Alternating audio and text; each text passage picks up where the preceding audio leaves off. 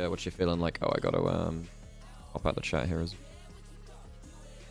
I gotta start noting this stuff down, because what I've found in the last few days is that once the fraud wall starts rolling, you know, it's really hard to keep up with it. Katari, what would you like to add or move on the fraud wall? Thank you, Amber. Appreciate you. Alex, ready for another day of games that can only go well for these two teams in each match. Yeah. Hello, Fish 1s, 2s, and 3s. Oh, yeah, true. Like, do people remember Fish 1, who was on LNG? Apparently, he's playing now under the name Fish 2, which is just peak comedy. Oh, it's fantastic. Oh, shit. I'm sorry, that stuff just really makes me laugh for some reason. I can't tell you why. Can't tell you why. Oh, my gosh. I've actually got a pretty good Uma run going. I got the long S I needed. Anyway, let me go set up fraud wall. I'll put on some advert breaks, then we'll figure this out. And yeah, Katari, because of that sub, let me know if you want to add something onto the wall as well. We got a while. We got ages. We can chill out and we can figure it out as we go along.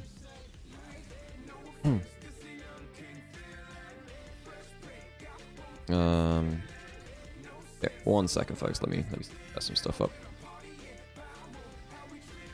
Actually, no, I say set stuff up. What I'm going to do right now is I'm going to finish off my Uma run because I have a Narita Taishin run that's going pretty well. But Mecha in the superhero for propping up the LPL for the last 2 years, I can do that. I can do that. I'm actually... Wait, is Mecha on there already? Maybe not. If Mecha's not on there, it deserves to be on there.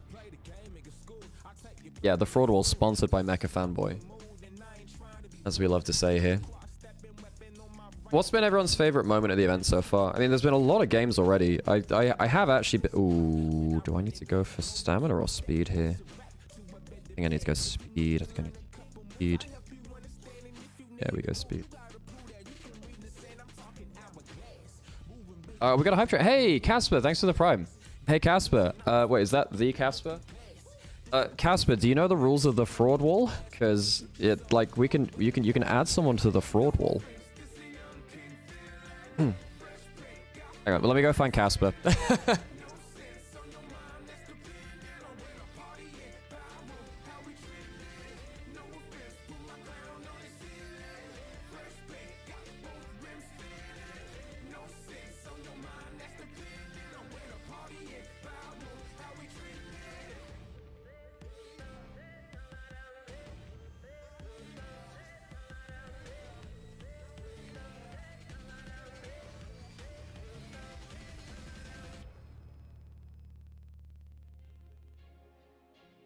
Casper's like one of our G2 contacts here. Can I add Riot? No, no, you can't. You can't add Riot. This is the same thing that Harold asked the other day. Out of fear for my career, no, you cannot add Riot Games. I'm sorry. Oh shit. Yeah, no, out of fear for my career, no, we can't add Riot Games. I'm very sorry. I know it would have been very funny, but you know. Oh my gosh. Ooh, 24. Bit messy.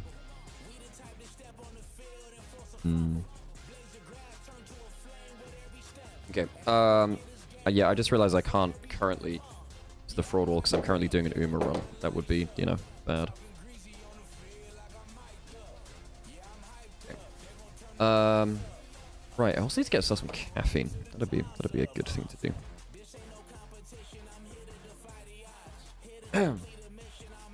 EK 2023, right? Hey, they're indirectly getting me paid. I ain't biting the hand that feeds. Exactly. Obviously in superhero. Okay, fine. We can put Riot and superhero. We can put Riot and superhero. Yeah. We can do that. Okay.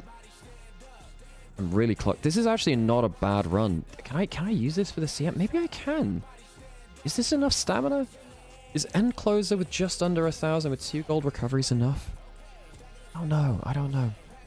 If you do that, people will pay you to move them down. That is true. Maybe we put a cap on anything. Yeah. Maybe we veto. That's the point. Yeah. You raise a compelling point there. Oh shit.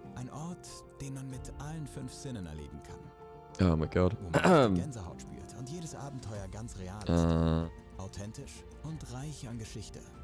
Mit unvergesslicher Küche und erlesenen Weinen, die nur darauf warten, entdeckt zu werden. Ein 1 second and I will Land, das actually seine be with you. Lebensart bewahrt. Selbst die KI kann das nicht kreieren. Doch es ist Kroatien. Und es ist voller Leben. Ich find's so krass, dass ich über 20 Jahre nicht verstanden habe, dass ich Heißhunger habe. Denn das Problem Oh, I war gotta get rid of the nicht adverts as well. Willenskraft, sondern meine Hormone. Heißhunger entsteht, wenn... Get out of here, adverts. Oh, and Sam will be here in a bit, don't worry. Basically, Sam's traveling back to the UK today, so he's got to bring his, like, suitcase to the studio. This is, yeah, you know what? I actually think this is a usable run. Just off a top power, but there's long S and like a bunch of X. I got Lone Wolf and right-handed, so that should be fine. Few gold recoveries, around 1,000 stamina. That I reckon that'll be fine. Over 1,000 power. Hey Sam, how's it going? Yeah, you know what? That's a usable Taishin. I think that's a usual thing. Wait, start the timer. How long before Riot ends up in... Oh yeah, so Sam, because Riot's being added on into like the superhero tier, I'll allow it. Now if it drops below that, again, perhaps we end up in trouble, but you know. Oh god. Okay. Right, I'm done with my Uma run now. I'm done with my Uma run. Sorry, I'm spinning my wheels. Good evening from the Philippines. Another stream to keep me awake during my shift. Hey, John, we appreciate you. We appreciate you. Okay, cool.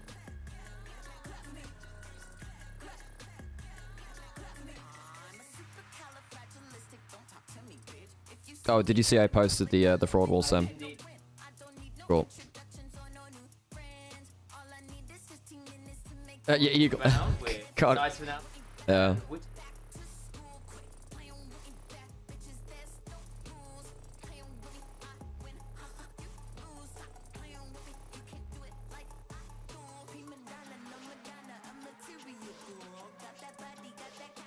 Yes. Yeah, I can do that. Yeah.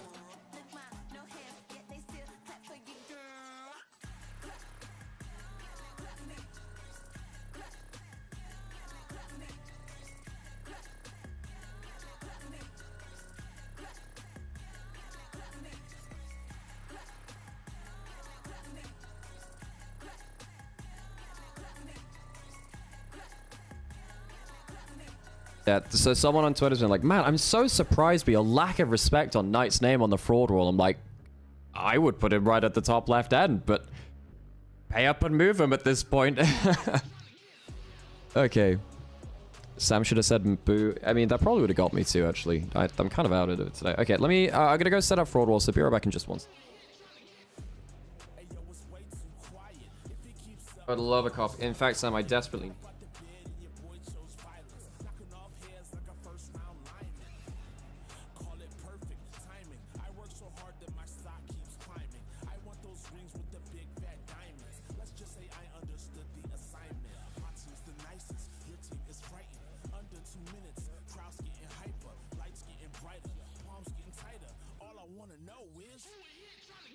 Okay, right, let me go.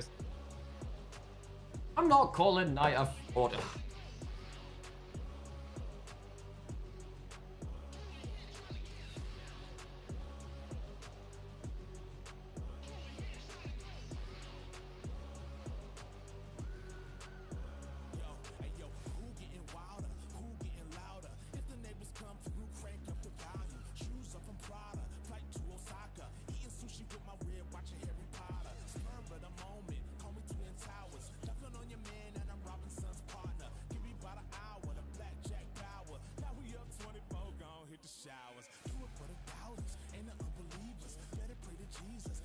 And like, yeah.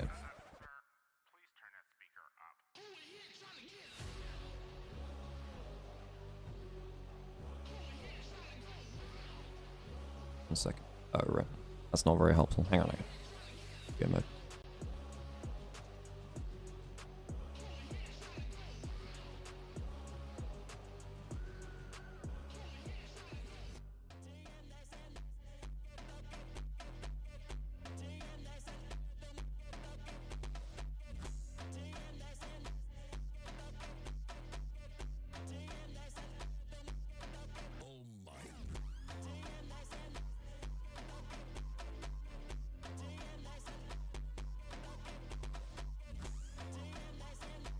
Okay, that should work.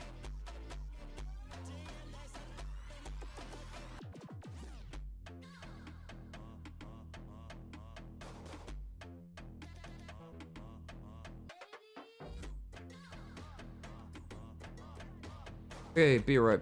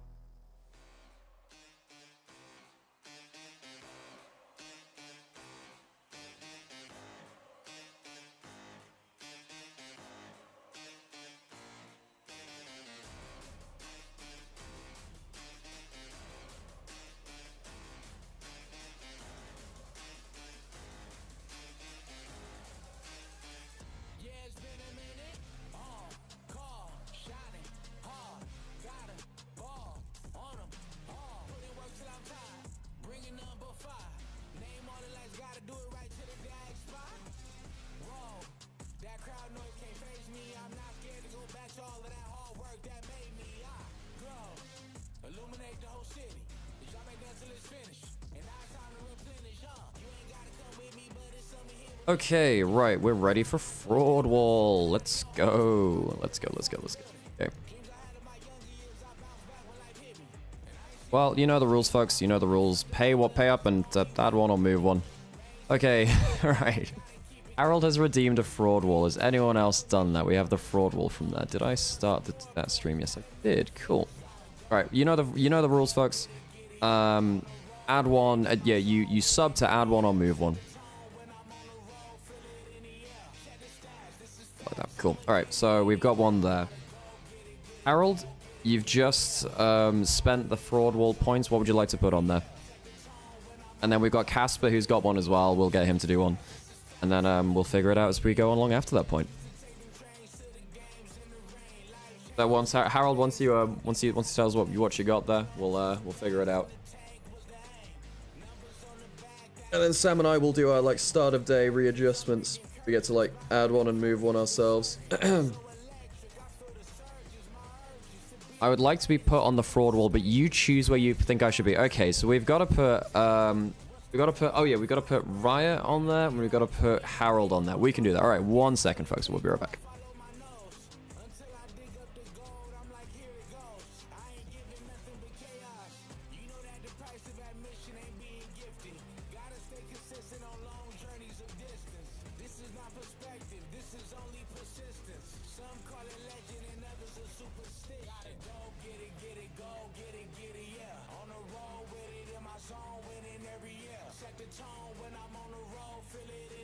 Oh, hello, you lovely lot. I'm going to imagine that this is working. So we've got to put...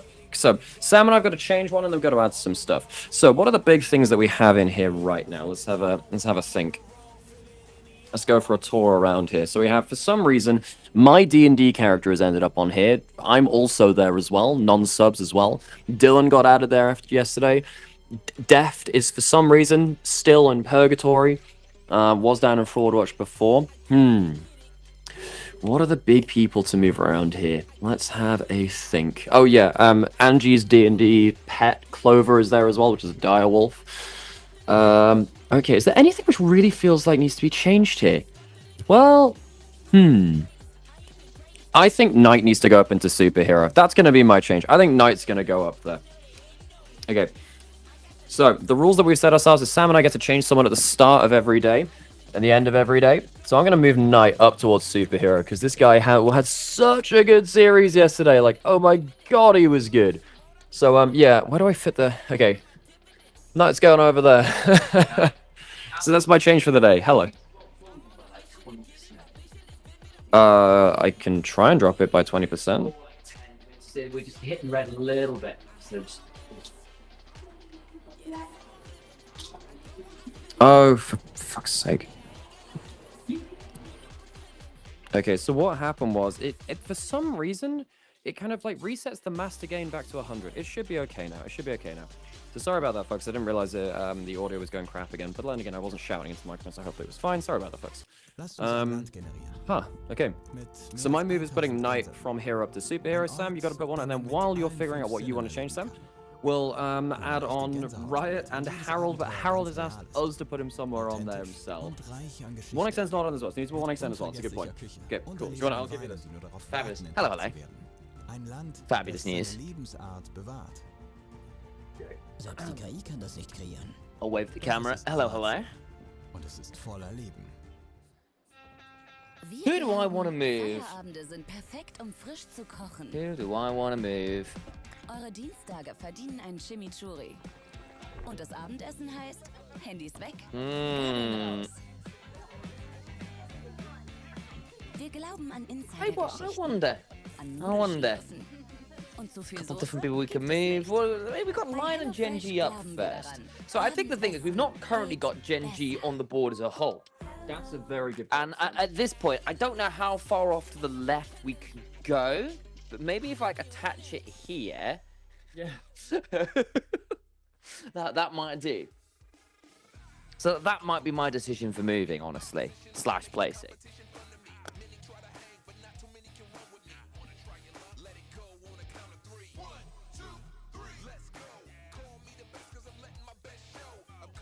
One extend on there, Sam. Thank you, thank you. And we have Riot Games as well in the last one. Yeah, okay.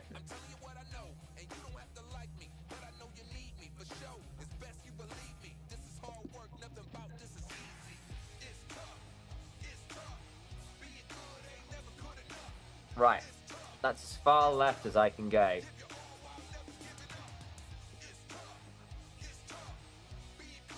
This Generation Gaming are some generational gamers, guys. Cannot get that any further left.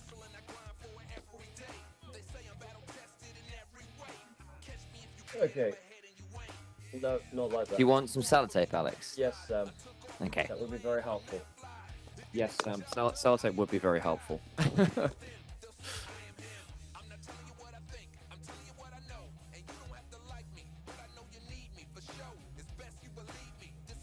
Oh, actually, Sam, I can just put it on here as well. Hang on a sec.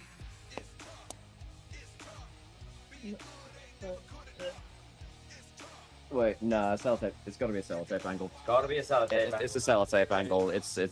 We're running out of space, Sam. Right. There. Yeah, pluck it up there. Absolutely. Cool. Okay. I'm gonna go back, check on chat, and then we'll see if anyone's changed anything, and then we'll come back to do that. Oh yeah. Woo. Do we turn that microphone off, Al? Okay. Oh, we need to put We are a Mecha little in bit Superhero thinner, 2. we've gone True. Yes, very, yes, yes. So like, sorry about that. left or right. One XM, we're Not putting. that Oh, heavy in the no, middle. shush. Bad. One XM deserves to be there. And who's One moved XM Jovi deserves down to be to there. hero? Oh my gosh. Okay, so we need to put one XN. Anyone else do anything here? Why is if you want to move Labrov, you gotta pay up. You know how it goes. Okay, we'll put Mecha. Oh, that's true actually. Hang on, wait. That's true.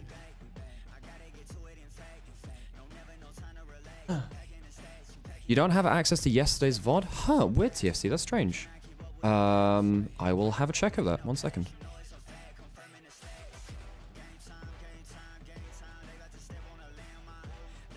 Ah. Well, of course.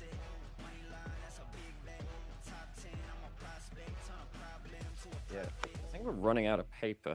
But we need to add Mecha on here. As, in fact, yeah, we really need to add Mecha. Yeah. I can get some more paper. Yeah, we need to do that. And then we go back and I think we set up for this. So. Oh yeah. Genji, I mean, should we grab someone in to come in and be a guest? If there's someone good to go, yeah, let's do it. I don't know who, but I'll ask her. You want to see what Jamada's free? Yeah, I can see if he's free, sure. So how's everyone thinking about the wall here? Why is my D&D character here? Why is my D&D character there? You know? What did I do? All I'm doing is sat there buffing people as a bard. I'm doing my job. In fraudulent ways, Alex. How is it in fraudulent ways, Sam? Tell you, I'm not the one who put them there, am I? That was Harold. Okay, cool. I'm gonna leave you with this. I'm actually gonna mute the mic on this end. Leave the camera up.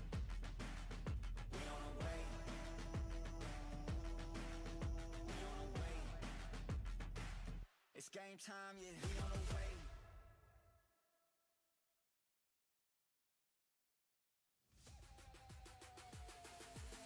Click, click, bang, bang. I'm alright. Okay, Sam's gonna add Mecha, and then I think we're done with the fraud wall for now. Oh, sorry, the yesterday's VOD from Marvel Rivals, right? Oh, sorry, the VOD. I thought you meant from this thing. Cool. I mean, Ben has played all this, all this tournament. Yes, Ben has played very, very well. But then again, Sam and I have set ourselves some self-constraints, basically, because we don't want to overrule you guys effectively. Not too much, you know. You have to take part in this as well, and part of the fun of it is like it's a collaborative project. You're higher up than I thought you should be. Harold, that is the furthest space to the left we could find. You only dropped down a bit because you added my D&D character. What's this? I mean, I have 2 points, I'm pretty sure. Oh, wait, do you want to move? Wait. I mean, yeah, Zareth, you have... Okay, fine. Zareth, because of your gift subs, we can move Labrov down.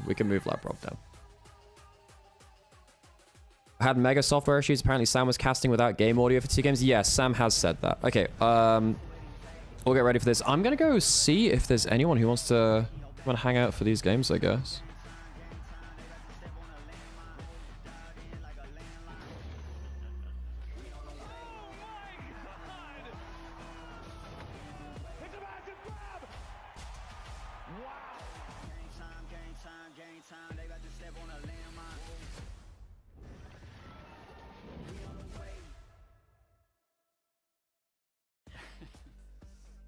Welcome back to First Stand, day 4. We're going to be seeing the second series for LYON, Genji, JDG, and... Gonna see if Jamada's free. First series will move on to the semifinal. Loser of the second series will be going home. Got some nice signature moments here as well. Harrion wants to learn Kiana. Oh, Kiana's such a fun champion. How much do you judge the signature? Hey, G-Borg, how's it going? Can you reword my boat I bought last year for my 30th birthday? Wait, what boat did you get?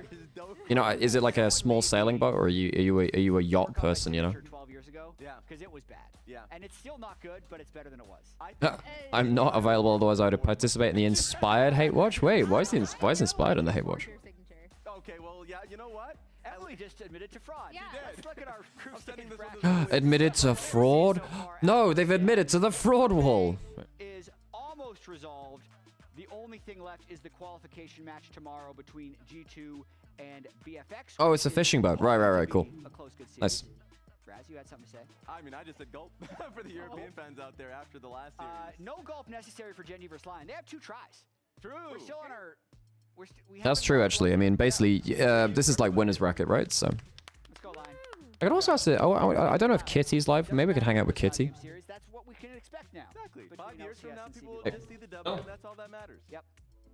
Thank you. It looked shaky in the opening Cool. series, though. I think the fraud wall's looking pretty beautiful today, Sam. We're going to talk about it. we made content okay. about this? Alright. Yeah, we Thanks, have thank to you. talk about this because I think the big thing was sometimes it was in hero unfair, tier, like even joking mainly because minutes we're out of after space in coming on the hero set. tier, and I wanted to But give there's some. also stuff like this where with this composition they just looked really desynced, right? You see the Maokai ult up, but it's not really synced with the Jin ult. And this was actually the play in this specific game that got Envy 2 kills, and then he just ran rampant. I'm really enjoying this little fraud wall thing. At the end of the event, it's going to be crazy. I want to put the fraud wall itself under hero. I swear to God. You see the junglers that inspired. Would you dare to watch hate watch Hans Sammer in front of a Kitty? I mean, it would be really funny being on co-stream with Kitty and see if like she... Yeah, that would be quite funny. Disrespect a jungler existing on the side of Loud. Like, the bot lane got ganked numerous times. We got to see, like, both Redbird and Young Jay, like, finding... Wait, is Kitty online? There was a timer of course... Yeah, I'm just trying. I mean, I've asked Jamada to see if he's online, but he's not, like, online on Discord right now. I've asked, like, Rich and Kira, see if either of them are around. Neither has replied just yet. And then, yeah. I think Kitty technically added as a favorites actually on Twitch, so we can kind of technically not, but... The team is way better to have a good game. And it's very hard for the team to win if he's having a poor game. And I'd say part of this, even though Is Kitty live yet? Kitty is not live yet. Anyway, I'll drop Kitty a message and see if she Yamada is very likely asleep. That's true. That is true. That is true. All the AD Sundered Sky junglers, and then when he moved to Mundo or Maokai, the game was just very different. Yes. Even though you'd think Maokai would be able to provide some of the early ganking pressure that these ones do, I thought his Mundo game was horrendous.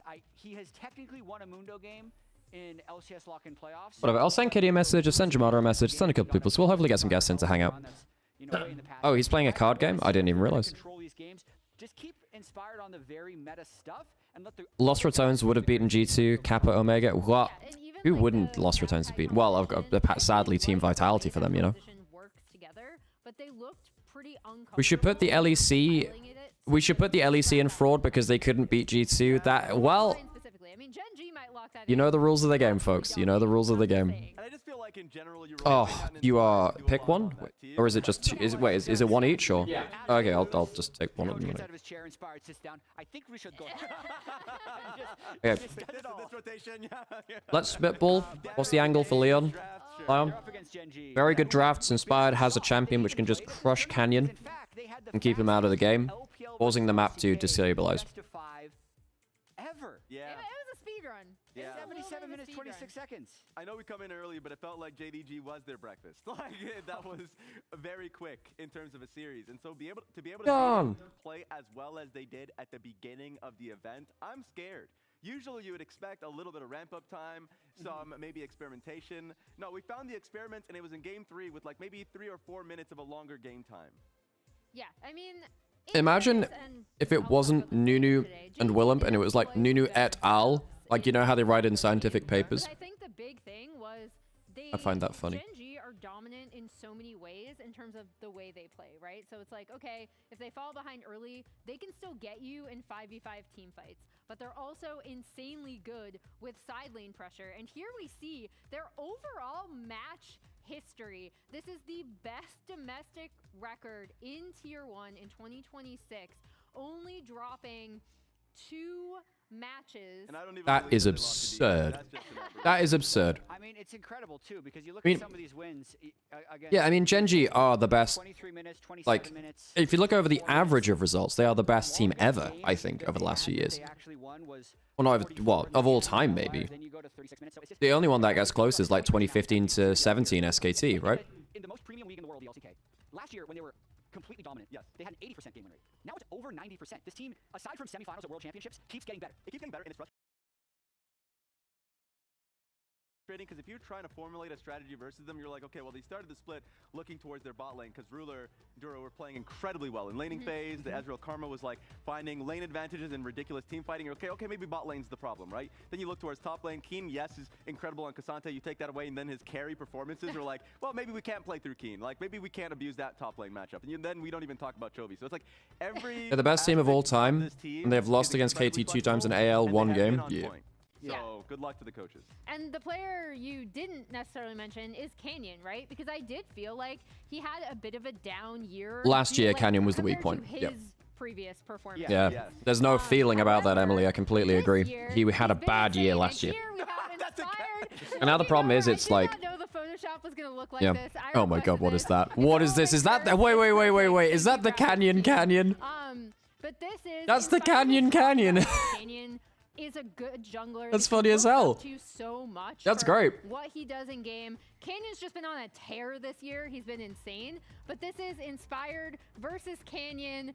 The history. Looking pretty great on Canyon's side. Hey, plus 79 gold. He's rich. At least we got that Inspired. At least we got that going. The full clear. The full cleared. Yes. But like Canyon means so much to this team, and knowing that he is such like he's a jungler that your favorite jungler is their Looking up favorite to. jungler is Canyon, Yeah. essentially, right? Yeah. So, I mean, obviously, Inspired has a Canyon to overcome because Canyon individually this year is performing so well. And in every interview that you hear from Inspired, when the question is posed to which jungler are you looking to face against in international competition, or who do you think is the best jungler out there, he will always say Canyon. And it's interesting because they faced off against each other so frequently. And so it's like, it's fun to be able to see that aspect of like, oh, this is a player that you've gone up against. When you have gone up against them, you've tried like different strategies. The Nunu is one thing that people looked at when he was on FlyQuest, or like, you try and go at it in an unorthodox fashion, because yes, Canyon is, for a long time, a top tier, Okay. one of the best junglers in the world. Hey, Kiwi, how's it But of going? course, he's flanked by players who will My always goat play Inspired through. has this. The only way that LYON wins this is through Inspired. That's the only way they win this. It's actually an unwinnable matchup unless they have huge jungle dominance, which is very hard because Canyon's on great form again. All junglers look up to You know? Canyon. Yet if Chovy starts building Proto Belt, every mid in the world will start building Proto Belt. That's very true. If Ruler starts doing something, if Ruler plays Yep, main, everyone looks at Gen G and like, this is the team to copy. And I feel like Keen is That is approaching completely that true. level as well in top lane. So across every single lane, they have a player who all pro players look up to at some point in their career. Yes. Which makes Absolutely. them so formidable. Stop building what Chovy does. Yeah, I mean, yeah. Chovy's builds are sure something. Semifinals, we keep saying. 1000%. Even on the small note of like, oh, lethal tempo Ezreal, like, and Karma, that was being really played frequently. It was a lot beginning of the split. It was because of how dominant Ruler was on the pick. And then yes, like, you can't really argue against picking Cassante as a top laner when Keen is doing it regularly and is able to find performances where it's like, oh, is it a low damage composition? No, I think Keen just got a quadra kill in a team fight. Speaking of which, I'm getting word from our producers that Keen's opponent today, Dokla, actually has a prediction to share. Dokla has a prediction to share. We can't hear him. Hola. Oh, there we go. Woke up at 7 this morning. Feeling pretty good. Slept enough. Dude, Dokla's international vlogs are fucking great. So I was trying to get the odds on like what are the chances that we win today, and then I called Doctor Strange, and then He called Doctor Strange. As to their chances. So there's that. I was yesterday years old, or 2 days ago I found out Gen G only lost 2 games this year. What is this? 2 games?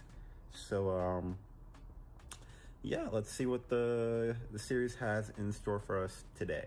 Any good anime movies to someone who doesn't watch January? Any of the Kara no Kyokai movies?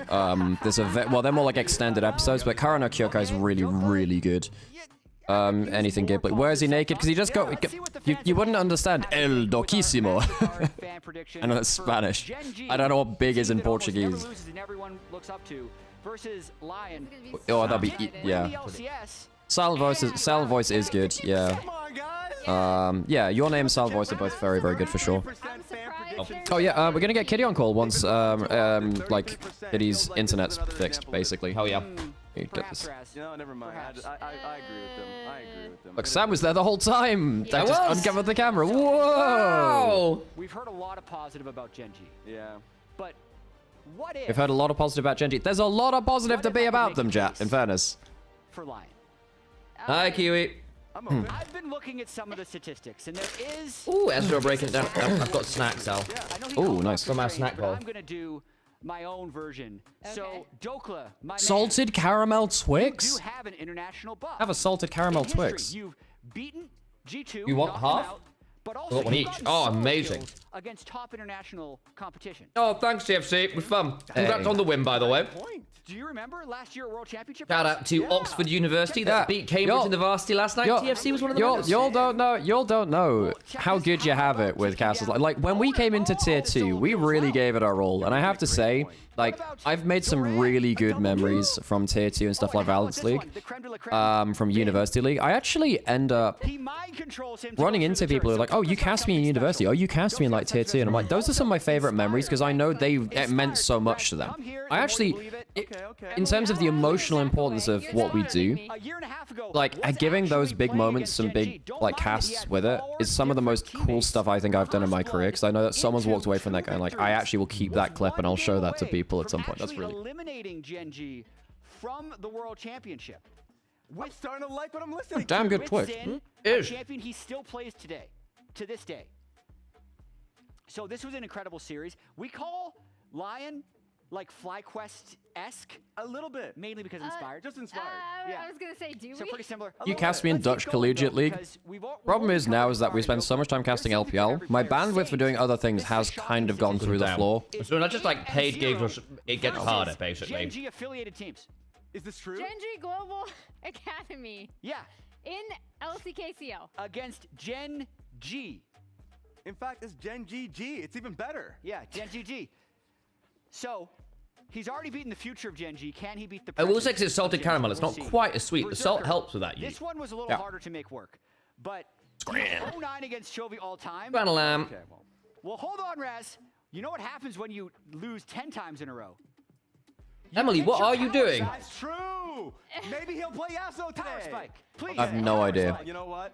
That's a great question. This is just making me get further and further away from No, it. no, he's got to keep spitting. You got to keep spitting. Never Keep it lost going. versus Don't LCK. get out. Right, Don't get out. okay. Sorry. I When does also Twix do never flavors? lost There is like versus some, LCK. there is like some matcha ones, but then again, everything does matcha. That's it. That's it. Kit Kat's the one that does a lot of flavors, particularly because Japan, because Kit Kat effectively vaguely translates over there into good luck, so it's big Okay, exam let's get to season for predictions, Raz. kids. Oh, right. Together Never realized that. is going to allow LYON. So you'll see massive surge in Kit Kat sales around university and high school, like, exam 3-1. season. We can do it. That's what I'm talking about. As you Emily? can see, I'm going 3-0. Producers, can we update Emily's score? To 3-0? No. We What? unfortunately Yeah, cannot. what? Gen No. G has been dominant. They have beaten everyone. LYON has their work cut out for They them. do. Let's see if they can make magic happen today. Spoiler, they can't.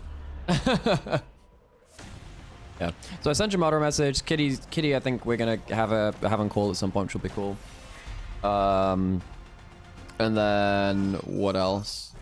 I did ask Rich and Kira, but like it's a long day, so I'm sure we'll get people in it. I'm gonna do a room race on Uma to see how good my CM team is. I ran into some people which just had like triple, double S ranked. Wow. Like craziness. I'm like, okay, I thought I was in a good spot, and then I was humbled a bit. Sam, I was humbled a bit because everyone's just like, there are these people that just like are sharking the room races and being like, I will turn up and ruin someone's day.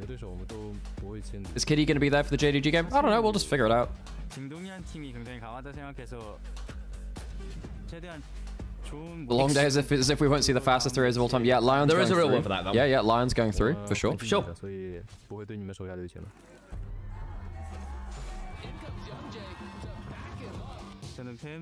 I'd say I am actually quite interested in seeing a potential JDG Lion. I actually think that could be quite interesting because of Inspired. I agree. What happens, Alex, Yeah. if Gen G do lose? It's always nice to play against Genji lose? Well, then it's just like blood in the water, no? once you are in Then like everyone's expectations are completely blown out. Yeah.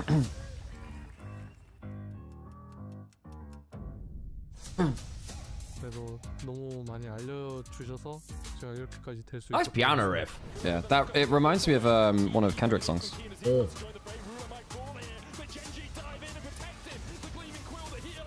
I fell a fraud wall. I hope you've been enjoying the fraud wall because I really I've have been enjoying I really the have fraud been.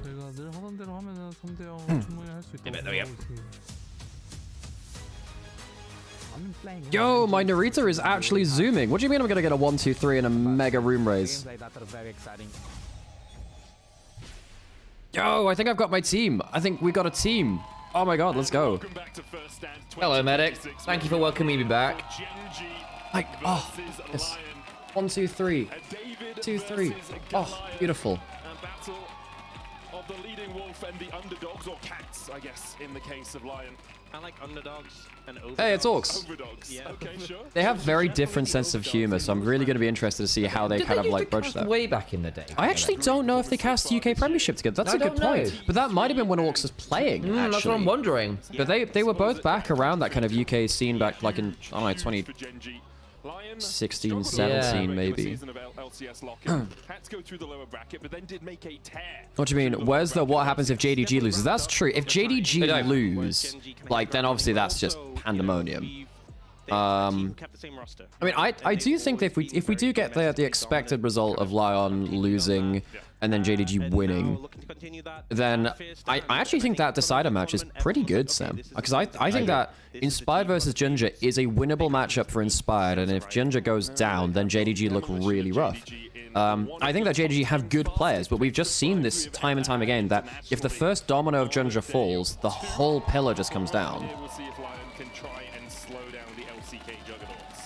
If you were going to beat Genji, Alex, yes, how the hell do you even start to do it? It all has to be on jungle matchup. It all has to be on jungle matchup. It has to be good level 1 plans and a matchup in which Inspired can get into the enemy jungle and just kind of stay there the entire game.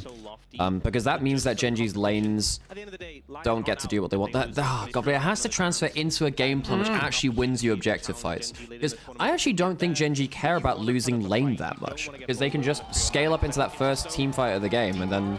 we saw that with JDG, right? Yep. Where JDG had their comfort comp, Ginger ahead of the game, bot lane got kills as well. It didn't matter at all. Like, at all. That was the most disturbing thing about that series. I think you also just need to catch him in an awkward draft. Yeah. Like, it doesn't happen that often, but if you can catch Genji in an awkward draft, then maybe... I didn't run adverts for a little while. It could be a problem. Alright, whatever. We'll do some adverts end of draft, folks. Sorry about that. Okay, so just looking at jungle matchup really for LYON. Yeah, Genji been consistently banning the Karma themselves, but everyone's been banning Karma. Feels like if people, particularly the worry about Karma is that you get Ezreal Karma'd on 1-2. Yeah. Because if you first pick something and then they go Ezreal Karma, like, well, we completely nothing beats that in TVT right now. Yeah. Nothing does, which is crazy. We'll see if it continues to adapt as we get through the rest of first stand. Rumble, the final ban from Pantheon Rumble, yeah, makes sense. I think the thing with the Pantheon, very, very strong early, and the mid-game pressure Inspired can put down, it basically means that you can't actually not be at a fight where Inspired's not there. Yeah, and I think one of the picks that stands out to me, Orianna, still available, Vi, still available. So Nocturne gonna get taken out, so you won't have the Orianna Nocturne combo, the potential, but you could still secure the Orianna here for Chovy, or if you want to get a jungle pick for Canyon, the Vi is available. He's been an absolute menace on that. He's been very frequently banned in this situation. Orianna and Azir both open. Yeah. This is first. Well, Chovy isn't the best Orianna player, I guess. But he's still a good one, but I say. Yeah, but like Orianna's not his like. It was one of the things which held Chovy back for a year or two, is that his Orianna just wasn't as good. It was Orianna Syndra which he couldn't play, which is why that was why like BDD, Faker, Showmaker were better than Chovy for some of the like 2020 era games, because while he was a very good Azir and very good at certain other things, and his Talia for instance, he wasn't as good on Syndra or Orianna. You got Ash Seraphine? I mean, Orianna doesn't deal with that very well at all. Could be a pretty strong rotation here. You save the Seraphine for that third pick. It does mean you have flexibility, because you have to kind of secure... I think you need to take the Jarvan here, don't you? Otherwise it will be Ori Jarvan. But then they go Vi anyway. They're gonna get a good jungle combo. There's that much of Vi and Besser angle. I think you go Jarvan. I think you go Jarvan. Wait, Shinzao is good against Orianna combos, and Shinzao does beat out Jarvan in the 1v1. And in fairness, if you were trading Vi or Jarvan anyway, then maybe it's much of a muchness. Jack will be happy though, because when Inspired played up against Genji, that 18 months ago, different roster and different bot lane for Genji, it was on the Shinzao that he was able to pick up one of his 2 wins. Yeah, I think getting something like Shinzao for Inspired is a good start. Take away this Seraphine, and then there's not that much backline access from LYON right now. It's very front to back. If you go like Seraphine Cassante, I actually think you're pretty happy here. Although I suppose there's still Ambessa. You could Ambessa here for the Orianna too. And then there's enough jungle matchups which I think you have your Jarvan and the Vi ban from you. You can Jarvan, you can Vi. Cassante is really strong for you. But if you Cassante now, maybe they Renekton and they cause you some issues. I think you pick one of the junglers. I think you can Ambessa and hold it in jungle flex. Maybe. True. But then I guess in jungle it's not fantastic versus the Shinzao. Yeah, Jarvan. Okay, fair play. I'm overcooking. I'm overcooking. Like, Jarvan's a good pairing with the Orianna. He's a good encore extender. Yep. Yeah, fair point. Yeah, and Cataclysm exactly becomes a dance. Wait, someone bought 100,000 on Genji? Yeah, get your Gamba in, folks, because, like, someone is... Wait, what the hell? Wait, someone bought 100,000 on Genji? What? Oh, damn. Nani? If Genji loses, someone's about to make bank, by the way, guys. Hey, Solo, how's it going? There's 2 great targets already I'm looking at in that bot lane. Super low mobility bot lane. Oh, so they go for the Lulu. I mean, Lulu's pretty good at standing away from the engage and just like putting the wild growth. I mean, Lulu Shinzao is an insane combo too. Yeah, you need to strong. not get dunked in lane. Get rid of the Ezreal. Varus is gone. What's even good with the Seraphine then at that point? Caitlyn Seraphine's okay, I suppose. Was the mom there with her son going, Oh. Ruler, my son's a huge fan of you. It's very sweet. You can also Misfortune for Ruler and go like full wombo. And also, because you got the rest of the damage elsewhere, you're not obligated on being super strong. Also, Make It Rain is a very good pairing with Seraphine Rune. So Orcs is mentioning Saint's Ahri. This is the kind of game where I think we would see Saint's Ahri's shortcomings, which is he follows plays, doesn't make them. He's a very, very good person at capitalizing on openings by his teammates, but I don't think he's this, like, in this kind of game, well, actually, no, you do have the Ashara, but the Shinzao's not necessarily someone that can always start the play as easily. Well, It is inspired with the Lulu behind you. Yeah, you know what, screw it. Yeah, no, it's still probably fine. But, like, basically my point is, Saint cleans up a lot of fights. He's not the kind of person that starts the winning play as often as a Knight, Chovy, rookie. Yeah.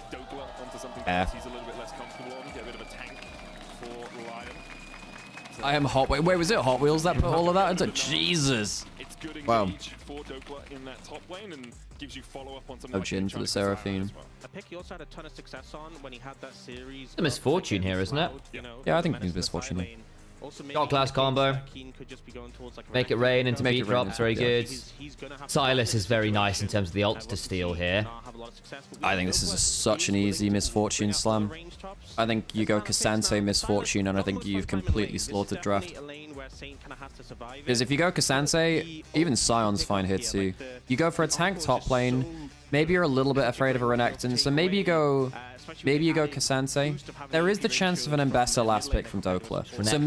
So they're gonna go Renekton, even though it's worse for their comp because it denies the Embessa top lane. That's why I do that, because you never want to play Embessa into Renekton. I'm expecting Dokes to have one of his weird counter picks for game 1 then. I mean, it might just be a Gnar angle from here. Not bad here. Cogmore's fun with the Seraphine. It's Misfortune. It's a Misfortune angle. Come on. You just put the Misfortune in the bag, Ruler. It's a really good angle for it. Come on. Give us a Misfortune angle. Smolder's not awful. Nah. Misfortune. It's so bad. Smolder is actually a good ult for Silas to steal. Yeah, it is. Misfortune. Put the Misfortune in the bag. God damn it. Put it in the bag. Put the MF in the bag. There you go. There are hot single mercenaries in your area wanting to get picked in your draft. And laugh like that. Is that Misfortune laugh?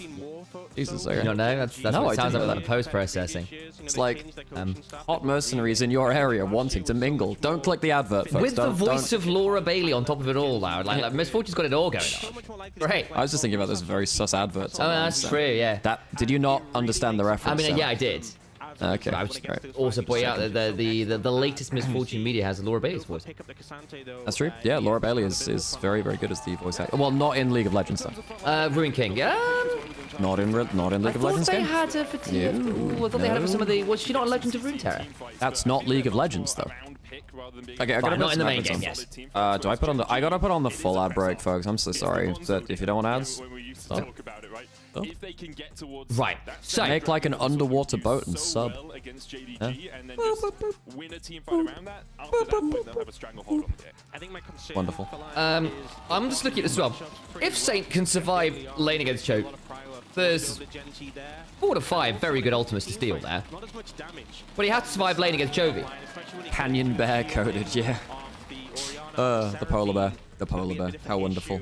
And if you get caught with a lot of melee champions in those big wombo combos, it's going to be tough. So I think maybe not giving themselves the easy. Oh, I already posted some stuff. But we'll see what they're able to pull off. I could repost your thing. In an interview, he said laning phase against Gen G is always going to be hard. You have to try and be as even as possible, and then find a team fight. And there's a little bit more chaos. There's a few more options to find picks around team fights. Perhaps we can win through that, but it is a gargantuan, mammoth task ahead of. Thoughts on the Shyvana rework? She's such a menace since Lola. She's a menace everywhere since yesterday. I still don't think they've really achieved the Dragon Fantasy. I think that visually looks pretty fine. I haven't played her enough yet. I used to really enjoy Shyvana. And one of the things which made me a little sad was, so Iron Scale Shyvana was my like second or third skin I ever bought after Foxfire Ari and Aetherwing Kale.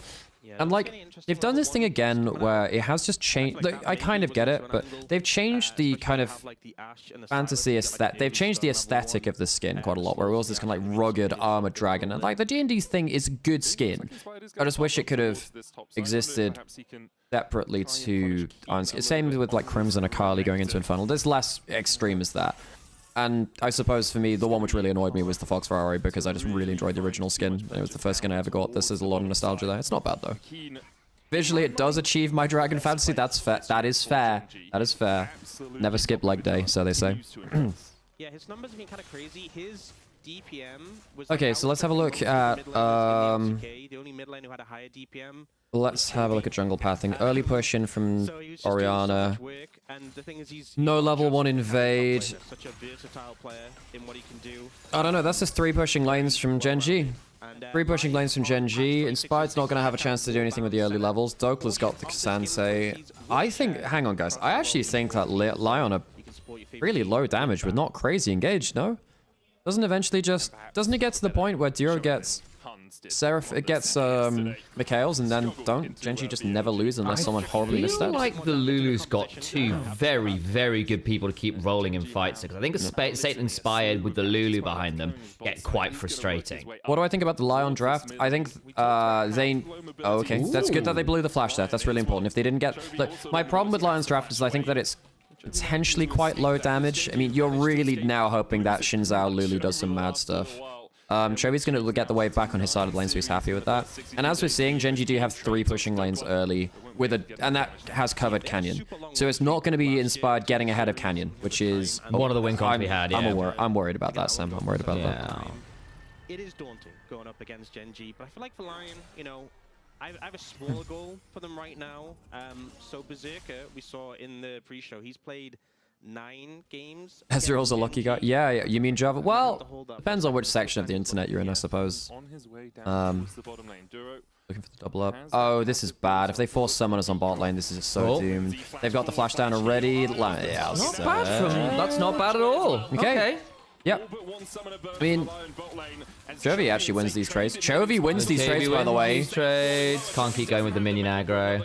Yeah, and you can't go too far to the river brush, otherwise Inspired Flash kills you. Hey, Parky, how's it going? Hello. You're a friend of Sam's, I gather. Yeah. Parky is the greatest healer slash strategist, really. Is this part of your Marvel Rivals crew? Oh, yes. All right. Don't tell Eri I said that, but she's not here and therefore can't defend herself. Eri did also follow the other day, so there you go. You know, who's to say they're not here? Well, considering she's quite on well with the flu, I'm hoping she's better. Gosh. Would be the deal. Oh no! You can't. It's 3 losing lanes. 3 losing lanes. Yeah. Well, they did, and now they see Inspired coming down here as well. Does it matter? I think you can just jump. The only thing, so they back off to kind of get Inspired to not commit, which means that they still get to push the wave in. If it had frozen, it would have been. Fellas, is that good? I don't think it's good, fellas. Fellas, I don't think it's good. That's not great. Someone tell the fellas it's not good. Lads, LYON at Tottenham. Yeah. And you said Gen G were Arsenal, so they're finishing 4th. I did. Yeah, they're finishing 4th, yeah. They're finishing higher than that compared to the other the Champions League representatives of the Premier League. Okay. Oh, ships in the night. Canyon's got... this is a really good knock-up angle. I'm pretty sure that the Jarvan kills here, actually. Oh, maybe not. Spied? Go on the flash! Oh, no! Command dissonance speed up. Oh, dear God. Saint doesn't win this. Saint does not win this. He actually... No, why would you do that, man? He can't get the E through the wave either. So because Saint's just done that now, he's going to lose a whole wave.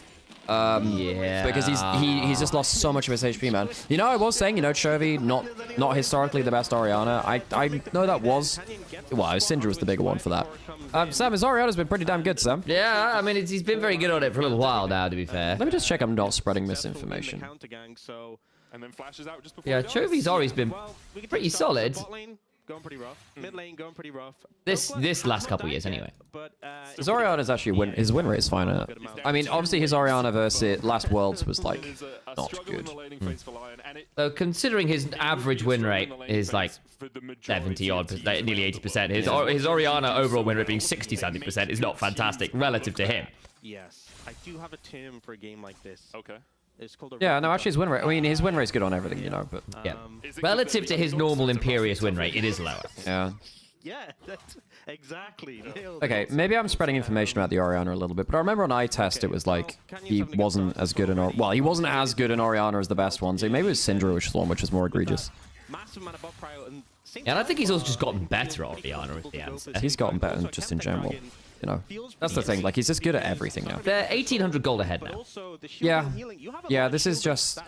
I don't know, man. I don't like the fact that... like, because I had the same kind of issue with G2 versus BLG, where I'm like, you're not doing anything different. You're not doing anything different. So, like, what's the plan here? Typically, you know, when you think of when G2 won or when... FlyQuest were really good too. Basically, no one played like them in the world. They were very unique. They developed their own style of play. And like every so often, we have this same kind of talk about, well, just falling behind Korea and China. You know, how do you kind of get one over them? And typically, it's just you just find your own style to play the game. And this is something which Vietnam typically used to do, and this is something which Vestian said was a bit of a problem with Team Secret Worlds, because their style is just, we're going to be better than you and flip everything. Yeah, and that doesn't work internationally. It's why actually, you know, CFO won because they actually played good League of Legends. Yeah. Whereas the Team Secret was just hand stiff team. But I look at this kind of draft and this kind of early game from LYON, I'm like, you have losing lanes, and Inspired isn't going to be able to use that to be, you know, okay, he's alive. Isles is not having a fun time this tournament, Sam. No. He's not having a time. Hey, Cliff, good to see you. I didn't know if you were in chat before, but hello. I didn't see it. Clifford? What do you call a man with a bird on his head, Alex? I don't know, Sam. Cliff. Okay. Not ideal. Not really optimal. What do you call a man with a spade? Doug. What do you call a man without a spade? Douglas. Yes. What do you call a woman with a radiator on her head? Anita. Arrow. Oh! Sidestep. But it does force Chovy to sidestep. He's got face rush now. He should be okay. He's got flash. Okay, they don't have damage. They don't have damage. And Q misses. Next QW is a threat. Can't remember any of the other ones like that. I think a bit unfortunate as well, because a lot was committed to that play. Can't remember if where there was Cliff and Clifford, but I can't remember how to get to Clifford in the joke chain of events. Yeah. So it's going to be a bit harder for Berserker. What do you call a man with a car on his head and a bed? I don't know. Cliff Ford. Oh, okay, that's actually not too bad. Yeah, better than that. Better, yeah. You gotta do something proactive. All right, Flowers, chill out, Harriet. I hate Sarah. The thing is, like, in fairness, Seraphine is a very obnoxious champion to play against because she just does so much random BS. She just throws stuff at you and you don't know where you lost all your HP from, and then you walk at her and it's like, oh, no, I'm away.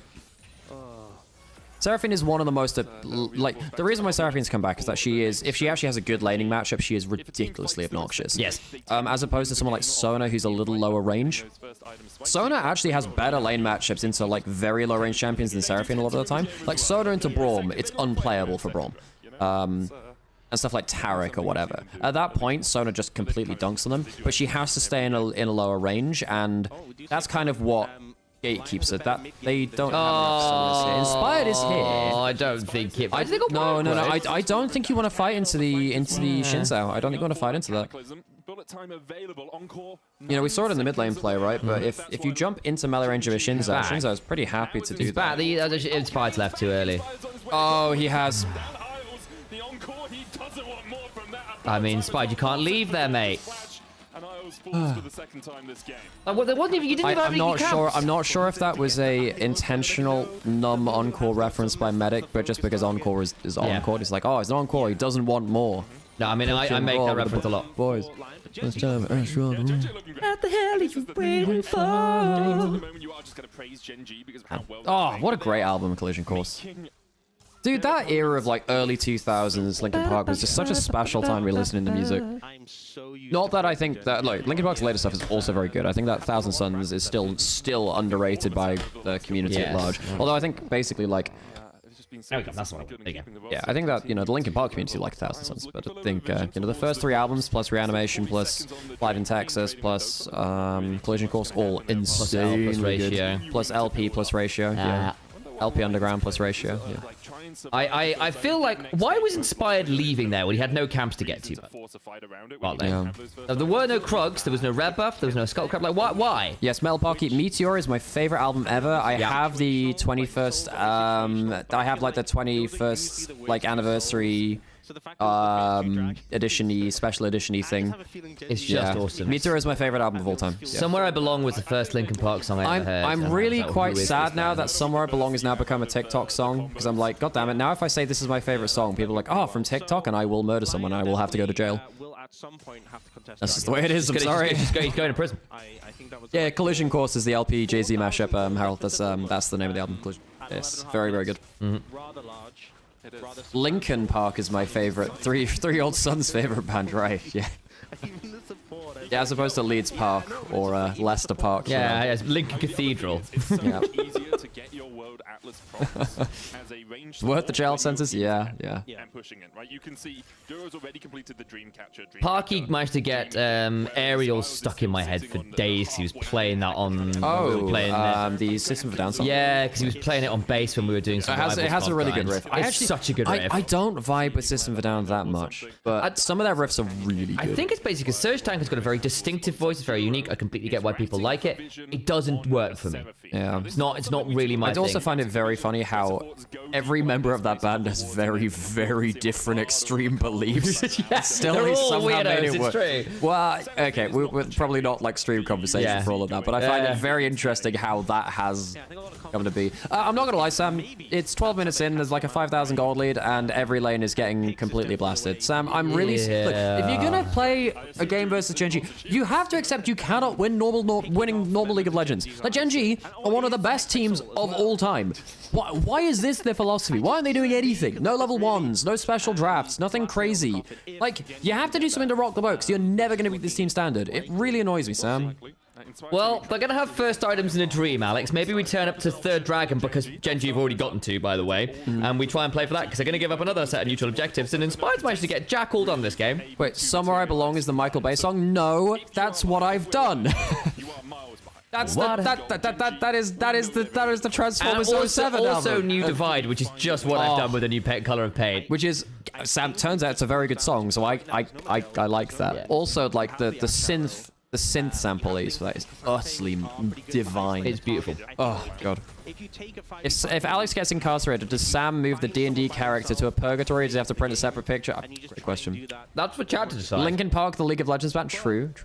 Okay, my hot take about that is, I think that Heavy is the Crown, it's a good world song, a great world song even. I think it is a middling Linkin Park song. It is all chorus, no verse, no dynamic range, well, compared to most of their songs. I think it is a very, like, boilerplate Linkin Park song. And I have very high standards for them, because they're my favorite band of all time, and they have, like, 3 of my favorite albums of all time, maybe even more than that. I disagree. I think you came in with the nostalgia filters on going. No, it's not nostalgia, Sam. I just have very high standards for that band.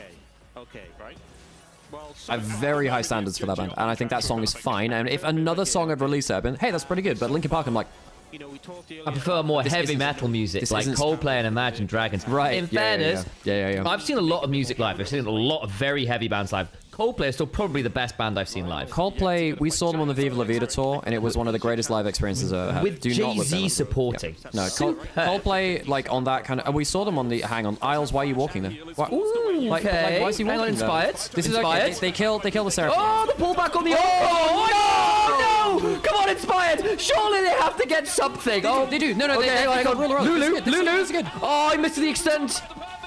Oh, they missed the abscond abductive. They would have got Chovy 2 there as well. The extend? I called it an extender chain. Because I thought you meant the Seraphine ult. No, that no. was a lot. Okay, I thought initially Genji should have all died there, and then like everyone started making out live, and I thought this is criminal, and at least they got one back.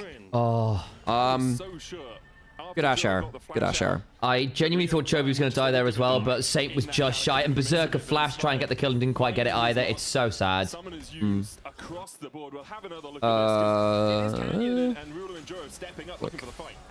League of Legends, the other reason I slightly like Imagine Dragons. Imagine Dragons fall into the Nickelback issue of being on the radio team. Isles is dead again. I'm not gonna lie, Isles has had a bit of a crap game, Sam. Yep. I think he's being downgraded to Spit. Or like Islet. Islet, yep. That's... And then it can be like a sandy bar, or whatever Sandy it is. bar, yeah. A sandbar. Yeah. Sandbar, yeah. Yeah. But without the liquor license. Yeah. Just didn't engage with that one, huh? Sam, I'm not gonna lie, I was just making platitudes and then I realized that was actually quite funny. Yeah. That was actually really Come on. That's sad because, you know, I have high standards for puns as well, and that one actually was good. You know, that one I'd be like, damn, I'd be happy if I'd said that one, you know? Yeah. You know, it's not often you do that, but... Oh, yeah, thanks. Nickelback is better than me in flight. Yes. I think that Imagine Dragons and Nickelback fall into the same issue of being on the radio for like 3 years solid, and people then getting really, really tired of hearing the same song over and over. They're actually... Also excellent live. Their kick drum is a bloody cannon live. Oh, Nickelback, we've seen them twice live. They're fantastic. That's a 2-level advantage. I think Saint's just dead here. Yeah, he is. But like, the thing is, you notice how Isles is walking on the map there and saying is they're trying to greed for bits of vision and for like just a little bit of pressure, but because they're so far behind across the board, they can't force a group to have Shinzao Lulu actually give them presence in an area of the map, and no one else is strong enough to actually walk places and not either die or lose flash. Hit the point where Photograph pulls the nostalgia, but that it's meant to invoke. Look, Photograph's a great song. This is not about teleport. Okay, hang on. Oh, the flash didn't quite work from Inspired. Insane reaction timing from Keen. Keen is very good at League of Legends. Keen is very good at League of Legends. Just immediate punish. I mean, Renekton is one of those champions in early game. Like before you get like 25 minutes really, and you hit like 2-3 items where Renekton starts to fall off compared to other champions in the game. If you're on the objective first, Renekton gets to build up a full stack of rage by hitting the objective itself, and in cases like Dragon there, or in some cases on Herald, if there's no ward in the pit, you can hug that corner of the wall like he did there, and be like, well, I'm going to be technically out of vision for a lot of it. So I can just hop over this, and you don't get to react to me kind of like walking up for the W range. It's crazy. Baby Metal are great. They are. I saw them. Fun fact. I didn't get to see them. I saw them in Yokohama. They were the support act for Guns N' Roses when they fully reformed. So I saw Slash and Axel playing Guns N' Roses. 3-hour set with Baby Metal supporting. It was excellent. The Not in This Lifetime tour. Yeah. What a great tour. I saw that as well, but I saw that over like UK side. Right now. And I feel like on Silas, you really, if you're weak, you'll just get exploded. Like you're benefiting from being bulky enough to get rotations of abilities. That's give me chocolate. 2,000 gold down. Wolfmother are fantastic. Joker and the Thief by Wolfmother is one of my very favorite riffs of all time. It's just such a good riff. Joker and the Thief in the night. No, that's like that's the chorus riff. But that's the great riff. Yeah, but the verse riff is also good. Middling, I'm not gonna lie. I think that song is a bit. That song is the chorus for me. Sammy No Penny. Yeah, instead of Baby No Money. Baby. I actually they created a emote of that. Really? Yeah, Arian Parkey. That's very came funny. Together and created a monstrosity. It's not actually on 7TV. I saw Guns N' Roses in '92. That's so cool. You got a pick from Duff? That's so cool. Okay. So I obviously wasn't alive at that point, so I can't compete with that. But the first gig which we ever really went to was Deep Purple, and I do have Deep Purple's bassist pick. So this is Roger Glover's bass pick, and I always carry some picks around with you because I'm a guitarist. I also have some RE guitar picks as well. But yeah, they were a secret Santa present from someone, and I very much appreciate them. They keep them on me all the time. They got pizza delivered on stage. That's excellent. So yeah, Slash and Guns N' Roses are some of my very, very favorite musicians of all time. This is just such a boring game, Sam. LYON did nothing interesting and they're losing, Sam. That is the worst kind of way to go out against such a heavy overdog. A couple of minions for themselves to make sure the enemy loses a whole wave. Yes, I have an Ari. I actually have an Ari pocket pick. How have I never talked about that before? It's an actual pocket pick. Oh, gee. Ruler's alive! Oh, my God. Echoes of Hellier is a dumb item. Yeah. Shield, Barrier, Seraphine, Bloodthirster. Yeah. Echoes of Hellier. I can't believe I've never called it my Ari pocket pick before. That's actually unbelievable. How have I never seen this? How have I never seen that connection before? More sad than GT? The thing is, like, GT was sad in another way because they just got blasted in certain individual matchups I expected so much better from, but I at least saw I saw something in it. In terms of like the game 3, flash over for Skewmon getting into the enemy jungle, play around bot lane, and then bot lane just completely face planted in the 2v2 and it fell apart, and then the game was unplayable. Duff is one of my biggest inspirations for today. Duff is fantastic. I think a lot of people need to put more respect on Izzy Stradlin's name as well, because he did a lot of the melody and the songwriting work for Guns N' Roses. Yeah. But that guy, like, he actually gave up millions to just do his own thing. Like, he just faded into obscurity because he just wanted to play the music he wanted to. You know, he had the money he wanted. He didn't have to do anything after that. He's a real inspiration, I think. Oh, way back in the day for that one, Parky. Yeah. You can get some deeper wards and go just multiple angles. You have TPs. Hey, Lineman, good to see you. So just TP and go for So, like, I mean, I don't really want to, like, beat a dead horse too much in this one, but, like, what did Lion do besides hit a miracle Ash Hour on someone out of position? I don't even think they have the damage for that now. Sante's too low damage to capitalize on that. You don't have someone like an Ambessa, but you can't go the Ambessa into the Renekton anywhere. I think the Renekton pick has actually been really keynote here from Gen G, because despite the fact that maybe their comp wanted a tank more, the Renekton is tanky enough, and it denied an Ambessa, which actually would have fixed Lion's comp. You know? Yeah. Yeah. Well, Berserk's got 2 items in a dream, but Dokla's dead, isn't it? Okay, they're not gonna run on him. Dokla will just be spotted with the Demacian standard. That ward in the pit doesn't get spotted actually, but that's big. That's it. That's it in the areas. Well, Hex Soul's coming up. I can't believe, like, in what world do you load into a game like this and go, like, this is the way we win a game against the best team in the world? Oh, arrow after. Seraphine. Keen's in a 1v3 and winning. Oh, Dokla, go on. Forces Doro to back out. A nice flash from Berserker. Oh, that's nice as heck. Ah, Ruler. That wasn't even the best fight from Canyon, because he kind of failed his... I mean, this game's just over. It is. Game's over, man. Game's over.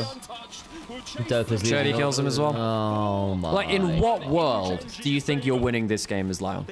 Like, 3 losing lanes, no significant matchup, no significant comp advantage. In what world do you think this is a winning game state? This is just such a whimper.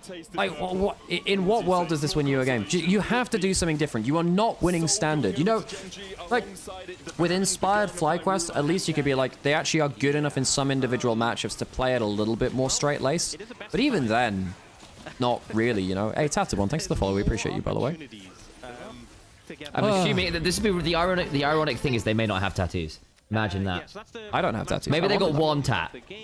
Stop it, Nymaera. They're already dead. They're in the process of dying. They're not dead yet. It's inevitable. Again, it is the inevitable heat death of the universe. What was that? I was not game over yet, in the same way that the inevitable heat death of the universe is good. Yeah. I do need to find that clip. That was so good.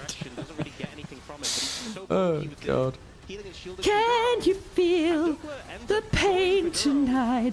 Dokla nearly pulled the encore on top of his team, by the way. That would have been very funny. Pulling the Seraphine on top of them.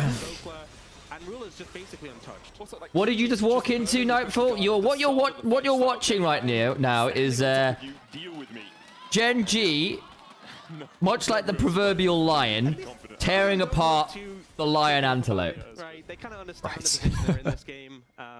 Sam, I'm not gonna lie, I feel like I want to go on a toilet break already. Like, this game is just so dumb. Whatever, no, I'll stick it. And here we have the wild lion inspired, torn apart by real lion ruler. Like, this is just not close. They don't have damage. They don't have damage. But the thing is, I think if the game had been even, they would have... Oh, that's brutal. That is brutal. Oh. They just don't have any damage. Oh, I get one, but Berserk's gonna get run down. They have no... This is just not close, Like, man. I think they would have had damage if Saint and... Because the thing is, you've got a Shinzao and a Silas with a Lulu. But for them to do damage, they actually have to be in the thick of things. And they need to be ahead. They need to be doing it, like, early on. Yeah, or at least, you know, not from behind. Because the minute you go and you just don't do anything, you will die doing it. And you're obligated to do so, because what else do you do? Yeah. Totally agree. I'm gonna go on a... Okay, game's over. I'm gonna go on a quick toilet break. And then I guess we'll... Chovi's 70-odd CS up, by the way. If anyone does want to do anything for the fraudal, we can set that up as well. I'm gonna go on a quick toilet break. And I'll put on... Do I put on ad break now? No, we did long one just before the game. So Yeah, do it anyway. I just want to make sure the pre-rolls like synced up at the right time. We can just want more ads. Get more money off these beautiful viewers. Yes, advertisement value. I'm gonna go on a quick break.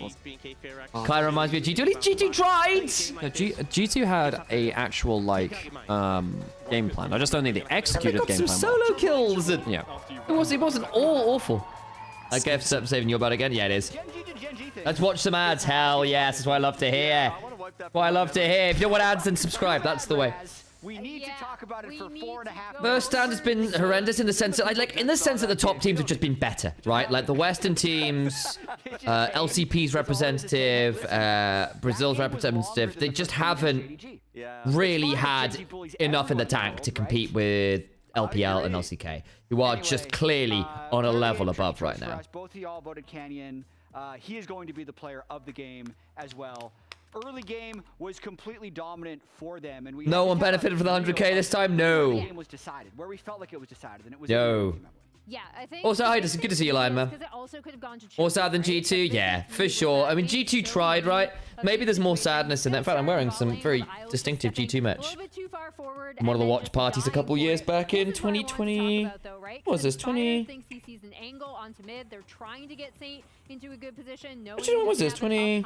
Against Chovy. Canyon is already there. When they were playing EG, Damwon Kia, JD Gaming, that horrible group from hell. This one was really fun because, like, I'd say Jeju had another love to everyone else. Yeah, absolutely. They are just unbelievably good. The Jarvan walked towards his own control ward in Tri-Bush and then just took the gank anyways. Like, that was really creative. Then being able to match... Put something on Instagram story as well. Flash off Chovy. So he was basically everywhere and matching inspired, which is what you expect out of him, but it was a masterclass here. Yeah, and we have an update on Gen G's speedrun update.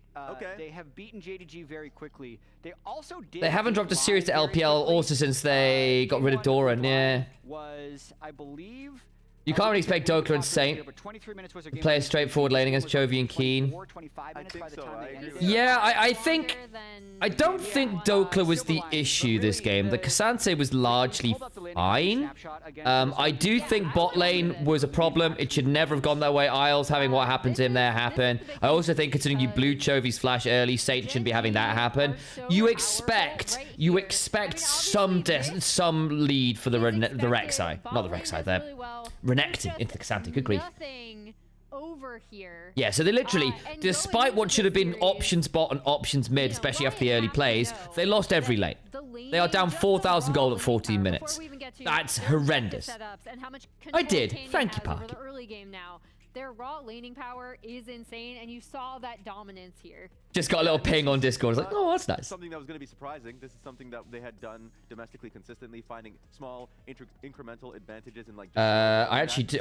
Maybe was your Instagram story. Not reply to you, Parky. What am I doing? Going into this one, he had an interview with Ethan from specifically it was they're from DPM, but if you could just see it right here is a rift.gg where you mentioned the aspect of like, hey, stall for 15 minutes, win team fights. They're so much better at laning and getting small advantages, and he talked about how kind of creative you can be. That didn't work out very well. I'm trying to do.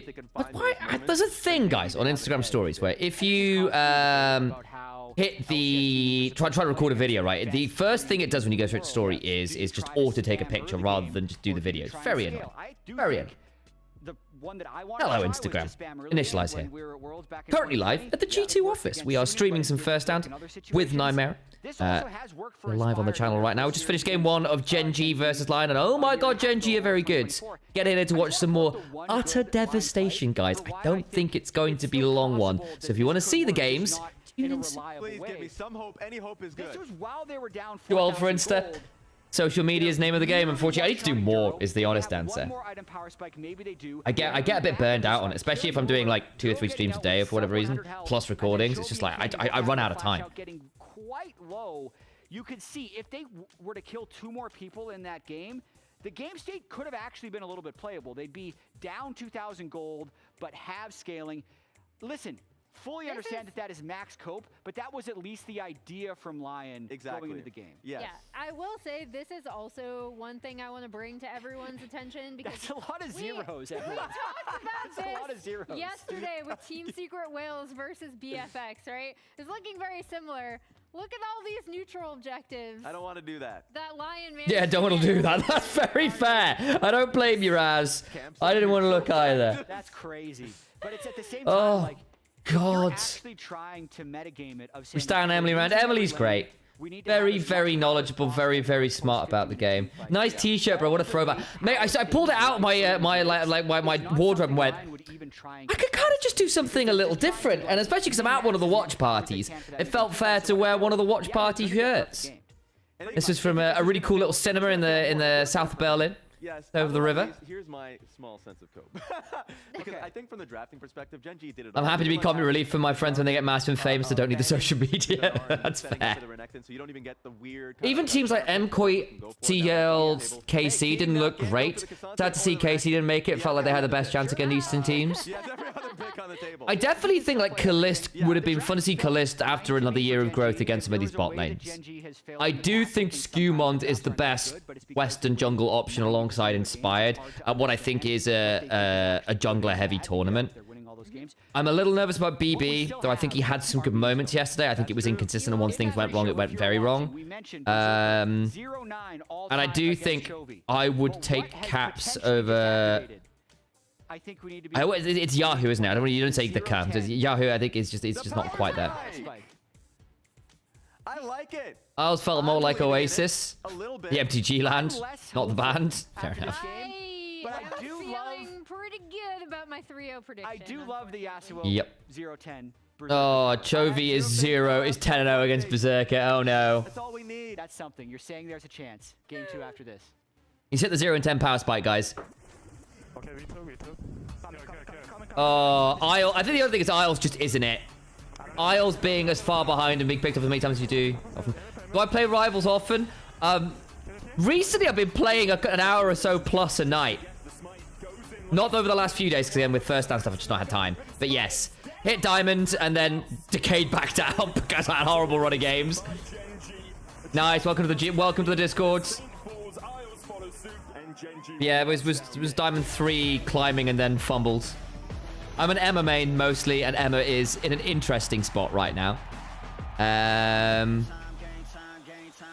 I'm also an Invisible Woman player as the other person, but obviously my Eri, with the other part of our little comp group, is an Invisible Woman main at the minute, and she is fantastic at Invis. So I absolutely happily cede that hero over to her because she's really good.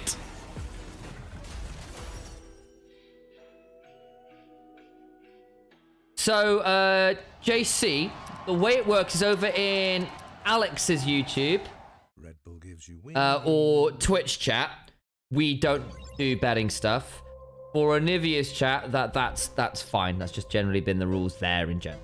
If you want to avoid that, feel free to go into one of the other channels we're live on. That's absolutely fine. So, YouTube Nymaera, or over on Twitch.tv Nymaera. That you can avoid it there. If you're looking for that. Not able to do that one on Onivia so freely, I'm afraid. Haven't been keeping up as much this event. Any surprises thus far? Not really. Though I'll say BLG have come in looking hotter than I worried they might. They had the first series, which they lost a couple games I didn't expect to, and then partly that's just BFX being actually quite a good team. Gen G are very good. I think if there are any surprises, that I expected a little more from G2. And I expected a bit more teeth from LYON, but we'll wait and see. Every moment of your journey, crystal clear. Well, TFC, add me on Rivals, mate. I'm down to play. Absolutely stunning. Close-ups. You're good? Yeah, just been chatting stuff through. I'm gonna go to the bathroom. Sure. If anyone wants to add anything to the fraud wall, I suppose now is the time. But may need to run some more ads soon. I did run some, but we can always run more. I'll run them close to the draft, then it's all good. So Rivals is yet another game with supports are broken as hell. I mean, the thing is, to make people want to actually play supports in most games, they either have to have a very fun play pattern, which is quite hard because they're not actually the ones doing the damage, so a lot of people don't buy into that fantasy, or they have to be so strong that you kind of have to use them. So often a lot of multiplayer games will have very strong support enchanter fantasies, because it kind of overcomes that difference between hitting the 5-kill clip or whatever. It's, you know, everyone wants to play carries, no one wants to play enchanters. How do you get people to play enchanters? You make them really strong. So one of the things with Rivals is basically strategists actually kind of threat response. So I'll be interested to see what happens. The nerfs they're putting through ult. Nerfing it. Oh, really? Big deal. Strategists. Basically. Oh, Genji just a perfect team. Berserker was, Dokla was tanky, but it felt like Leon would well, I mean, to be honest, that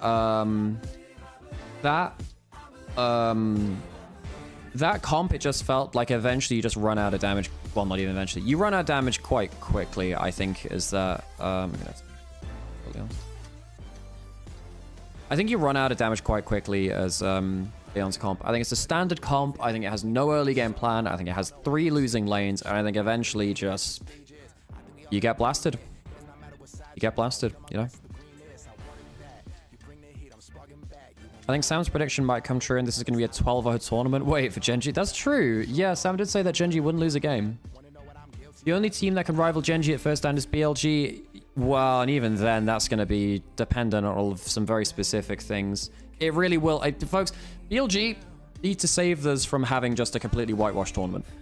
Yeah. BLG need to save us from having just like a crazy dominant tournament. No, Lion Man, I think you're correct. I think you're correct. I don't think anyone has shown... I don't think anyone's shown anything close to rattle Genji. And then back to the question about is Genji the perfect team right now? I mean, I thought that T1 had a better meta read than them earlier on this split, and I was talking about this a couple of days ago, but I think that T1 threw a generational meta read domestically for themselves. This split was the best meta read which T1 have had domestically, like in their modern era, since like, you know, 22 or whenever the last time they actually won was. I mean, this is a meta with enchanter supports, with bard meta, with like Doran being probably second best top laner in the world. You know, realistically, T1 should have been competing with Genji, and they completely collapsed. I still haven't really figured out how, which is really sad. Hey, Time Lord, thank you so much for the sub. Appreciate you. So Time Lord, we're running a thing. I don't know how much you've been locked into this. I can't remember how much you've been in chat, but we are doing the fraud wall. So we basically have a giant board of loads of players, teams, and everything. We just stuck up onto it. You can either add a person to the board or move someone from hero down to fraud, or, you know, move someone one space either way. So if you'd like to do that, Time Lord, we'll note it down and we'll do it for the next break.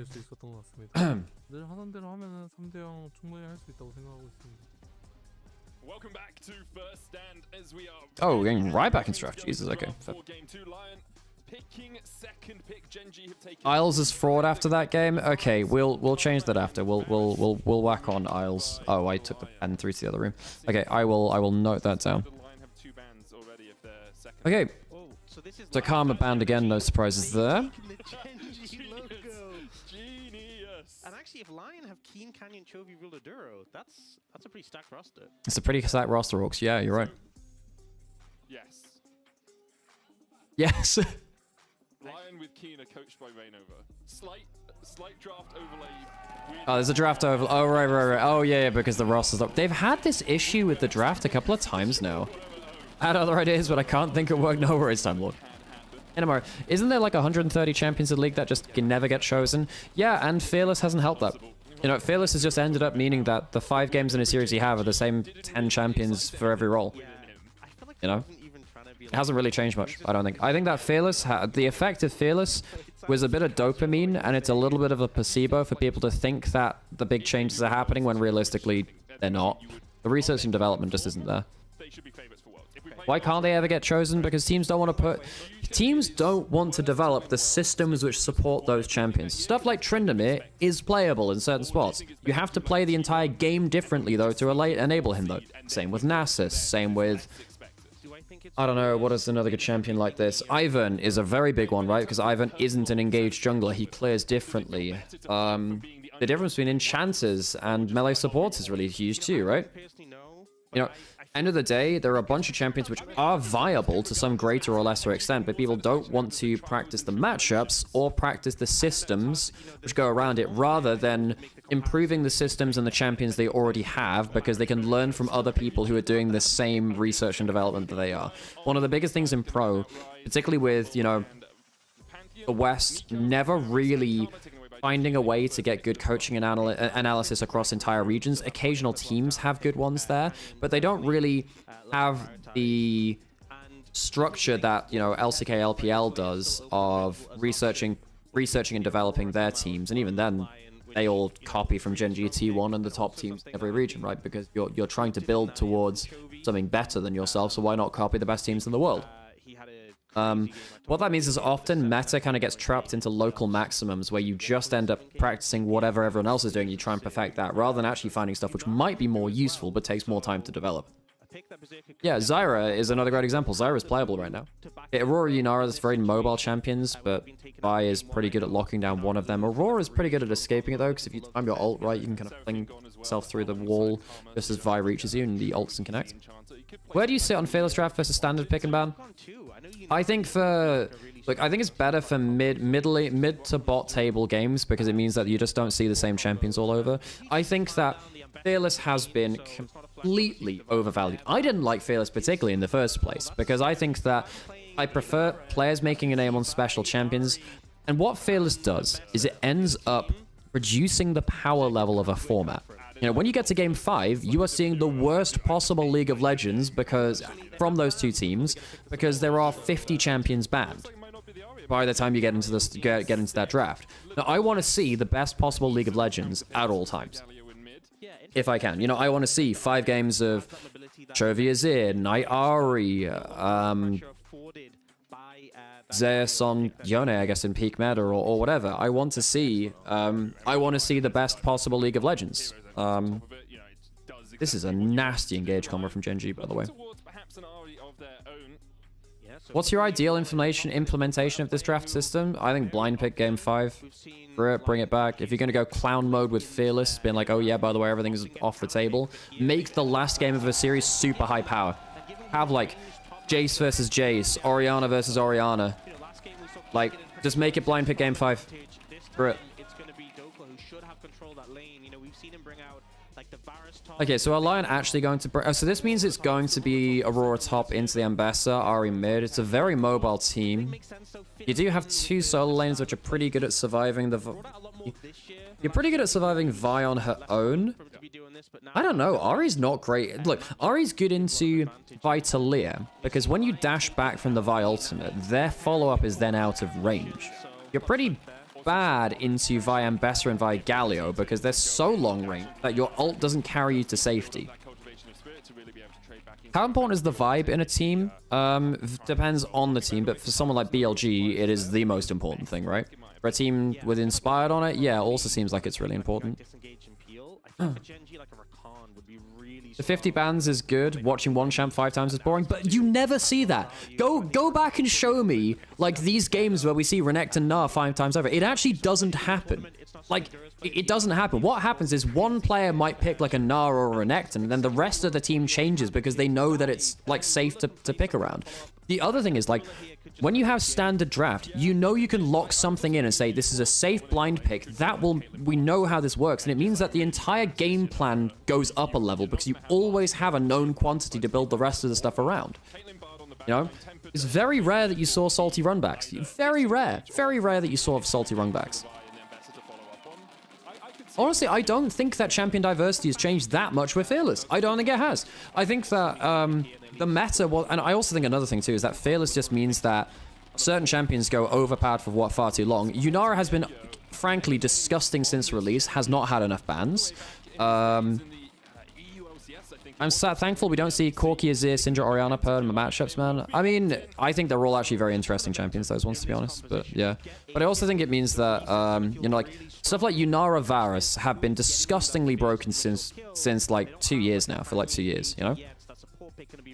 So, I mean, I think that Fearless has been a placebo. I think that the meta is still just the same, like, 10 champions being rotated, personally. We're still going to see, you know, the same kind of shit all the time. I actually don't think Fearless has changed anything meaningfully for me, really. Aurora top lane? Yep, it's Aurora top lane. Yeah. Oh, I'll have the mint one. The mint one. So nice, actually. Yeah, this is the mint Red Bull one. Yeah. But I'm aware I'm in the minority when it comes to that sort of Fearless kind of like conversation. And I do understand the positives of it, because like I think that Fearless works very well for like bottom tier teams who honestly they're just boring, you know? I don't want to see the same champions just being kind of done to do nothing in the bottom tier. Yeah. But I do think it's meant gameplay has gotten worse. I think that 5%-ish off of the top level, and that means that we are now seeing worse League of Legends, sloppier League of Legends. We're not seeing the apex of it. Yeah. Which of the 5 games are you talking about? But then if it's someone like Bin Jax, you don't want to see 5 games of Bin Jax? You kidding me? You don't want to see like 5 games of Nymaera? I want to see that shit. You know, when I get to Worlds, when I get to First Down, when I see the best teams in the world, I want to see the best League of Legends, you know? I do get that sometimes in boring metas, like I've just seen Corki Azir 300 times, and that's not exactly. But like that I actually don't think happens nearly as much as people think. I agree, which I agree with. Because again, I'm largely with you on the whole. Again, I think. But then that's also a balancing thing, and I'm also sat there like, well, you know, what's up with like Xin Zhao, Jarvan, and Pantheon now? Yeah. We're seeing all of them all the time. It's the same champions in every damn series, you know? Yeah. I will also say, I know Parky brought this up, but if there was anyone who was going to bring out a Fiddlesticks Parky, it would be Inspired, who has got a pentakill on that champ. Actually, does he have a pentakill on? No, that was Viego. Yeah, he has Viego, but he had some very famous Fiddlesticks players. I didn't really talk about the drafts, I was talking about fillers so much. Squishy comp with a lot of burst to set up a Viego. I mean, Viego win comp it's a way to sneak a win sometimes. You know, someone makes a mistake, 1 kill goes down, everyone else dies. Only good thing that Fearless does is it prevents single OP champions from taking over the meta, but they're just always there. We're still seeing Varus permaban. We're still seeing, you know, Orianna permaban. Like, I think it allows balanced team to have a little bit more room to maneuver, but I think I'm not a huge fan of that personally. I also weirdly think it means you actually get less counter picks. Because it is pointless learning niche counter picks when you only have to deal with a serious issue champion one time out of a big series. Yeah, funnily enough, people aren't practicing crazy counters because stuff like, I don't know, like Hecker and top lane into Aatrox was the thing. You would never practice that because it was only there for 1 game. If you can use it for a whole series, then you start practicing the crazy stuff, you know? And we definitely get less of that, that's right. Viego, what do I think about Viego? Viego RE is good reset, and if you need to skirmish your way to a win through Inspired and Saint doing things out at early stages of the game, that's not a bad angle to do that. I do think Chovy's Galio is a nightmare though, just in general.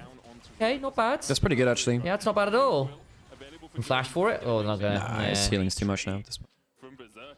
Very good trade though. Isles needs to get something going because his game 1 was awful, you know. Euro did have heal, but didn't want to burn it because the ignite would have made things tricky, which is what Orcs is calling. And for me, I'm also just sat there like, well, you know, Fearless just, for me, it feels like it's a consolation on a balance front to be like, well, we don't have to balance things as much anymore. You know, I think that we could have had the ideal scenario. I get it makes it easier, but for me, it's like, feels like a bit of a consolation. Saint's doing okay in the laning phase, but Chovy is just fine. Wait, Chovy's going to be ahead in farm actually if he hits the next keep, which he will do. But Chovy is just completely fine here.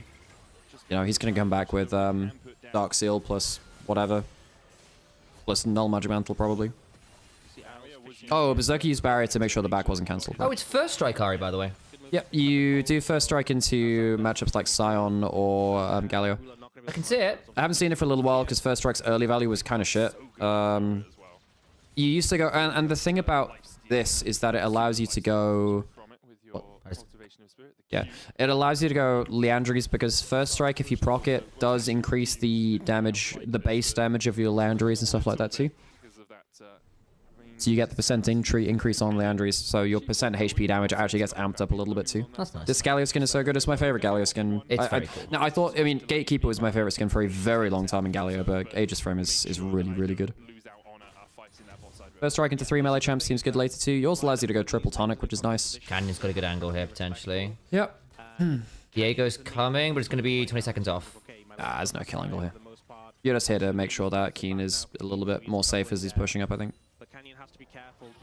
But he's left... Well, he drops the ward there, so still safe enough. Oh, he's just used his full combo. He actually dies here, I think. Maybe not. We'll just start to walk away. Inspired, you do want to get towards that level 6 as quickly as possible on the Viego as well. Oh yeah, I get into that ARM Mayhem. I love ARM Mayhem. I have to say, I mean, the thing is, ARM Mayhem has killed Arena, but then again, Arena wasn't supported very well, whereas ARM Mayhem really has been. I really liked it. I really liked Arena. It is a fun game mode. I do get that it got quite sweaty, which is kind of half the point of it. But I think it stopped being as casual as a lot of people wanted it to be. I know you were in the other side of that where you really liked the comp element of it. Yeah, well, this is the thing. The player base fell apart when there was no comp, which is why it's now being discontinued again, I'm pretty sure. Or maybe it's getting something into the next season, but yeah. I think the amount of 3-0s affects how you see this too. Game 4-5s where you see more niche picks. Yes, but then remember back to like MSI last year when first stand in MSI last year where every game 5 felt like the drafts were just unplayable because just janky as hell. It was janky as heck. Now that has happened in game 5s before, but it really felt like the draft in game 5 for a bunch of teams was just not good. Remember like anyone's Legends game 5 versus T1 with like oh dear God. Oh, he got caught on the Valkyrie. Oh, Ruler with the JDG emote. Berserker. Hang on, they can get resets. They can get resets here. Spy gets killed. He gets a flash here.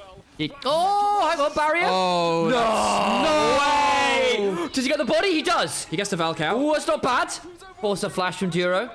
Can he ult? He can't get out of the body, can he? Nope. He doesn't have level 6 to reset. Man. Ruler just didn't die anytime reasonable there. I don't really want to move over because I'm in the edge of the camera here. I need to twist the wheels around a bit again. Bonking chair. Unintentional. The wheels have been twisted around. Mayhem is more fun than Arena. I'll die on that hill. I think that Arena is more satisfying than Mayhem is the thing. They're adding. I think they're adding in 3v3 Arena though. Should be fun. Oh. Okay. Well, both ults are kind of pulled there. I think Dokla thought he'd been caught there, didn't he? Wave's not in a great spot, is it? Wow, someone enjoys 2 different game modes differently. Incredible, yes. I enjoy. Yeah, I mean, like I love Mayhem, and I've always been an ARAM player, but Arena is like some of the most fun I've ever had playing League. I mean, not that Mayhem isn't. You did become the best Arena player. I did reach rank 1 on Arena, so that does color things. Yeah. You know. I miss Twisted Tree Line as well. Yeah. How did that Ambassador ult not hit? I actually didn't exactly see why, but I mean, he's trapped on the Valkyrie, as you were saying, Sam. Turns out that with the tick rate going up from that, the quality of life changes to Valkyrie really changed Corki a lot. Because Valkyrie is actually serious damage at this. Well, I mean, because everything's a level 1 skill, it's the same as his other skills pretty much, which is why it's, yeah. I think Dokla might just be dead here. Yeah, he gets cease and desisted. Bonk. Sam, if Canyon's actually not insing, Genji don't look like a beatable team. They don't, do they? Last year was like the 1 year I'm like, okay, Genji, you can see the angle because you just hope that like Canyon has a really bad day at the office, you know? They got level 6, level 5, fast bomb hits. They are not very happy at all. Boy. Doesn't have another rocket, but that'll be... when you auto-attack champions, your rocket ammo does come back quicker, which is quite scary. That's true. I forget about that, actually. Yep, that's because that's how they changed him away from being just AP burst poke. Hey, Raccoon. how's it going? We're kind of seeing the ritual execution of LYON right now.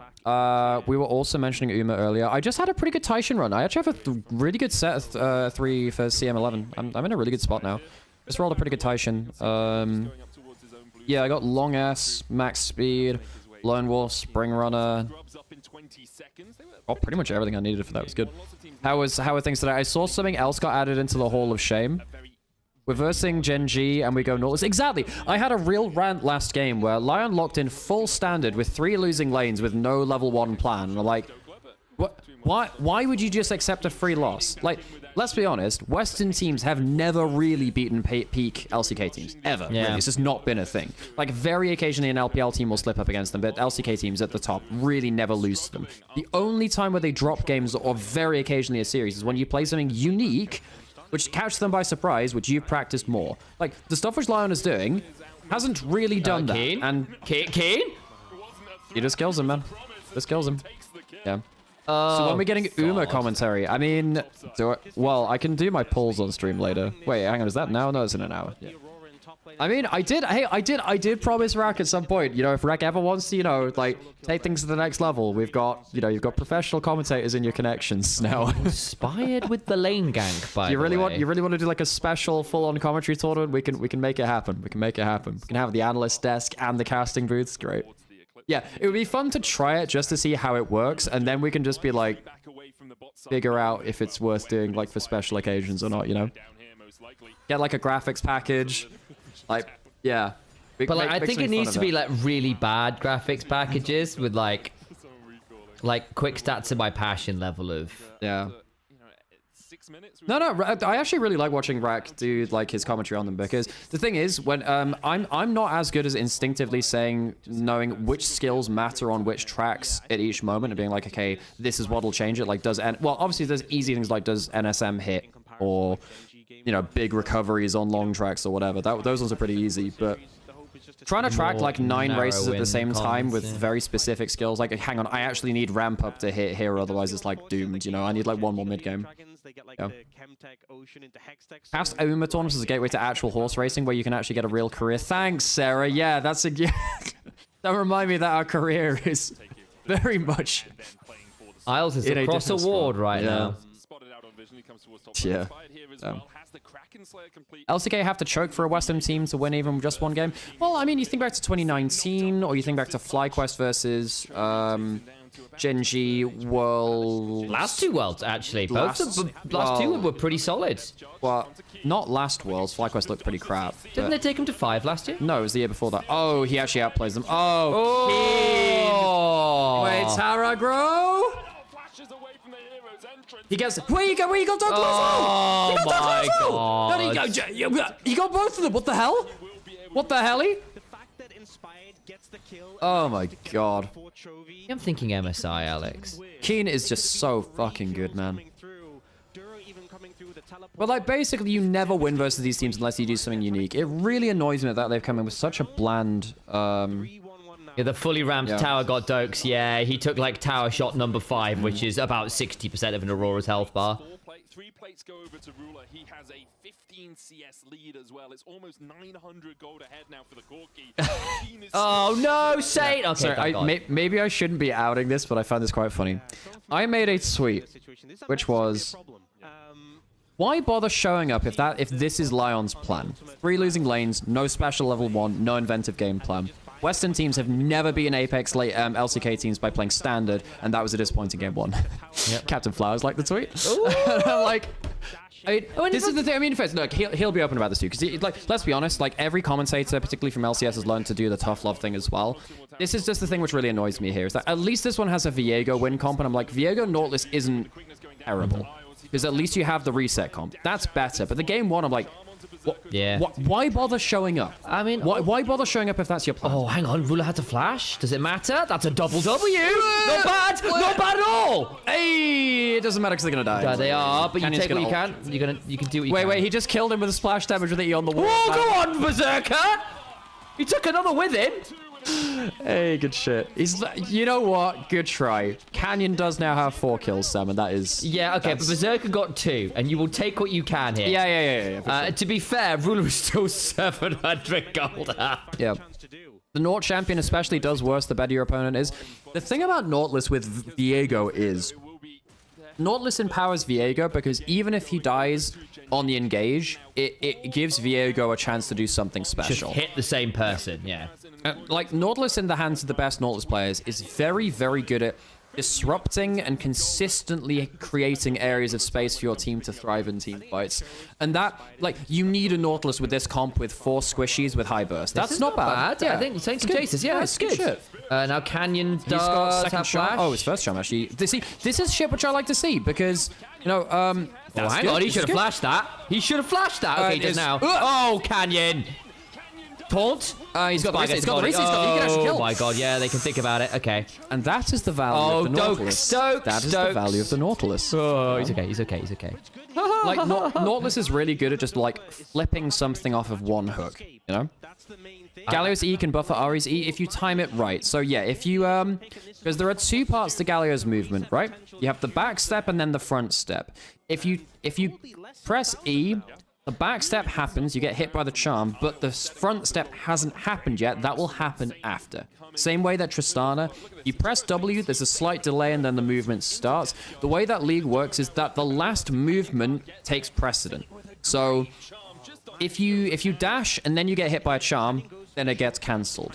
If there's a delay in the movement starting, then you can press it, get hit by the CC, and then the movement will take place afterwards. Yeah. That's how it works. I think Canyon just has to flash that initial charm. He has flash, he doesn't burn it, dies for it. Yeah, that's a bit greedy. And now actually you're in an even game with the Viego doing Viego things. That's actually not bad now for LYON. Now the problem is they're in a very squishy comp. I think eventually Ambessa Galio are way more consistent at putting out just crazy amounts of disruption. I think if you can lock the Ambessa in place, she is burstable. I mean, because especially because Inspired's going for the very high burst build. The Kraken Slayer Collector build is all about burst. Canyon gets that if he doesn't re-ult the Viego. Yeah, I think he might have buffered it. So obviously the ult looks really bad there. And he does die for him. And it gives a 4-kill shutdown over to them. And that's really shit. However, I think he thought, I'm probably dead anyway. Or so I got to ult now to stop Viego getting the next door to him. But obviously that's bad. Nymaera dies to Ambessa Galio every fight is the concern. Yeah, that's why they have very bursty. Well, this is why you have the Viego, right? You hope that Ari, Nautilus, Aurora kill the first target, and then you have Viego being your actual win condition in the team fight. That's your hope. You can try and mock me here. LEC losing to LPL top laners is a time-honored tradition. If it's an international tournament, that has to happen. At least you got a new... Isles looks better with a Playmaker champion than an Enchantress. This is something which changed a lot of support matchups, where you had like oh yeah, obviously, well, this is why I was so surprised with Carrier again, right? Yeah. Because whenever it goes down to ranged supports and enchanters, I just think, well, Carrier's better. Carrier's just gonna carry a whole game. But if it goes to engage supports, I'm like, well, Delight on Rel, Alistair, he feels a lot better. In LPL, I suppose you look at someone like Vampire going to stuff like the Nautilus, Leona is more happy than on ranged supports. That's actually changed recently, I think. He's gotten better on his enchanters. But he was kind of like melee support only player for a long time. Yeah, certain players are just much better on one side of this equation than the other. But hang on a second. He stopped the first ult charge there too. Damn, that's some big damage, man. Almighty. There was that. Okay. He's got Hex Drinker. He's got Viego? He has Hex Drinker. He shouldn't die here. Well, if he dies here, with his next round of rotations, he should kill. Okay. Actually, no, I think Inspired can jump you here.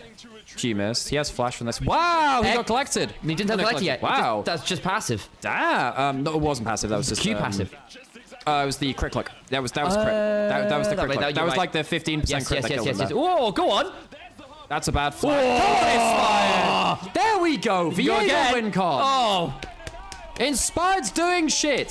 Sam, legitimately, he kills Keen because of like the 15% crit. You're right. I thought that was just the Q. You know, because the Q's got that like that double hit passing. Yeah, but that's only. But he missed the Q is the thing. So he actually didn't have it there. It was a single auto attack that hit. Does it not have that effect on basic autos as Do you know when it applies it, Sam? I So know it's the auto attack onto someone who's been hit by a basic ability by you. Yeah. So he missed the Q, so it didn't thought he apply. hit the first Q still. No. So I'll show you after that, Yeah, right? yeah. So blah blah blah. This stuff happens. So he hits the W. So he's used the passive here. Used it there.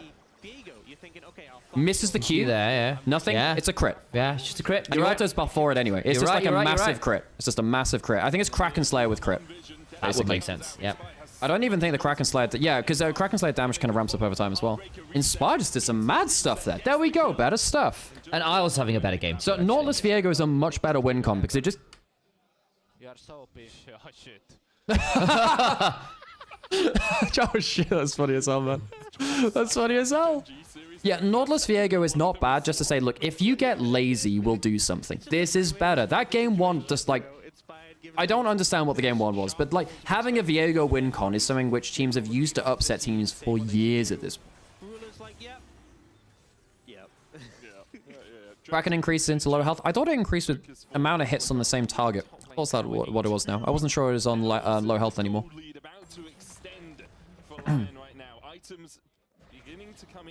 You found an advantage of Fearless Draft. Is it that you can't have the same bad draft twice in a row? It forces teams to think about their draft for more than 5 seconds. This is also true. Yeah, this is also true. Oh, damage based on missing health. It does more flat damage. Right, gotcha. I haven't played a Kraken Slayer champion in a while. Dragon 4 minutes. Genji did get the dragon off that. I mean, it's only second, but worth noting. I like it when they're proactive with it, but this lead isn't convincing just yet, for sure.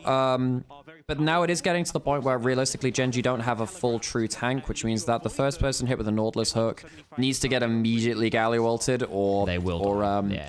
there's a concept we use in LPL called full contact team fighting, which is if a Nautilus hook lands onto Vi, and Bess is going to jump onto the Ari or the Yunara instead, so they can't damage the Vi. Yeah. So it's basically just like, I'm going to go in at the same time that you want to finish up on the Nautilus hook, so your combo falls apart.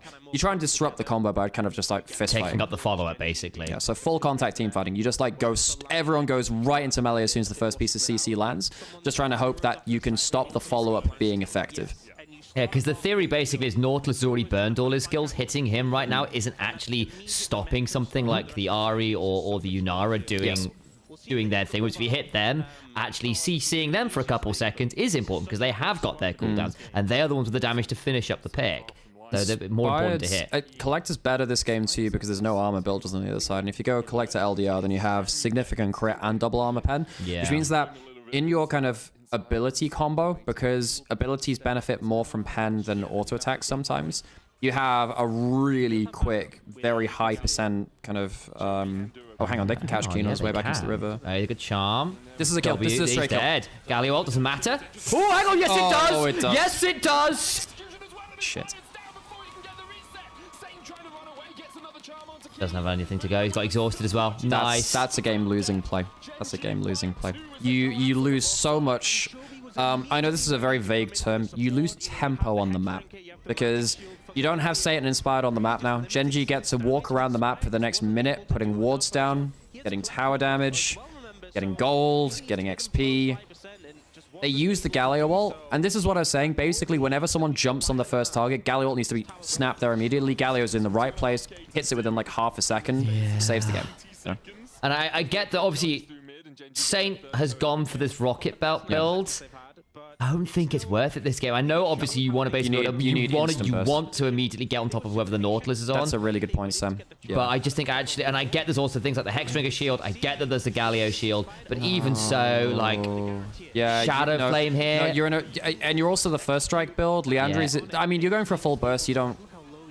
Yeah, you're absolutely right. Protobelt is not the right build here because you're going for a full delete the first target shot. You're actually, that's a really good point. Saint realist. Oh, he's going for Zhonya's third as well to try and deny the Vial. Like, going Protobelt and then going into Zhonya's means that you're giving up you have 1,000 gold lead and you've spent that on stuff which won't actually get you the first. He needs to be landing every charm with this. Man. And in fairness, you've got a lot of target access. So So my problem is like if you land the full charm combo, does it kill with a rocket belt? No. I mean, with the Viego and the Nautilus, your ability to follow Viego and Nautilus wherever they may go is very high with it. And there is some value in that, to be fair. And, you know, be able to run at people like the Corki, the Galio, but pretty much everyone's got good mobility here from Genji. So there is something to giving yourself some additional mobility to kind of mitigate that some. It's not like I can't see the value in a rocket belt in terms of what it can do for you this game, but I do worry about the fact that you are trying to kill your first target. It is a kill first target comp. It is a reset comp, and you are making the reset, but they're getting that reset harder here. Ahead of Dokla, who is currently matching Chovy on that bottom side. And it looks like they are going to send Saint as the one who needs to deal with Keen, who still has his flash and his ultimate available. Canyon hovering around him, Duro on his way across as well. Good vision control for Genji around this Baron pit. They could just start to look to play around it themselves. Saint with the teleport could join from the bottom, Dokla with the TP could join from the bottom side.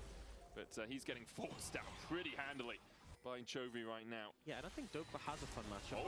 Oh, hang on. He's out. Saint's out. Galio. And now the Wincon's gone. As soon as the Viego dies, you have nothing. That's going to be Baron after, isn't it? Oh! Yeah. They have to reset, but they've got two members who have to reset this Baron up. I think it might be a call for Baron. Yeah, I mean, they're just so... Oh, the game, sorry, yes, it's never-ending games, basically.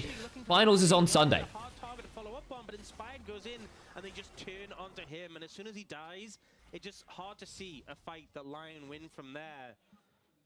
Baron going to be secured by Genji. They're TPing in mid as well. I mean, at least Dokla's got the bloodletters to... Well, yeah, Dokla's on bloodletters, do you see? I mean... Yeah, I don't know. The more I think about this build from the Ahri, the more I'm sad about it. He just blind ults him.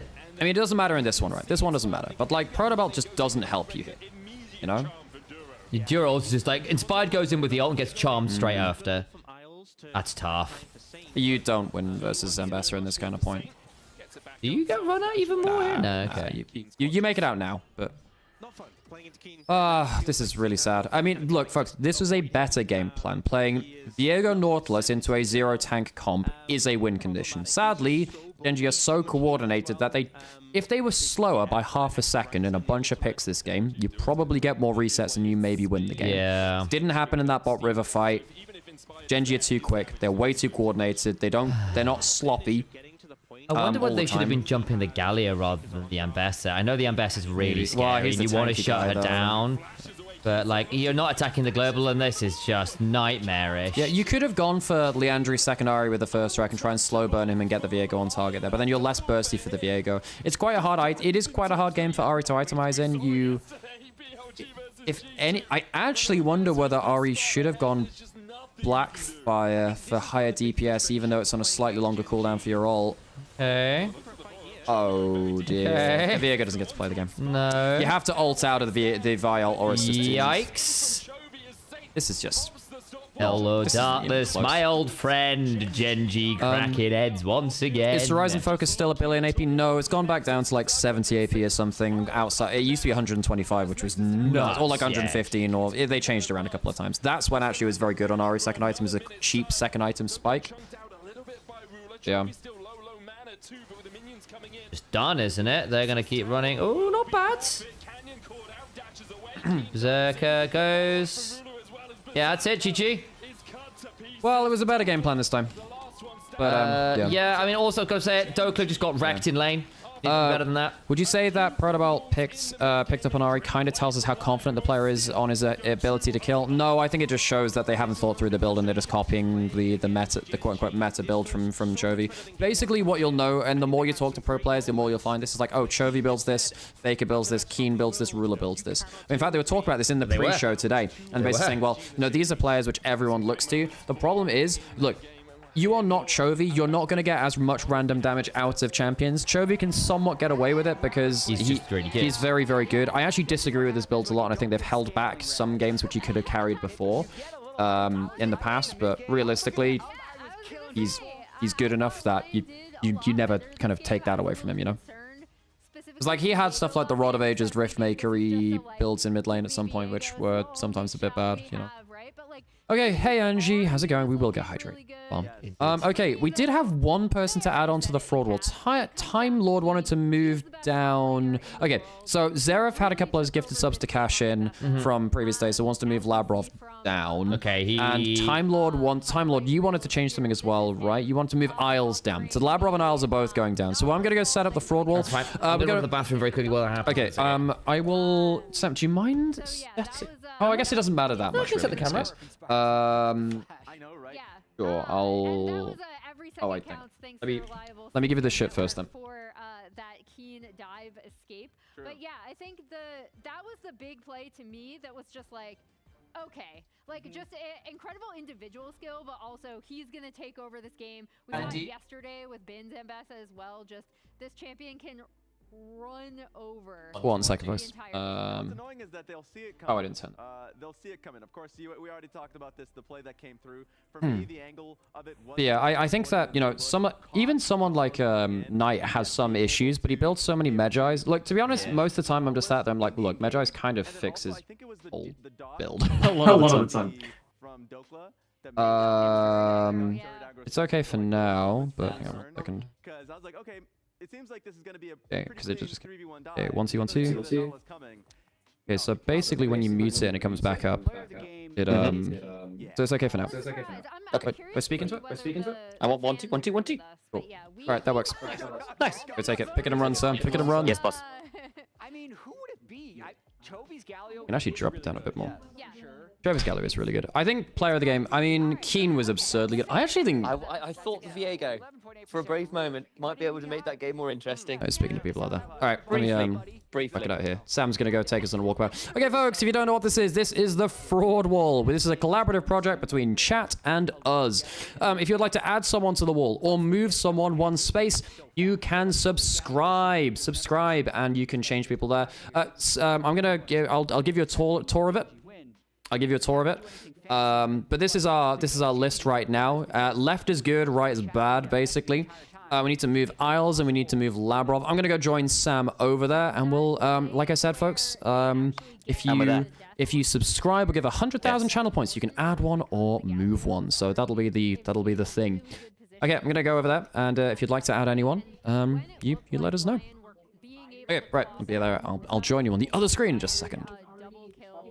Down in the bot lane, Chovy Galio came in. Cameras up. Thank you. Yeah, and it's the exact same thing that happened top side, but we do have comms from Inspire and the double kill that happened bot side. So let's take a look at it. Okay, so let's go on a quick tour right now. Oh, hang on, I just realized. Oh my gosh. So, I think Sam might have moved them already, actually, because we do currently. I haven't moved. Oh well, the thing is, Isles and Labrov are still down here. So, oh yeah, and actually, Sam's hidden this under there, but. That's what we had hope. That's a good moment. That's the faith that's coming We have Kire's Lysandra, who went 1-12-9. For some reason, my D&D character is on there. Someone put T1. The Shy is on Fraud Watch. Was initially very far right. G2 are in there. The Deft and Beige one. Rare Atom. What else is fun? Riot Games. Our benefactors. They're up here too. What do we have over here? Diamond Prox hidden on there, and of course Genji over here. Okay. So there are a couple of players we haven't put on yet. We don't have. But this is the big thing to me. We don't have Berserker or Saints. We can put both of them on there, I suppose. So that was also what allowed it to be. Or wait, here it's this one. Okay. Right. So what I'll do then, I guess I'll put on Berserker and Saints somewhere. I'm gonna go to quickly check chat. 1 second. I need to sit down. This has been too hard a series. So technically, we're lasting slightly longer than JDG. 2 minutes last game, 1 minute this game. Is that a win, Raz? That's a win for me. Is that a win? That's all I care about. We have this discussion all the time. Do you pick? But you want to put Berserker in Fraud? Berserker, I thought played pretty well. I thought Berserker played well. I'm down for scaling in game 3, but I want to hear. I thought Berserker was pretty good. Like, I don't think Berserker was the problem, right? You know? Isles is already in there. Okay, so unless anyone has anything else to add in there, we'll add those two on and then we'll figure it out after. I think we can put Berserker in Purgatory. I don't think he's the problem here, folks. Down here. What is the hope for LYON here? What do they need to do to be Genji? Okay. Okay, I'll put them on and then we'll come back in. I don't think many people are changing many things on the fraud wall this time. But I'll go do that, and then we'll come back and chill out. Try the best. Try to surprise them with a little cheesy play, but yeah, we're very happy. Who's the player who can take them down? Who do you believe in the most? Who's gonna rally the whole team? I think Berserker is a pretty aggressive player that if he gets a little lead in the game, he can make things happen and obviously inspire both of them. I'm sure they can do something. Awesome. Well, I appreciate the support. Thanks, guys. Thank you.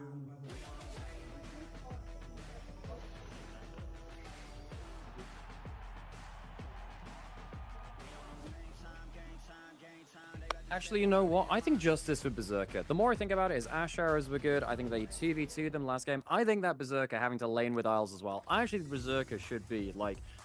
I think that we move Dokes down one, and I think we put, like, Berserker up in Hero.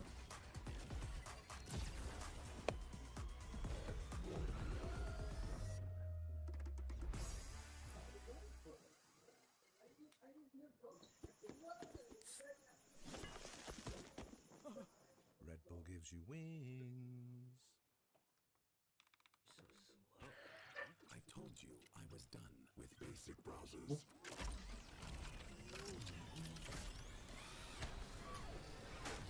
Your setup wants Opera GX. Okay, we'll put him there. How about that, folks? How about that? And then we'll figure out Saint at the end of the series. Okay, I'm gonna leave it there, and then we'll go back to hanging out. Upgrade to the gaming browser. Download Opera GX. The human body was built to move. Not trapped at a desk in one singular posture for 12 hours a day. It's time your chair evolved. This is Secret Lab Titan Evo. Ergonomically engineered for you, gamers, hybrid workers. Okay, we're on. When Slay the Spire 2 again? Very good point. The greatest players in the world are here. You are going to see them like You're not ready for the LYON reverse sweep? Yeah, me neither. Neither. Hey, at least we're getting closer to like the JDG series. We get to see if they get to pull out some good highlight plays or anything.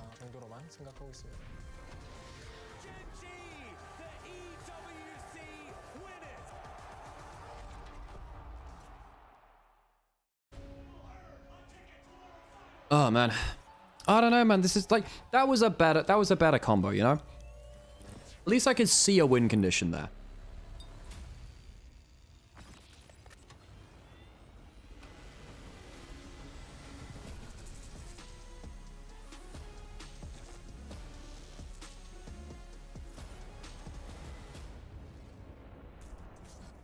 I keep typing my tweets, man. I'm so bad at proof checking my...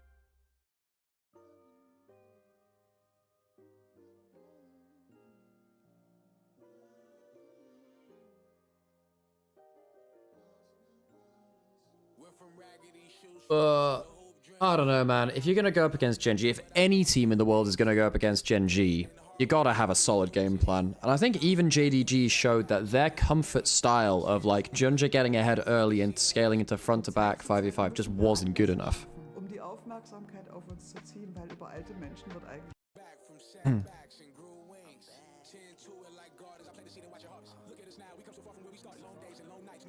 I think LYON can win. They keep improving their games every game. Well, I mean, game 1 was like inhumanly bad, you know, sadly. And then game 2 was better, so I suppose that checks, but yeah. See ya, TFC. Good to see it. Like game 10, they'll get it. Yeah, if you give them 10 games in a row, I'm sure they'll get one. Sure they'll get one, folks. Let me run some ad break. I'll run an ad break now.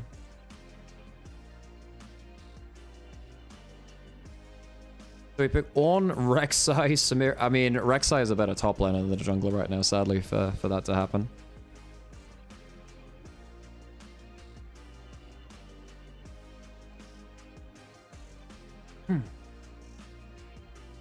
Oh, wait, there was a different player. Hang on. There was a different player of the match between different broadcasts. So the Brazilian broadcasts chose Shun, but the other one chose Bin. Huh. That's interesting.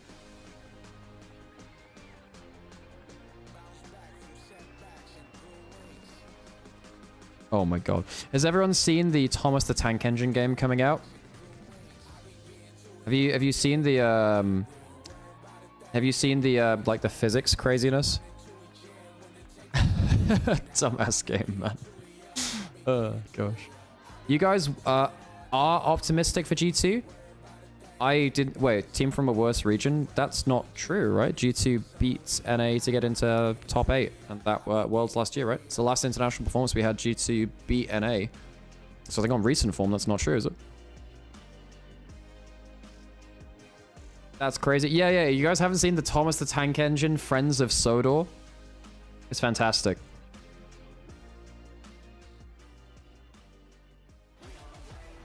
I guess James is part of the astronaut program from that clip. Well, he certainly is now. I need to play the new Shyvana at some point. You need to do that. I did used to enjoy playing Shyvana a lot. Oh yeah, Sam's got a jet off like midway through this series, by the way. Or maybe not midway through this. No shot, but I used to play a Thomas the Tank Engine game on floppy disk. Hell yeah, I used to watch those videos on cooldown on VHS.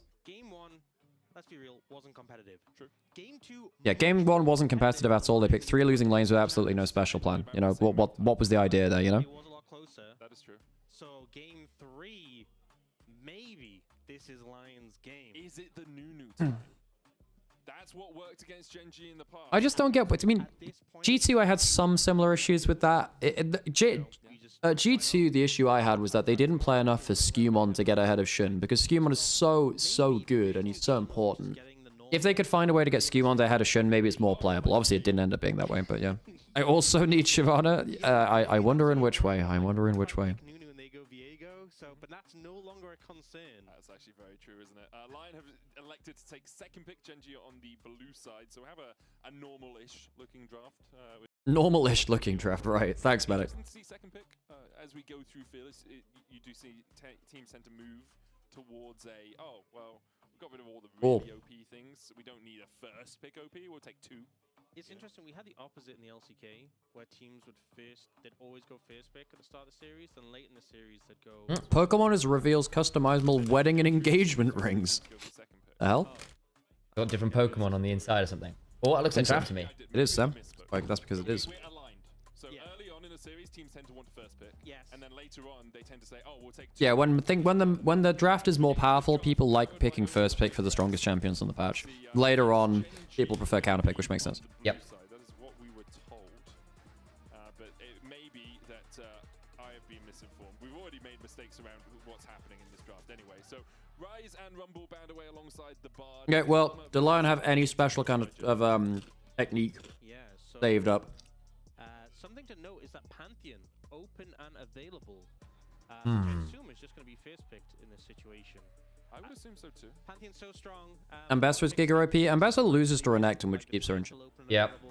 Oh, then the Renekton went game 1, didn't it? Yep. Not only the strong elite pressure, but the global pressure, and then actually strong in the later stages. But Genji actually say We've not seen a lot of successful Nico torn. which they did ban in the last Yeah, true, I guess. So now you're threatening Nico Caitlyn, Nico Ezreal, Nico Kai'Sa. Is where their picks are. So Genji are blue side and did have first pick, but are on the right side of your screen. I get you. Yeah. I understand now. Yeah, I'm sorry for being confused. So yes, Genji Popcorn. and Pick up the sweet and salty popcorn. Rumble and Bard taken away by Lion, and they will pick up Nami, and we'll see what they'll go with. Would you like some chat? Would you like some popcorn, chat? Have some popcorn. Gonna assume you took some. There's someone who bet 1 point on Leon. I would be very concerned about giving Nico Pantheon over. They could make bank here. Serious return on investment. For the Wukong, Wukong a decent pick, a lot of team fighting power, and a pick we've seen obviously played extensively. A very disruptive team fight. Nami and Cyclone both kind of big areas of no-go in the battlefield. And threaten Lucian. What goes with the... Well, it really is kind of late. Or he would have been. They're basically just Lucian. So now you have to... Caitlyn, I suppose. Yeah, that's okay, but it's not as good as Lucian. The rest of the team can't see where the Wukong is. Instead, the Pantheon will be Pantheon, good early matchup into Wukong. Later on gets a little bit spooky. Because your W gets cancelled by Wukong ult. Ha! As a consideration. Oh, did you guys see all the stuff about Bayano and his interview with Chovy? Bayano, is it Bayano or Bayano? I don't know, anyway. Oh, yeah. But, yeah, that was a mess. Like, it's been a couple of times now, a couple of big international events in a row where someone's gotten a player for a piece of content or an interview, and it's just like... There was a carrier one at Worlds, wasn't there? Which were just really mishandling. Like, guys, they're giving you their time and their space in the middle of a very hectic tournament. Don't take him for, you know, don't take him for it. That to be the butter popcorn, isn't that popular in EU? Yeah, it's never really taken off over here. Hey, same thing with caramel popcorn. We get it occasionally from like supermarkets pre-made. But generally it's sweet and salty, and very occasionally yeast. You get like the nutritional yeast ones as well. Isn't that an Idaho thing or something like that? No, it's over here as well. But yes, it's American too. I thought it was like an American Midwest. Hey, Gamer Boy. Appreciate you. Hey, like, by the way, Daniel. Daniel. Oh no, drop popcorn.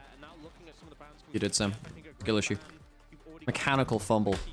Sam's fumbling not only the ball, but the popcorn.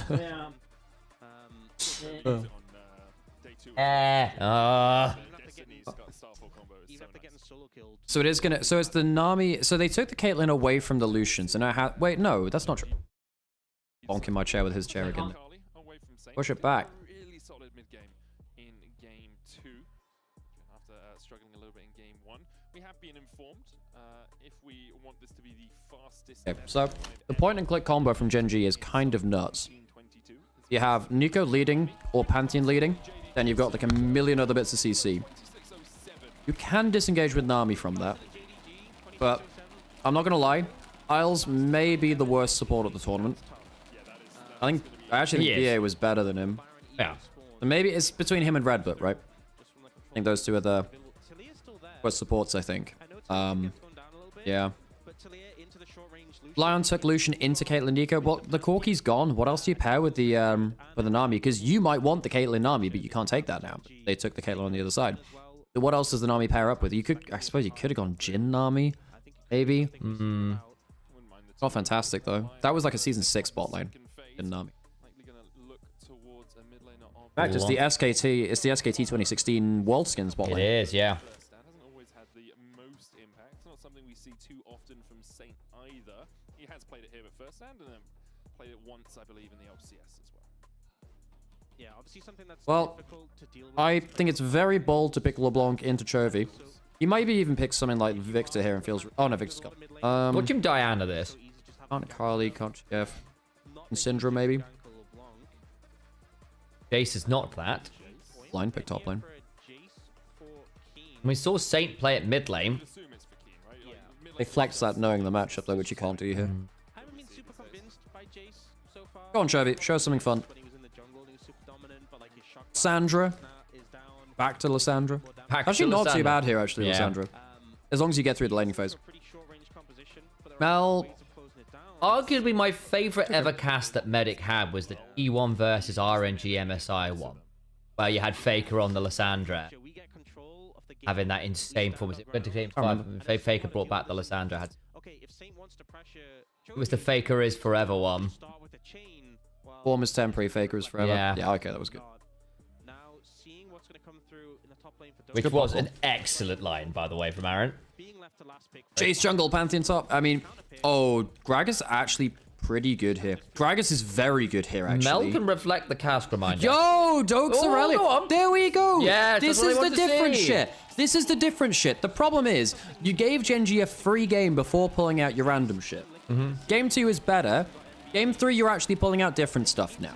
Like, that's important. Now, you do need to be keen on Jace. If Dokla fucks this up, it's going to be very, very bad. But this is better. Do not go quietly into that night. Go out loud and proud with your Aurelia. That's the way to go.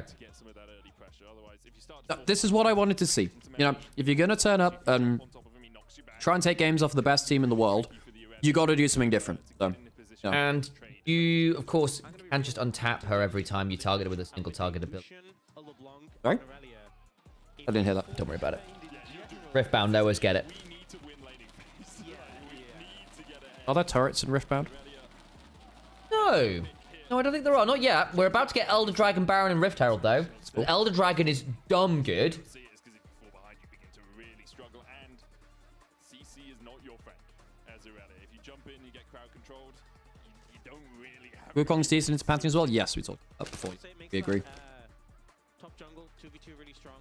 Both the Wukong and the Irelia, the factor into a AD jungle top. You know, Aurelia's W. Is that the polar bear? It is.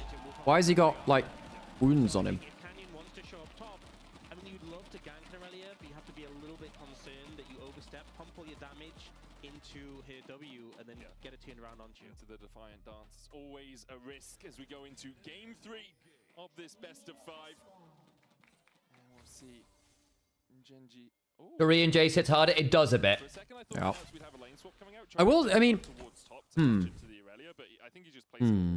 I mean. What should... you'll notice this is really important, right? Chovy stood in top river, and that's for very good reason. You should do... This is the night gank, where you just walk top lane, level 1, as mid lane, and you try and blow something... Blow flash from Jace. Chovy stands in top river to make sure he can answer LeBlanc if she just walks up river. Yeah. Like, that's genuinely... They used the same comment twice on the broadcast site. I noticed that. The golly one. Huh. Yeah. But Chovy was actually covering for Saint to potentially walk top lane level 1. That might go unnoticed there, folks. It's gonna wait for... Yeah, it waits until the W comes off. It's good trade from Chovy. And again, like... Chovy's going to be an interesting point in this game because basically between Canyon, Duro, and Chovy, there's a lot of single target snare that can follow up on each other. That sets up for people like Mel execute, for people like Caitlyn headshots and get very scary. Bot lane, Ruler, and Duro burn double summoners to get shoved. Notice how Chovy levels the W level 2 just for like the easy denial of the Q. Oh. At least, I mean, if Ruler hits trap and Q though, doesn't die, but it's about as close as it gets, really. Saints blowing bone plating. Level 3 to level 3. I mean, if you have W up for the chain, LeBlanc can't really do much. You just reflect the chain back at her. And actually, if LeBlanc then gets hit by the chain, then it's nasty as hell. I would have thought... Yeah, I would have thought that maybe LeBlanc would be okay versus Mel because your cooldowns are short. But if you don't have any sustain, and if Mel does kind of take one of your chunk trades back onto you, then you feel really bad. Allegedly, that was a Chinese beaver meme, not a bot. Oh, okay. I don't know a Chinese beaver meme, so I cannot comment. I feel like there's going to be a very similar scenario to things like the Lissandra, where hopping forward with distortion is very solar snareable. Yep. LeBlanc jumping in straight lines versus line skill shot champions tends to lose you the lane. This happens with Ahri, it happens with Syndra, it will happen with this too. Going for the melee grasp procs. Okay, so it's not going to be a double scuttle from Canyon. Chovy gets the teleport in to fight for scuttle. Ow. It is here. I don't think he kills the... Might be able to get something off of Duro here.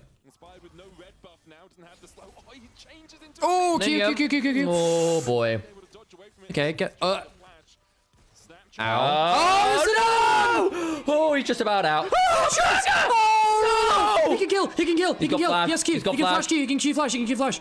Oh, shit. Oh, Ruler, those double traps were diabolical! Put the one in the bush while they're on the retreat, and they didn't see him do it. It was while he was in the bush. Oh, Ruler, that is diabolical! That was nuts! You mean he gets like a random double trap there? Fuck me, man. That was insane. That might actually just be game off that, I'm not gonna lie. Someone load up the 3-0 tweet. And that's what you're talking about there in terms of the solo slide kind of big pain in the ass. Please retract your defensive Berserker. Well, he traded okay. Look, I think that he has been the bad. I think Berserker has been fine. He has been the one bit I don't think has been. Wait, he can actually see the trap there. God.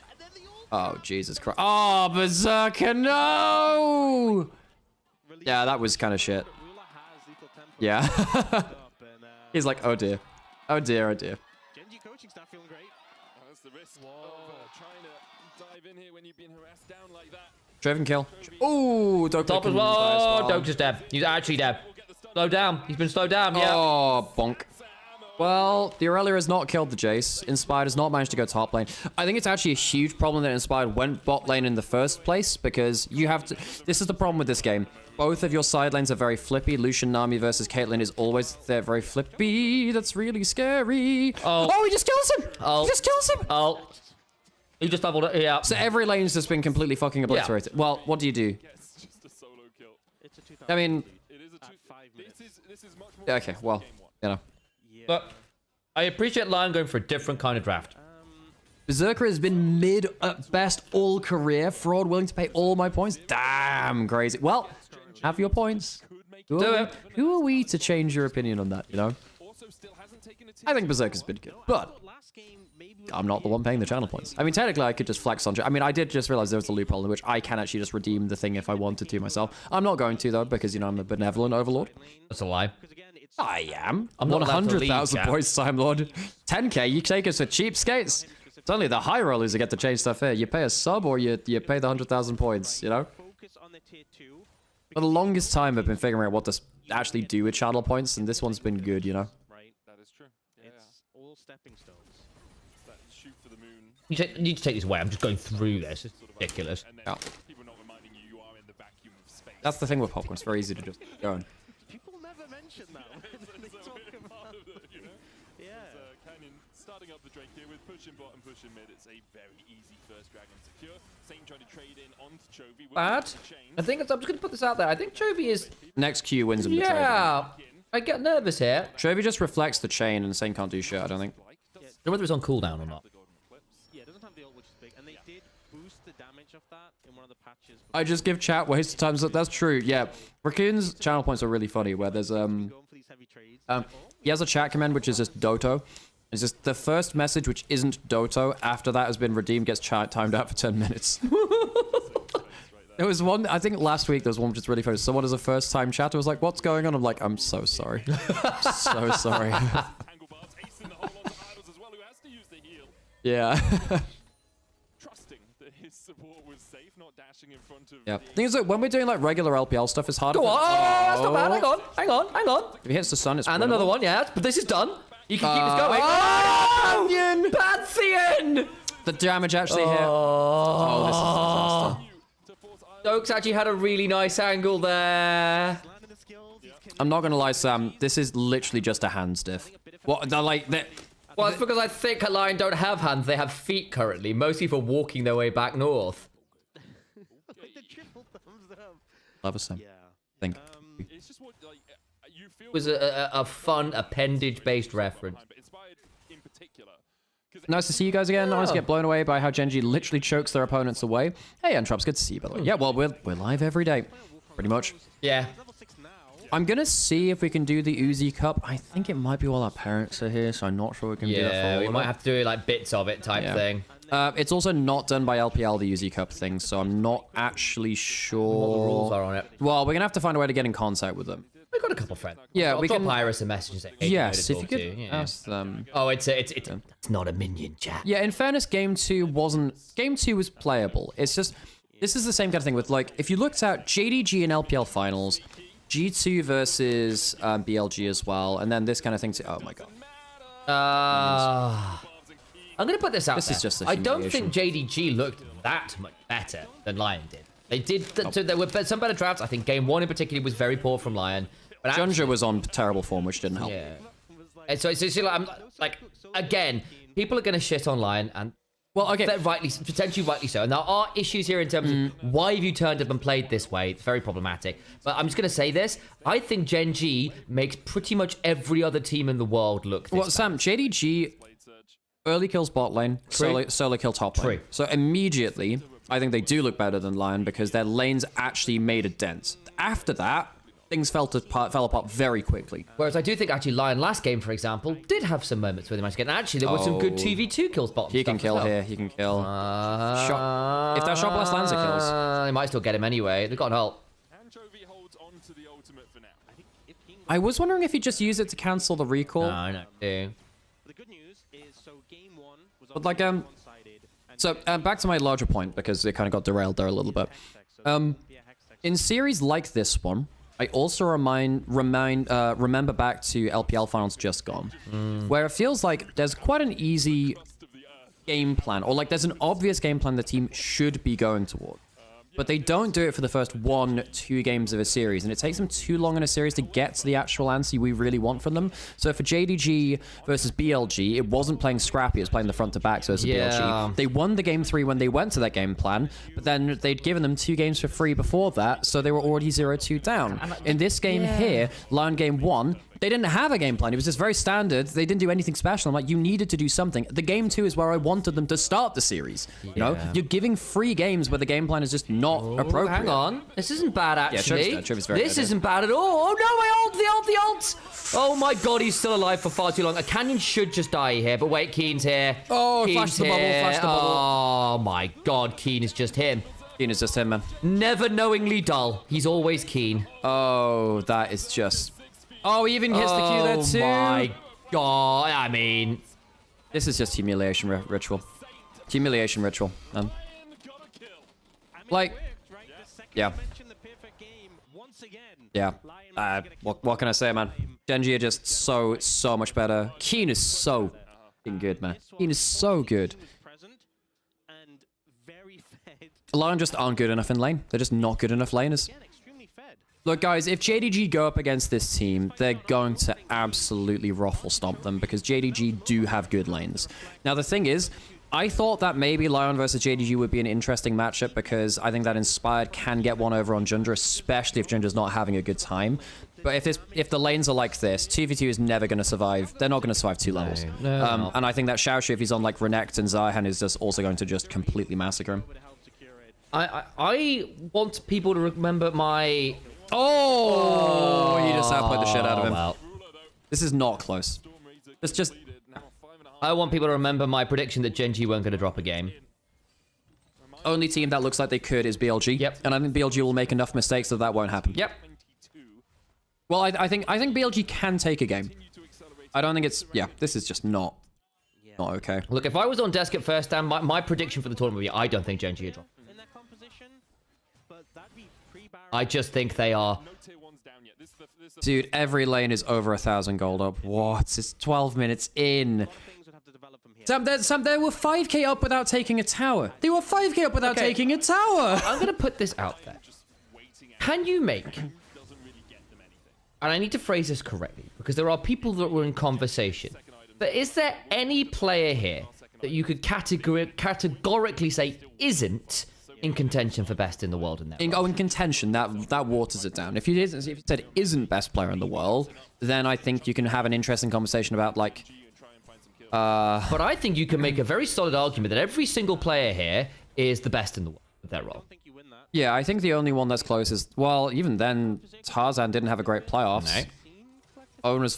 Ona did not have a good end to the split. I mean, Duro maybe, but I actually think Duro's been criminally underrated for a long time. Get him, Duro. Yeah, I think Genji... This is the thing, right? Broken Blad. Broken Blad. Yeah. The lad. Lads, it's Genji. Get him on, Skewmon. Oh, man.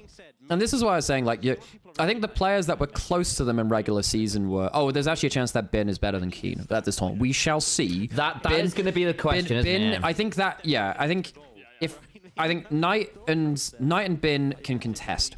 And that's the scary thing for Genji. Is that those solo lanes from BLG are just so strong. Hang on. Duro's here. It's never a 1v1! Canyon and Duro have been there how many times? Yeah. Okay, the initial solo kill was not good from Dokla. Every other one, I just don't know what you do as the Aurelia. Legitimately. They're going to try and jump on Chovy, but he's just too fat. He's got solar stairs still, by the way. No, he's not. No, he's not.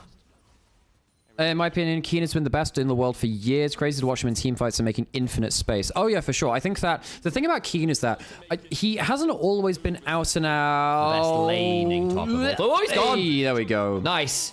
Genuinely nice. Berserker's back up to hero tier. Let's go. Yeah, I think that Keen has been the most consistent top laner in League of Legends history. There is no one who's even gotten close at this point. Impact is the only other one, but Keen's been higher level than him. I think that maybe Zeus could have been that ugly. No. Right? I think No. But then I think, as I Not said, long the last year wasn't good enough. And also, you're right. I think Keen's just been better over a longer period of time. Zeus hasn't had the career. Yeah, hasn't had the long enough career. I think that you look at 2023, Keen was contested by 369 Zeus Bin. You know, those were the 4. 2024, it was Bin, Keen, Zeus again. It was those 4. But then obviously 369 dropped off. 25, Bin fell off the cliff. Zeus was good for half year and then struggled. And Zeus wasn't good enough for the whole year. Whereas like Keen, there is almost no year in, well, I can't think of the last year where he's not in top 5, 3 even. Yeah. Keen is the most consistent guy. I think that he's been the most varied guy too. Because you look at someone like 369 and 23, better at tanks because he was the best tank player in the world, and I think he's the best healing team fight top player in the world. I don't think that lasted beyond that, but I think it's 22, 23. Oh my god, 369 was good. You're looking at the carries, Zeus and Bin could outvalue Keen, but none of them could do both as good as Keen. You've got someone like the Shy, right? 23, who did kind of bits and pieces, but he's just so freaking inconsistent that it's really hard to kind of... consistency hasn't been his key. Even if this isn't bad, actually. This isn't bad at This is all. an overpush. No, not bad from Jiro, but Ruler's dead for free. Nice. Okay, not bad. Okay, an overpush for... They fell asleep at the wheel a little bit there. Ooh, you know what? Not bad, Dokes. Nearly. Guys, you can't walk in there! Oh my god. All the hard work is gone. All the hard work. And Keen just takes a fall in a turret for free, by the way. I say this every time I see Joe. And I would be a menace on an LCK broadcast, in partly because of this reason. Every time I see Chovy, I just think about Shoto's father from My Hero Academia. Yeah. Who just sort of goes, Shoto! Like, I just get that. I have that image in my brain, him yelling Chovy. Jiro dies here, I think. They don't want to pull the Pantheon ult, so he's dead. He would die for a fairly significant amount of time before the dragon actually... but Inspired doesn't have flash. Does he have a W? It doesn't matter. This Jace is so ungodly fed. Wait, Ruler can insane. kill here now. Ace in the hole? He didn't want to use it because the clone could stand in front of it. You need to wait for it to time out. Well, Keen flash is... Ooh, hang on. That's not bad. That's not bad. Keen might really regret that. He doesn't have flash, remember? They've got Farsight. That's it! Canyon. That's it. Okay. Berserker! For God's sake, Isle still dies. Saint, Sam. Saint. Sorry. I thought that was Isles. My bad. Berserker the hero! Oh, the trap! Oh, Chovy. shit. The Proto-Mel! I actually think Proto-Belt's not bad on Mel, because she has like no mobility. Yeah, it's actually... No, like, on Ari, you have... It's too much. On Mel, it's actually pretty broken. No man is an island. That means Holy Isles, I'm shit, afraid man. you're about to be less than that. Isles doesn't... God. no! This is literally just... You know that meme of, like, Kanye playing basketball against, like... You mean LeBron? No. Kanye play like a charity match against like less able people, and he's like, he scores like 200 points against them. It's like, what the hell? What are you doing, man? Yeah. Weird dude is dear, yeah. I'm actually not sure if that was legit, but I'd like to believe it was, just because it's just so outlandishly stupid. I feel like it should be.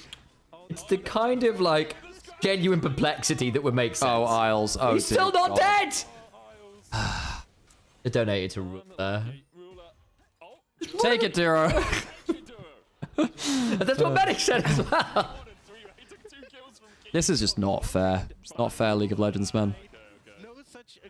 Sounds like Onion news. Yeah, but then sometimes you get hit with the not the Onion things where it should be, but it's not. Onion just go out of business because they're going out of business because the reality is too far-fetched, yeah.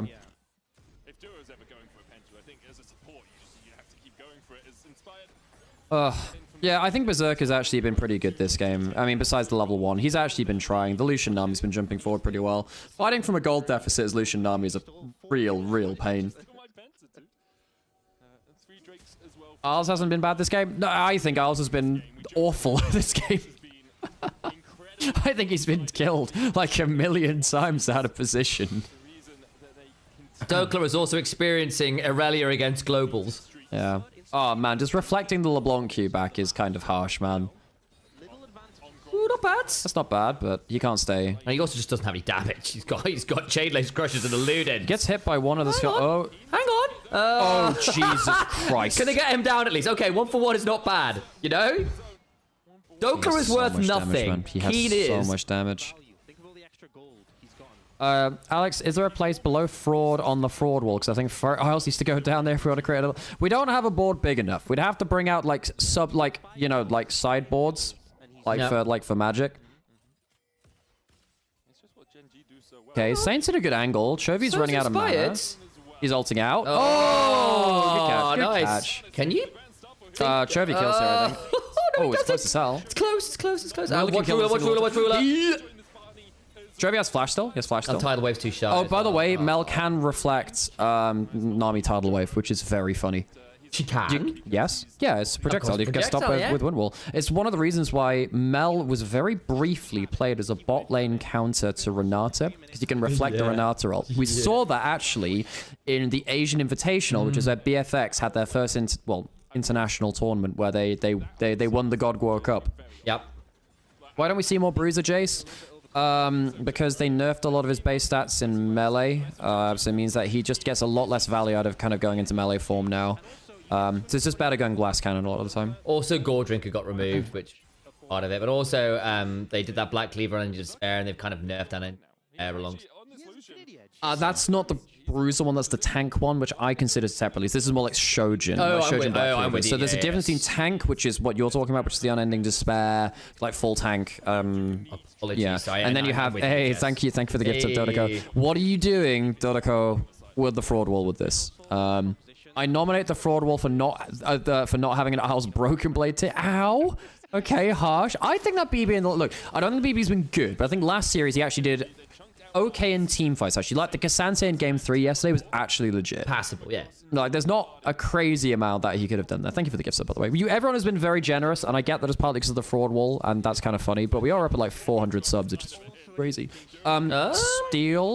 Steal? Oh, no. Valiant effort.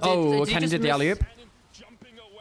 I mean, Canyon's dead. Ruler gets inspired. He's going to take Saint with him. Oh my god, he actually killed Saint, I think. Oh my god. Okay, not he actually killed Saint. And Canyon's now alive. Canyon's alive. Dokla needs he's alive! Canyon's just a... Sundered Sky. Canyon just 1v1 Saint on like 20% HP. That is nuts. Sky and Conqueror.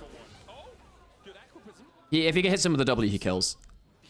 He can flash to kill him there if he wants. He chose not to. Oh, it's flash, I guess it would have been. I think Shojin, Manamune, Sorelda's is quite an optimal build. It's, I think if you're ahead in lane, just going full Glass Cannon is just so ridiculous. Oh my god, Keen's been so good. He's 5 cap. That is nuts.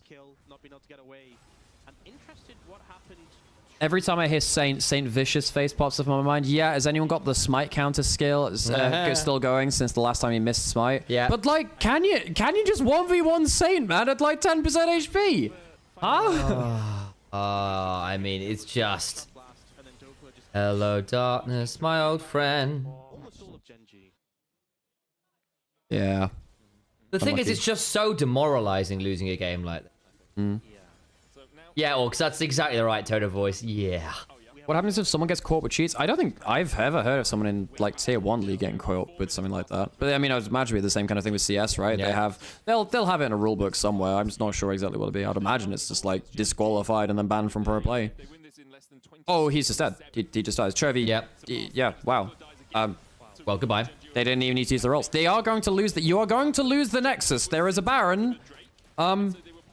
They were trying to play... Yeah, Medic's calling it out. They were trying to play through Dragon because, you know, Infernal Soul's coming up. Saints having to use, like, all of his mobility. Do they? I don't think they care. Yeah, I mean, I think Genji can just siege Nano. They have Mel Jace. They have the Arcane Power Duo. The built-over Power Duo. Oh, Berserker lost half his HP bar to a single shot blast. God. They have Defender's Advantage, but they will lose their towers. Yeah, they will. Oh, jig. Oh, it's so much damage, man. Wait, they have Melol. I think he actually could have killed with Melol. I think the other thing we're realizing here, that's not a cannon. Yeah. So, LYON outside of Berserker and Inspired are just not mechanically proficient enough to play against the team. They're not mechanically tall enough to ride the roller coaster. Yeah. They're just not. I mean, that's a very good defensive ult from... That's a very good defensive Nico ult. Now, they might actually lose 1 or 2 here. Ruler's going. No, he's not they even don't. dead! No, they don't. Really, the hero of that fight is a very early predictive Nico ult. If that's like a second later, I actually think LYON get into the thick of things. Like, Duro's had a really good game on Nico. He's been everywhere. His ult's been really good in the team fights. This guy's been so sick, man. It's been a good Nico. We've just not seen very many good Nico games. You can see why she's so bloody obnoxious still. Do you believe Gen G is going to lose a game this tournament? It will be against BLG and no one else. No one else has even gotten close enough. Yep. And oh my God, the damage, man. Oh, rip Jovi. This is just not okay, Good League of God. Legends. Goodbye, Berserker. We are witnessing ritual executions live on air. Unbelievable. G2 one game, they got this. Well, they gotta get through BFX to get against Gen G, which is the problem. That'll be a whole thing tomorrow, I believe. Dodoko, you did gift a sub out before. Excuse me if I'll go check through your message history, but I'm not sure if you nominated someone for the fraud wall. Let's have a look. Fraud wall? Did you nominate the fraud wall itself? Not so you want to move the fraud wall down to fraud tier. Would you just move the fraud wall itself? Didn't we already move the fraud wall title? We can move it again. I can move the fraud wall title. Yeah, we can do that again. Okay, we'll go set up the fraud wall then, I suppose. Do you want me to do it? Do you want to do that? I've got the link up here, so it's fine. Okay. Kirby already moved the fraud wall once. We can move it down again. Do it. Was a request? In every facet of the game, I thought their drafts were good. Their early games were the best for sure. Incredibly good. Okay, listen. Their play after up 10,000 gold could use some work. Yeah. So that's the only thing that Gen G could improve on. My goodness. Yeah. I mean, look at that damage graph, man. Nico out-damaged their mid laner. Nico did more damage than Aurelio, Wukong, LeBlanc, and everyone but Lucian. As a Nico. I mean, the Nico also had damage to their own Pantheon, but you know. I shouldn't be if we just got smashed. I should be distancing myself at this point, but I'm not. You're loyal. No. Yeah. There's still another series tomorrow, but we have player of the game, and then we'll also show up a player of the series, but player of the game. Okay. Can't be anyone else. T1 never lost a game to Gen G this year because they haven't played them this year. Officially a Gen G hated. Look, the thing about Gen G is that you have to respect that you're watching beautiful League of Legends. It is wonderful League of Legends. That's the thing which you can't deny that. And it's really cool to be able to see that, you know? Okay, let me put on an ad break and we'll go set up the fraud wall. 1 second. He was having a really fun game. Okay. He was having a good time this game, especially with some of those minion plays with the Nico. Do the temple. That'll have to wait. It was no surprise to you though. It's been double keen for player of the game. Oh yeah, sure. Yeah, fine. I'll do my support card, right? They didn't give Dokla any openings in yeah, I mean, I did draw my Kida-san second one on the stream. Would have been nice to get that, you know, a couple. But hey, I'm not complaining. I think I have my CM11. I can get a better Taishin, I think. I think I can get a... I don't have a long S on my V-Bourbon either, but I'm not sure I want to grind for it crazy hard. Are you Cafe Stamina? As in the SR, or is there an SSR for that now? Okay, let me try it. Yep, here we go. Get on there. Oh, that's like nothing. Oh no, wait, hang on, wait, there's a rainbow there. There's a rainbow there. What the? Hang on. I didn't see that on this. Hang on, there's actually something in there. There's actually something in there. What do we get? What do we get? Yo, NC! Holy shit! Wait, hang on. Stream looks going wild. What the hell? Are you kidding me? What is that? That's like the meta speed card for this scenario. What? Nice. Narita Top Road, lovingly known as NTR. Okay. Yo, and I already have this all. Okay, yeah, there we go. Holy shit, there we go. Nice. I needed that. Wow, I love NTR. Don't clip that. Do not clip that. That's sick. Angie, I've got a problem. That's sick. Nice. Cool. That was that my first one? I think that's my first one. Help you, sir. Here's the bill from the dealership where I got my car. Yo, that's a good pull. Deal on one of these fine cars. Not how it works. Crazy, man. Yeah, that's my first one. That's my first one. Holy shit, let's go. Because if you get that up to max, it's kind of 3 more pities and yeah, pity. Maybe we'll see. I don't really have the. I only have like 6k carrots to spend now. I've only got 2 minutes in. Did we have anything? Wait, Dodoko. We've got the wall to do. We've got the full wall itself to do. Yeah, we don't really have that many to do, so I'm not sure if I want to set it up now because I just spent enough time doing the pulls. That's why they call streamers luck. I know, right? Like, streamers luck goes wild. Wait, can you get NCR on the selector? Is it even worth? I do have Biko ML, 1LB. Yeah. Okay, did we run out? Anyway, I need to figure out what I'm doing with my selectors because I have, like, I'm pretty chill now because I have Kira-san, I have Super Creep, I have Fine Motion. So, like, I'm okay with them. I have a decent card base. I need to probably get a second card read. It's just which one I want to kind of try and push for. Does Sam play Slay the Spire? I don't think Sam does right now. Not currently. Sam has too many things to play, is the problem. Yeah, I'm running out of time. Put NTR on the fraud wall. Well, if you would like to put NTR on the fraud wall, you can do if you pay the money for it.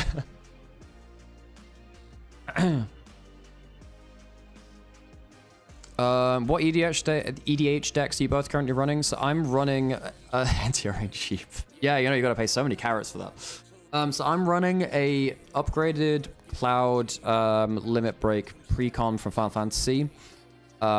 Which is actually pretty good now. And now I am running an all-color Commander Wandering Minstrel Landfall deck, which is now actually pretty good because I have a ton of search lands to make it good again, basically. So that one has been I need some better ways to get Trample and some better ways to get some finishes, but that card I did swing for like 150 damage with Tifa once, which was kind of crazy. I'm currently lurking playing Slay the Spire too, just so you know I'm still here. Hey, nice. Oh yeah, you if you check out my YouTube channel, I have a short there for Slay the Spire because I had my first infinite combo. It's crazy. What? Oh, you good? Emma Frost buffs from Emma, Rebels. oh, Rebels. Yes, I thought. that's Yeah, okay. beautiful. God bless. Nice. What I needed. Right.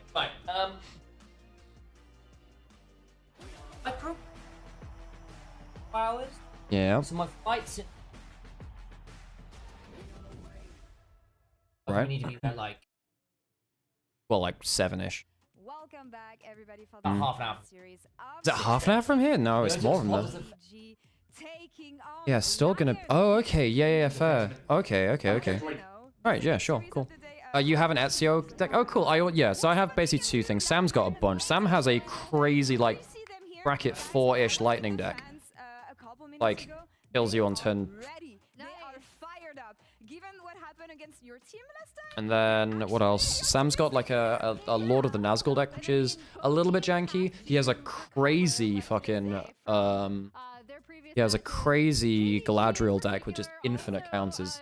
He had, like, 30 cards on deck, but, yeah. Crazy amount. Fine.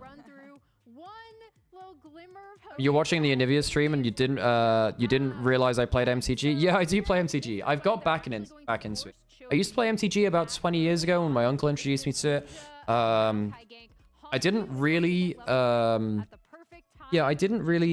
get to do that much because we lived quite rurally, and we didn't have a local game store back when we were growing up, so we just kind of played with we just played against each other, standard against each other. I had an Izzet deck and I had a Rakdos deck way back then, back in like original Ravnica. But yeah, I got back into it last year where Sam got me the limit deck. I might get into Riftbound as well, honestly. Okay, I need to get myself another drink. So I'm gonna do that. I'm gonna leave you unattended for just 1 minute. Be right back. Oh my gosh, Junja, that all important level 6 here, right? And what is going to happen after he ends up getting that scuttle is he's going to head over towards his bot side, drop the Maokai ult to force them off the wave to end up collecting first Drake. As you see here, here's where the Maokai ult is going to go out. And even though they don't get any kills off of this, again, the important thing is that they're forcing... I realise I didn't answer the EDH question. So, I've got 6 decks rolling currently. I wanted to come back and do the special interest moment. Special interest moment. So, and Emily's doing a great job here, by the way. Emily's super good. Love Emily. So, my decks, I have Galadriel, Light of Valinor, tokens, Blink, Value Engine, lots of counters go everywhere, doubling season. Stupid deck. Very good fun. I create things in enemy people's turns. I get loads of counters. You lose the game. I have a Lord of the Nazgul Wraith Tribal, try and copy my commander 30 times and win that way. That's very fragile but very funny deck.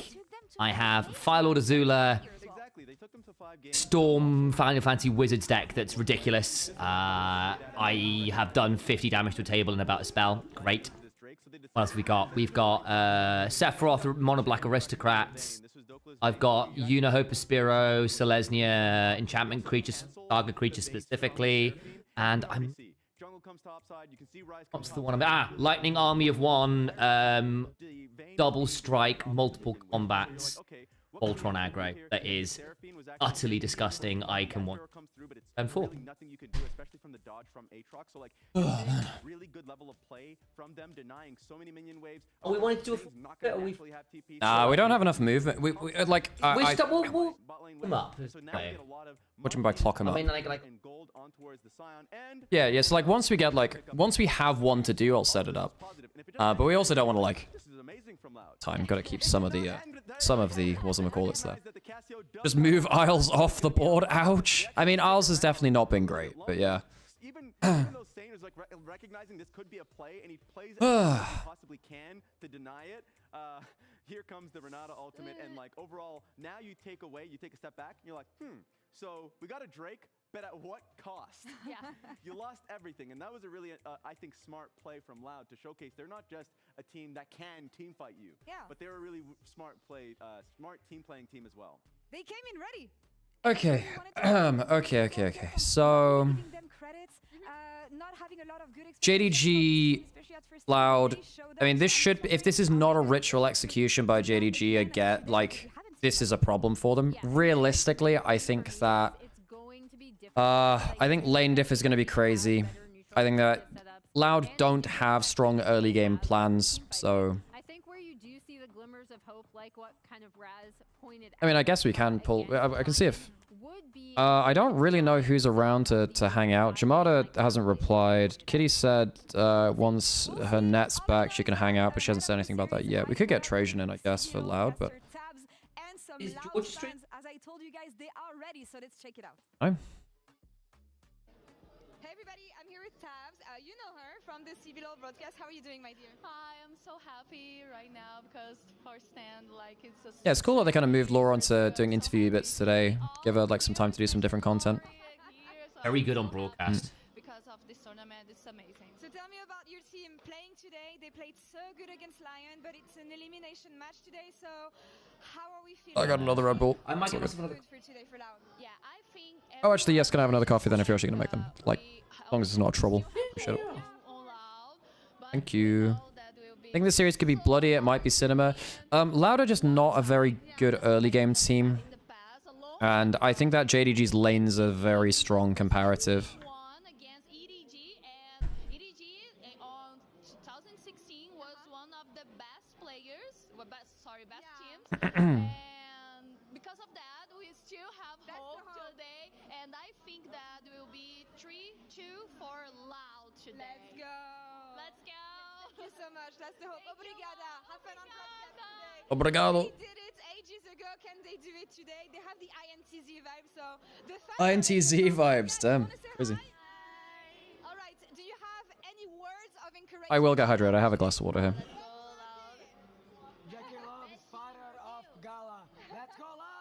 Jackie Love, wow. Jackie loves her fighter, Gala. Let's go, Loud. Thank you so much, guys. Wow, Jackie Love is your father, Gala. Wow. That's a statement. Compliment for Zara. You know, let me say, if, let me think. The INTZ upset.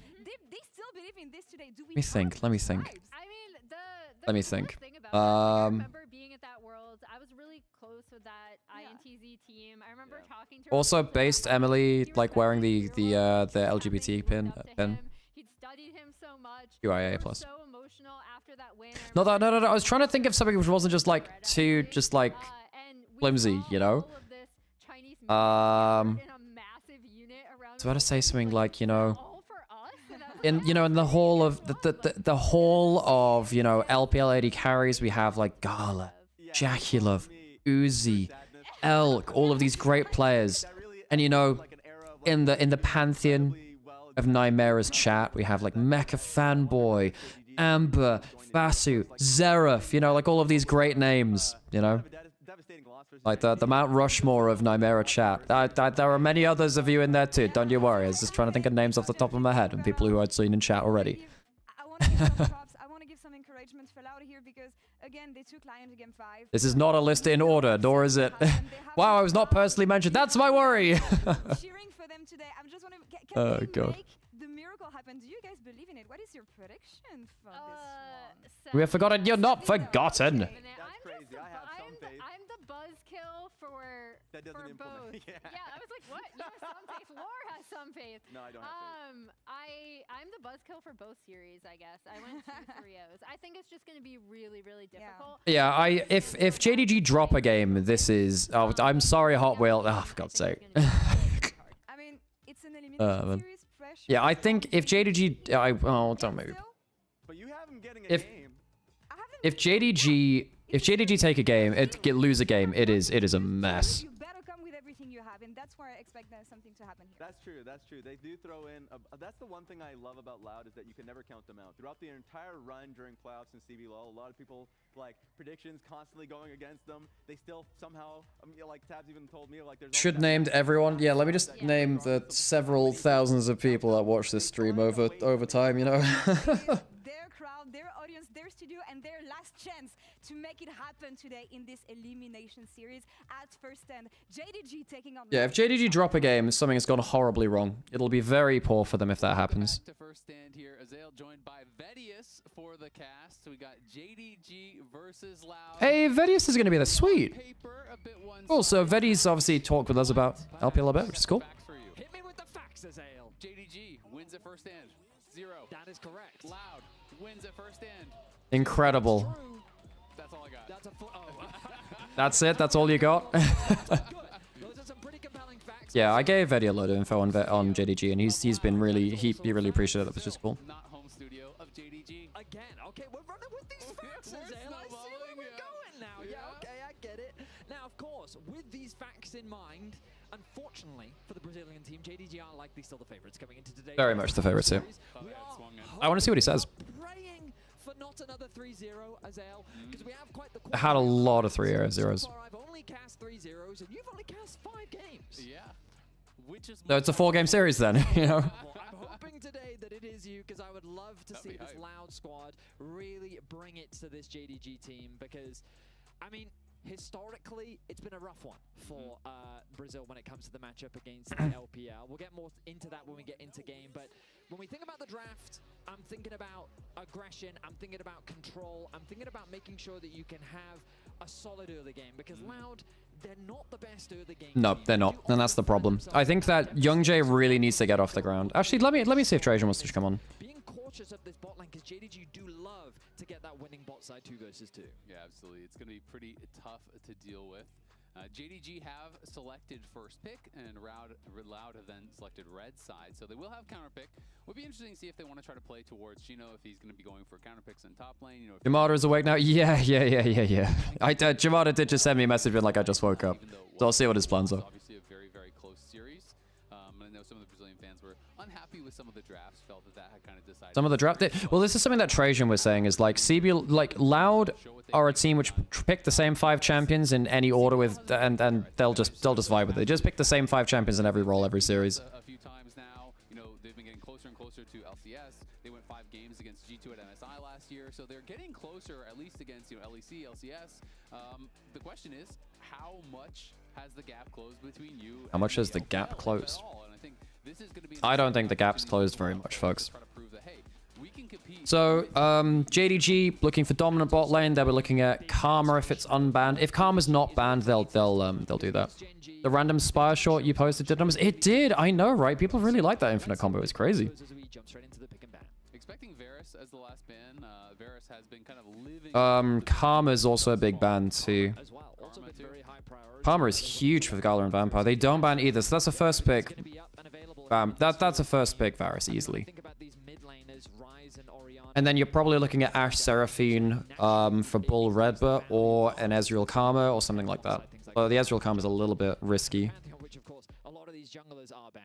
And I kind of am assuming that it is just going to be a karma for Varus trade. Right now, JDG has to decide which side you want. So, you know, I don't think it has to be a karma for Varus trade. I think you can go Ashe Seraphine on 1-2. Vi first pick, just giving over the... Well, so they're just not buying into the bot lane gambit. This is... I mean, Junja is a very, very good Vi player. He's a very comfort player. Like, Junja's comfort is really important. There's no Jarvan, you get the Vi. Pantheon's gone, Shinzao's gone. So what do you have? You have something like Wukong, but you're not going to have something that fights at level 3 very well against the Vi. And the Nocturne's about as good as it gets for that. The Nocturne, the reason you pick that, I mean, not just because it's just the same, like, 5 champions they pick, it's because it's really good at fighting level 1 through 3 against the Vi. but of course, it's not going to be the choice here. Both teams showing dive. Then you get the Aurora. There's no Orianna for the Vi. You can go Talia. Honky's a good Talia player. A little bit risky into the... you go as your Calm. Okay. So no Varus pick. I mean, you called it, right? It's, oh, so you're going to pick dive into us? Okay, then we'll just do what we think you should have done. So this is, again, JDG hyper comfort. Dominant, well, like a strong early jungler, dominant 2v2 bot. Kind of won out in the first 3 pretty heavily because you can answer with Varus here, but Varus isn't safe in the dive. They already have a very heavily pushing bot lane. You know, Varus, if you want to match the 2v2, can be strong, but you are going to be a real target, whereas the Ezreal is so difficult to knock it down. So Sion looking like the option here for Shino. So we were wondering, you know, are there going to So Sion takes it away from Xiaoshu. But I don't know how you feel. I'm not the Setting up for the front to back. of blinding your top when you are last pick. You need a bot lane that can survive. I mean, JDG... I mean, you ban away Ambassador as loud. Oh, no, the Ambassador's already gone, so that's fine. You're thinking about Ashe Seraphine for Bull Redbird. You're thinking about Varus or Sivir. I mean, it seems that their game plan has been very much priority. When we look at their most played champions this year, Sion is Shino's most played. We've got Envy with the most played on the Aurora. Nocturne, it only follows the Kiana. Yeah, see, like Loud just picks all their comfort champs all the time. They don't really do much variation outside of that, I don't think. We know we can play well on, and we'll see how much of an impact it can have. Perhaps comfort over like what seems to be on paper right now a favorable draft for JDG. They're going to remove the Varus anyway, just because of how strong of a laner he is. Moving the Varus. What else would you remove? The Ashe Seraphine, presumably? I mean, it's kind of a weird spot for Loud where they're like, well, we have like last pick, but what do we do with it? We kind of know what we want to pick already. Oh, Aphelios Thresh gets murdered by Ezreal Karma. You can't go Aphelios Thresh. You need to go something... I mean, against JDG's bot lane as well, you need to, like, seriously lock in something with TV2 pressure, otherwise you're doomed. Even going something like Corki Nami I don't think works here.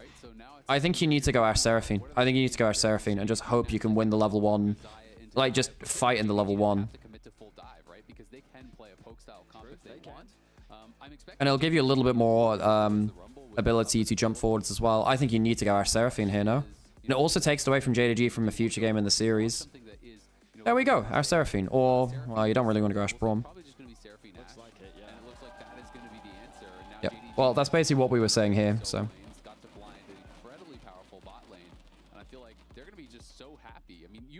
You essentially know whatever the pairing is with Ashe, the comp doesn't change. So you have full information with Rumble up. That was the expected one for me. And then it's just a question of what does Honky want to go? I mean, you could even look... Rumble is... Well, and Xiaoshu likes himself a Rumble. It's backline access. You kind of need it at this point. It means you're just going like full big old damage. Honky can go... You can go TF now, actually, with this amount of damage if you really want. TF is not bad here. What do you think about Yone? Or you think it's just too bad into the Aurora for the lane matchup? Because I always feel like... You go TF. You go TF. Easy. They love playing their TF. His early game's a little bit messy. You go TF. See, folks, we know our players here, folks. We know our men. We know them. You have enough damage. The gold card just like sets people up. It gives you a second ability to kind of chuck people into the crazy amounts of NGS. The thing is that this is also JDG-esque as well. They've played a lot of TF through playoffs. This is a big pick for them. They do really like this. Bit worried about the squishiness of JDG comp, but the damage is pretty ridiculous. Yeah, I think that I actually think on paper I prefer Loud's draft.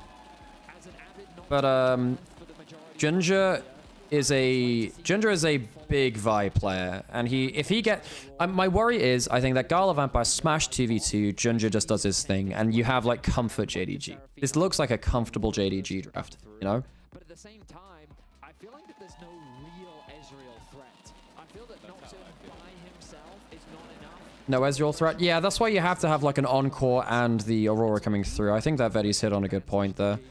Like the Ezreal, if he's just jumped up by one person, it won't matter. I gotta run some ads, by the way, folks. When was the last time I ran? I think that the pressure is going to be on Loud to find those engages and execute better than JDG. It is definitely really scary, and yes, Sion obviously is a great frontliner. Yes, Nocturne does have Spell Shield, but Goldguard lands on anyone except... Is Sion a problem in this draft? Yeah, I think actually if the game goes very slow, then he just kind of like stands there in front of Ezreal, and Ezreal can't do that much. Later on in the game, you expected Rapid Fire usually comes in third, but sometimes people will go at second if they feel like it is just that valuable.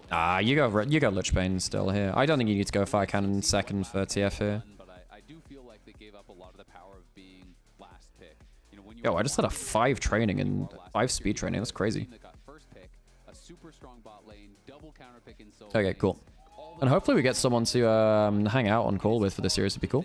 The underdogs would be in a comfortable spot given that. But hey, they do have comfort picks for themselves, and right now that seems to be their game plan coming into game 1. Let me move my camera. Obviously, the fan support is strong here in Sao Paulo, and we'll see what they can do. Expectations are very much the JDG. Okay, so looking for 2v2 bot lane dominance. Junja just running into the enemy jungle or running into bot lane. That's their game plan. You know, Xiaoxi's going to exist in isolation. Honkyu's early game on TF is actually a little bit ropey, but his later game is much stronger. So watch out for that too. I hate to say it, Alex. Yes. But the coffee machine is once again... It's all good. It's all good. I have, however, managed to get an order for coffee. Hey, so nice. We've got Let's coffees go. coming. Trajan's at work, so he can't... and he's got UKL, so we can't join him for this one, which is sad, but he was giving us a lot of info last time. And honestly, I feel like it stands true here. They're exactly the same team. They're picking the same 5 champions, and they're very happy with it. Good level 1 from Honky. Very good level 1. I really want to see what's happening at level 1, level 2 bot lane, because that's really important. We actually need to focus down here. Yeah. Like, the first couple of mantra cues of the game are really important to watch. Karma's gotten through pick and ban. Yeah. I mean, Varus was completely unpicked ban, by the way. Yeah. Usual. So basically, it was first pick Vi because Jinja's so comfortable on it, and I think with Shinzao, Pantheon, and Jarvan all banned, it's like, well, basically it locks you into very... The Nocturne was locked in because you can fight level 1 to level 3 versus Vi, and Young Jay kind of classic as well, I suppose, but... Yeah, again, you see here, level 2 won by Gala Vampire, and then the 2-3 was the Ezreal Karma because they were still there on the draft. And it's one of the few things that seems to keep the Ashe Seraphine in check, actually, which is quite significant. Yes, I agree. Also, TF is very good pairing with Vi because it's very possible to follow Vi wherever she goes with your ult. Honky as well, I want to keep an eye on him because his early game TF has sucked. Yeah. His mid to late game TF has been genuinely game winning. However, he has been so good at those later stage plays on the TF. So need to see how he plays on it because obviously normally that's the inverse. Honky has been an excellent laner and then a little bit more dubious when it comes to stuff. Regular season that was very much the case. Like he was beating Knight in lane and then he would just get outvalued in side lanes later and have to kind of claw back in team fights. Then we got through into playoffs and he kind of just got outvalued by Knight altogether, but that's just Knight, really. I think Knight in playoffs was just absurdly strong. He had some good games. It wasn't like it was entirely bad play from Honky or anything, but yeah. Yeah, but like Knight, I mean, honestly, the advantages he got with Knight was like Knight giving him the solo kill effectively. So Youngjae's moving across mid lane. Not much you can do here. He's just going to move over towards top side and make sure he doesn't get double scuttled. He'll spell shield this. Means his spell shield's down, actually. Low HP from Honky. So he has to Q away, presumably. Oh no, he saves his Q cooldown. I'm surprised at that. Uses the E passive shield instead. Shino's not having fun. They've got a shove here. I think you can fight. Oh, JDG. Sorry, Varus. Sorry, it wasn't completely impacted. Yeah, JDG was banned. Sorry, Varus was banned like second pixel bans. There's no smite. Oh dear. Youngjae, that's really not good. Does Junja have to flash here? No, he's got Q. We're gonna flash for it. Flash. Oh! Junja dice gaming. Damn, Junja, this guy is always the most important person on his team, as we keep saying, but like, not always in the right way. I mean, the thing is, I don't even hate the contest. He nearly gets out there. I think probably he had to blow the flash here. Yeah, that's what I'm saying, Sam. Like Sam is like, oh, I don't hate the contest. Sam, the contest isn't the fucking problem. The problem is he's dying for fucking free. Just flash the fat wall, man.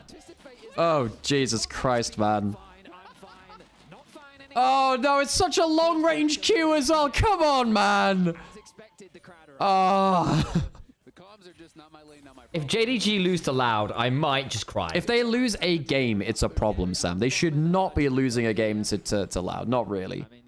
Is Sion a problem in this draft? If it gets hyper late, yes. Though I will say, you are going to hit a point where Vi, TF, Karma, CC becomes very obnoxious because Sion's going to sit there and be CC for I think that Sion doesn't care if he's the one doing that because he's getting the one. If he's getting CC, that means like everyone else is completely fine. So I think that's his job even. Yes, I do think there's going to hit a point though where Vi, Rumble just shred you for doing so. But yes, I agree. Sion should just be a good pick in this draft in general. It absolutely has, and while of course the LPL is favored against really everyone except the LCK, last year at first. Oh yeah, last year like Top East was just kind of got dunked. They did. Yeah, they only beat Team Liquid. Like what the hell, man? Ugh, Jesus, that was not a good time. No. Jackie Love with the worst KDA at the tournament. Period. How can you believe LYON has chances to fight JDG but Loud don't? Because Inspired is a much better player than Youngjae, and JDG fall apart when Junja falls behind. So Inspired at least has the chance to upset Junja. If you haven't watched JDG make... Hang on, you can teleport out. If you haven't seen how JDG look when Junja is on a bad game, then I don't think you understand where we're coming from. The context is, Junja, when he falls behind, it genuinely looks just disaster. Because basically, when Junja falls behind, Vampire doesn't know what to do, he falls behind too, and JDG just don't function as a team. Youngjae's got sticks, keep your eyes on. Yeah,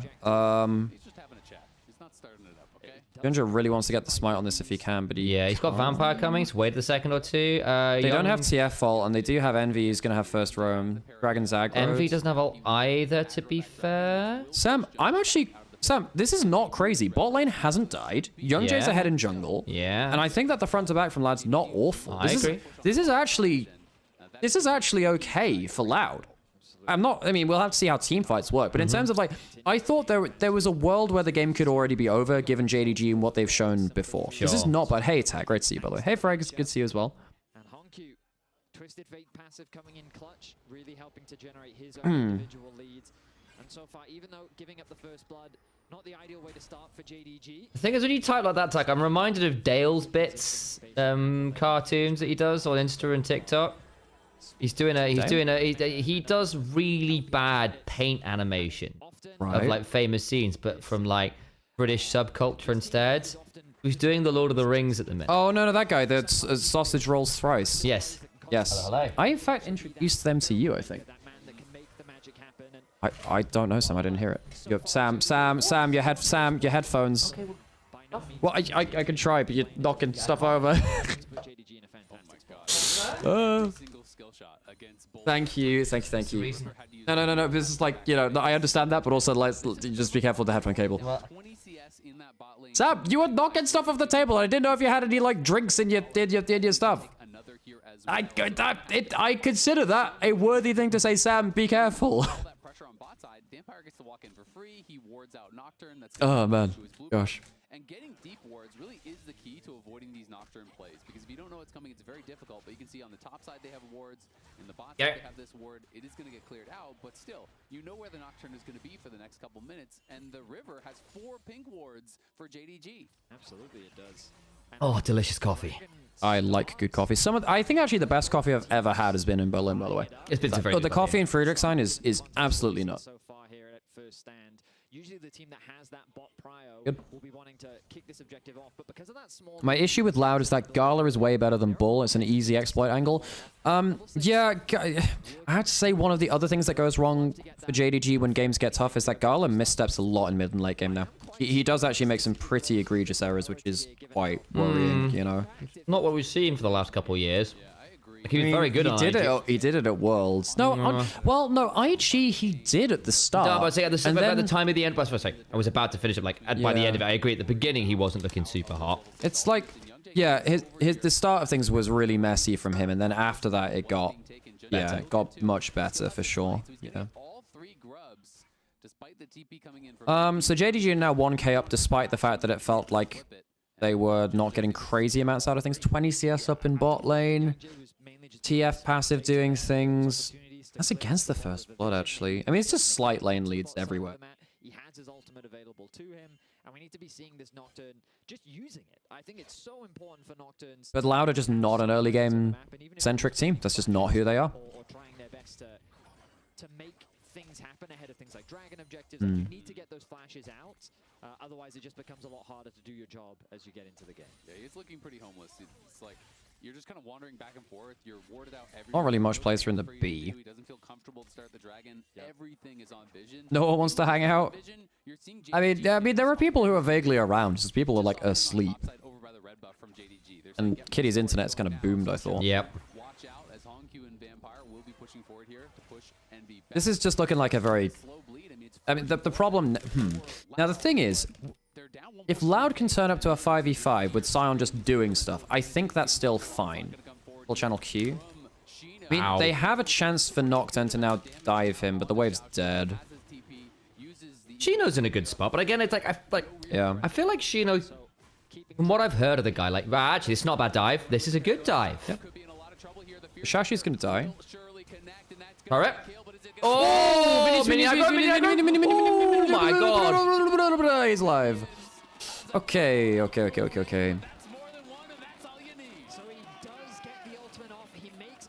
Nice, okay, he gets something in top side. Shashi's dead. Kill. I mean, Shino also died, but it was an execute, so you don't care. That was good.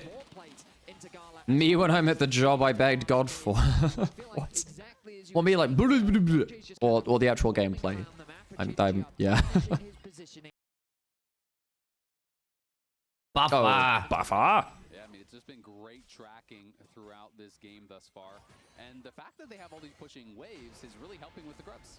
We look back at this. Yeah, better than LP. Yeah, if this is a game of just first blood, you know, I mean, Loud do have 2 kills to none. Easy wins, folks. What can I say? It's a good kind of game, basically, because the Dragon's going out at the same time. I think Shino thought, I've cleared the wave, this is fine, and then it's not. And then I don't think the flash was necessary at the end there. I mean, if he gets under tower, then there's nothing left. But yeah, it's not fantastic. I mean, look, if Shino's in a good spot, it's not... I actually think Sion's really okay here. But hang on, that's TFL. Where's that going? It's going bot side onto Bull Redbird. Okay. Meh.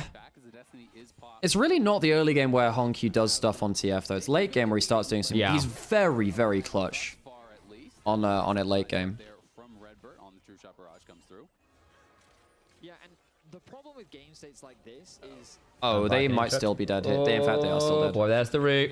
Junja's here. They missed the root. They missed the encore large. Oh, no, they did catch Junja. But it wasn't when aggro was there. The whole thing about CC is you need it... Yeah, okay. And now the game's up. That's going to be a double for Junja. Gala walks it out, and JDG strike back. Very clean dive. It's just such a... Yeah, the dam is kind of breaking now, really. There's just too much random stuff, which is... No damn different to 3,000 gold. And JDG, ironically, get better from this point in the game. Yep. They find an opportunity in the bot lane. Young Jay is nowhere to be seen, and now we're just barely 13 minutes into the game, and it's a 3.7k gold lead. Yeah, I mean, it's At least Shino's in a good spot, but yeah. JDG winning this is an upset. Oh yeah, Baneblade. You said you were like one of the ODST speed running world records at some point, right? Did you see that? Yeah. Did you see that? Sloth got his 101 on Combat Evolved the other day. So Mono got his world record. Sloth got his world record. Zoo's been doing it on a pretty good streak as well. And I think Sloth's moving up to Bungie % at some points, like all of the Bungie Halo games. Yeah, basically, like, Sloth got, like, he finally got the godlike library. He got everything on library. He got carrier bump first try, he got last door first try, he got everything. It's crazy. He lost, like, a little bit of time on the Maw, but it was like 101.42. So it's even really which is insane. Like Halo Combat Evolved is like on the cusp of being beaten under an hour. That is absurd. What was the world record before this? Oh, it's still him. He's held it for fucking forever, man. Yeah, the problem is there is literally an RNG function for whether you can get world record or not. Yeah. Which is carrier bump, which is just there is just written into the code, 25% chance this thing gets up or not and pushes you through a door, basically. Because yeah, there's a couple of things where it's like this thing will Yeah, this thing will either kind of like revive or not and push you through the door. Yeah. Nothing more aura than beating your own record. That is something which a lot of Halo runners have done because like there are 1 or 2 runners which are really Just at the top of the game. We'll say though, like Halo 2 Master Chief Collection has been pretty. This is a really important fight, by the way. 'Cause if we actually see our first fight with Shino in the play is really important because he's the guy which can actually, I think, team comp diff this maybe. You can tell that the pressure is really getting to JDG again. Keeping to this mantra of we don't need to do anything. Again, yeah, Reddy's absolutely right? Because Honku just gets to shove top. He's got Destiny, he's got TP, you've got 3 grubs. You don't have to take this dragon. Envy just ate a full barbecue from Xiaoshu. That's the ult. And Xiaoshu's still got ult here. There they go. No, okay. I don't know if he has the damage for this. This is going to get close. This is going to get close. No, it's really close. It's going to be a 1 for 1. Exactly, like I was saying. He didn't quite have the burst damage. That's a better flash. 1 for 1 is actually... Oh, it's not even 1 for 1. Is it close? Is it close? Close? Close? Oh! And Jun results on cooldown from that. That's close as hell, man. He actually might have been able to ult flash that. Maybe. Close as hell, man. That is good coffee. Honku, he's fine. Yeah, Shino doesn't give a damn, but he has ulted, to be fair for that. And you can see how difficult it is for this Nocturne to find plays on the map. I mean, Loud are just getting taken apart in terms of just individual little bits of gold. Hang on, they can actually charge Q here. He has no flash, he has no flash. I don't know if they have the damage for it, though. They've got no ult, so I don't think so. Feed, hello.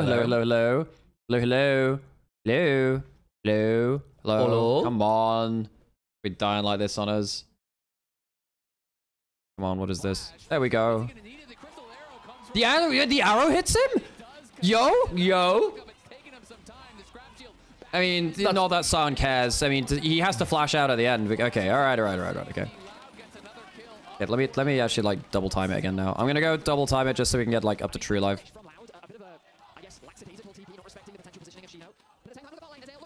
Okay, cool. Bot lane, the arrow! Look at the arrow!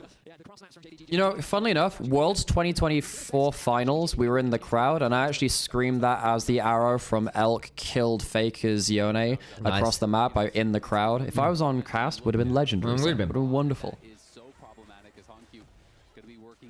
Let's be real, semis is totally all LCK LPL. Unless, like, JDG Junja collapses versus LYON, or G2 crazy glow up, and, like, Caps destroys Vikla, and Vikla has a really bad game. Okay, maybe I shouldn't have 2 times speed it. Maybe that was a mistake. Perhaps that was a mistake, so... Oh, the arrow after. So nice. I mean, yeah, why would Shino be there? Exactly. Yeah. Like, he should have been on a reset time. Now, the thing is, because he is there, it means that Honku gets more gold out of bot side. But Shino's in a really good spot now. I mean, most of the team on the other side is magic damage. Even Ezreal's, like, significant magic damage, and Karma is obviously all that as well. Nymaera on any Worlds cast, I dream. Hey, one day, fucks maybe. There's no flash in the maker. They're just jumping on them. He doesn't have anything, you know? I mean, this is, in fairness, if this is your win con, just keep sending it this, and Envy gets a kill. And put it this way, folks. One of my biggest issues with JDG was side laning in the past, because Vampire doesn't like playing side lanes. He likes playing around dominant CB2 pushing mid. He did this with Tay, and he's done this with Gala. So this is one of our worries, is that if you're going to see someone turn up to a side lane in time, it's probably not going to be Vampire, because that's just not his priority. Now, the thing is, they're still getting value in other lanes. It's not like this is a completely free trade, but giving up this much in side lanes, I think, is actually a bit of a hallmark of, like, JDG's macro style, and also just a little bit of that macro inexperience from Vampire. Again, it's not, like, game-ending, right? But it is something that we've noticed from him as a player over the last couple of years. Game delaying a little bit. Actually, Young J may die for this, though. This is a bit better. He's dead. He's very dead. I don't know why he thought he could walk in there. That's very cool. Yeah, that's not great. Can they? Can they what? Can they? Just, I was wondering. There's a lot of pings going. I was wondering whether they could try and catch someone out here, but no. They do have Herald. They can go for a big shove top here with the 3 grubs. Handing that blue buff over to Gala is going to be a lovely treat. They have the Herald for top lane as well. And I mean, it feels like that every play Loud make, JDG just punish in an even more convincing way. It's a 30 CS lead bot, by the way, quietly. Although a lot of that has now come in from the fact that, like, JDG have just kept Gala and Vampire, like, mid, and they've never moved Vampire to the side lanes. Because basically, because Youngjae and everyone else has been so heavily focused on Xiaoshu's lane, it means that Bull and Redwood need to be very careful of Vi. So they've dropped waves to be respectful of Vi. And of course, the early lane was good too. Storm Surge. In the Full move squishy comp. speeds, That's a full nice. squishy comp. Fine. I mean, Storm Surge isn't about the burst anymore. Not how the item's coded. Yeah, it is. Yeah, because it's about the flat magic pen. I mean, the magic beats. That's true. Plus, Magic, the so that is the burst. No, so I hate you. what you're trying to say is it's not about the active burst anymore. That is true. Yeah. It is about the burst because it has really good stats for bursting squishies. It's also the move speed is very nice, which is the yeah, for sure. It's nice. Yeah, and move speed is always good. And I think against But yes, I had forgotten about the flat magic pen on there. Oh, did you get the steal? I mean, his smite key is one of the best in the LPL. The guy's insane, man.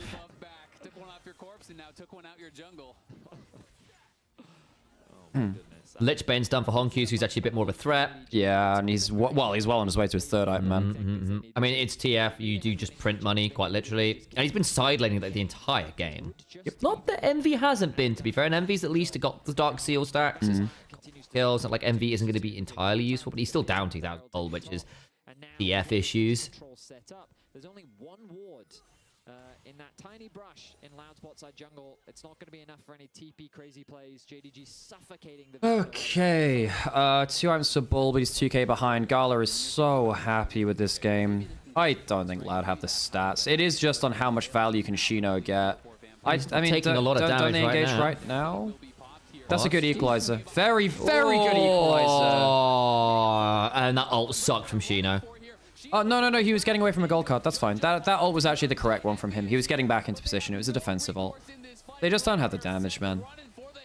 And like Envy has his ult, but they just lose all their bit of HP.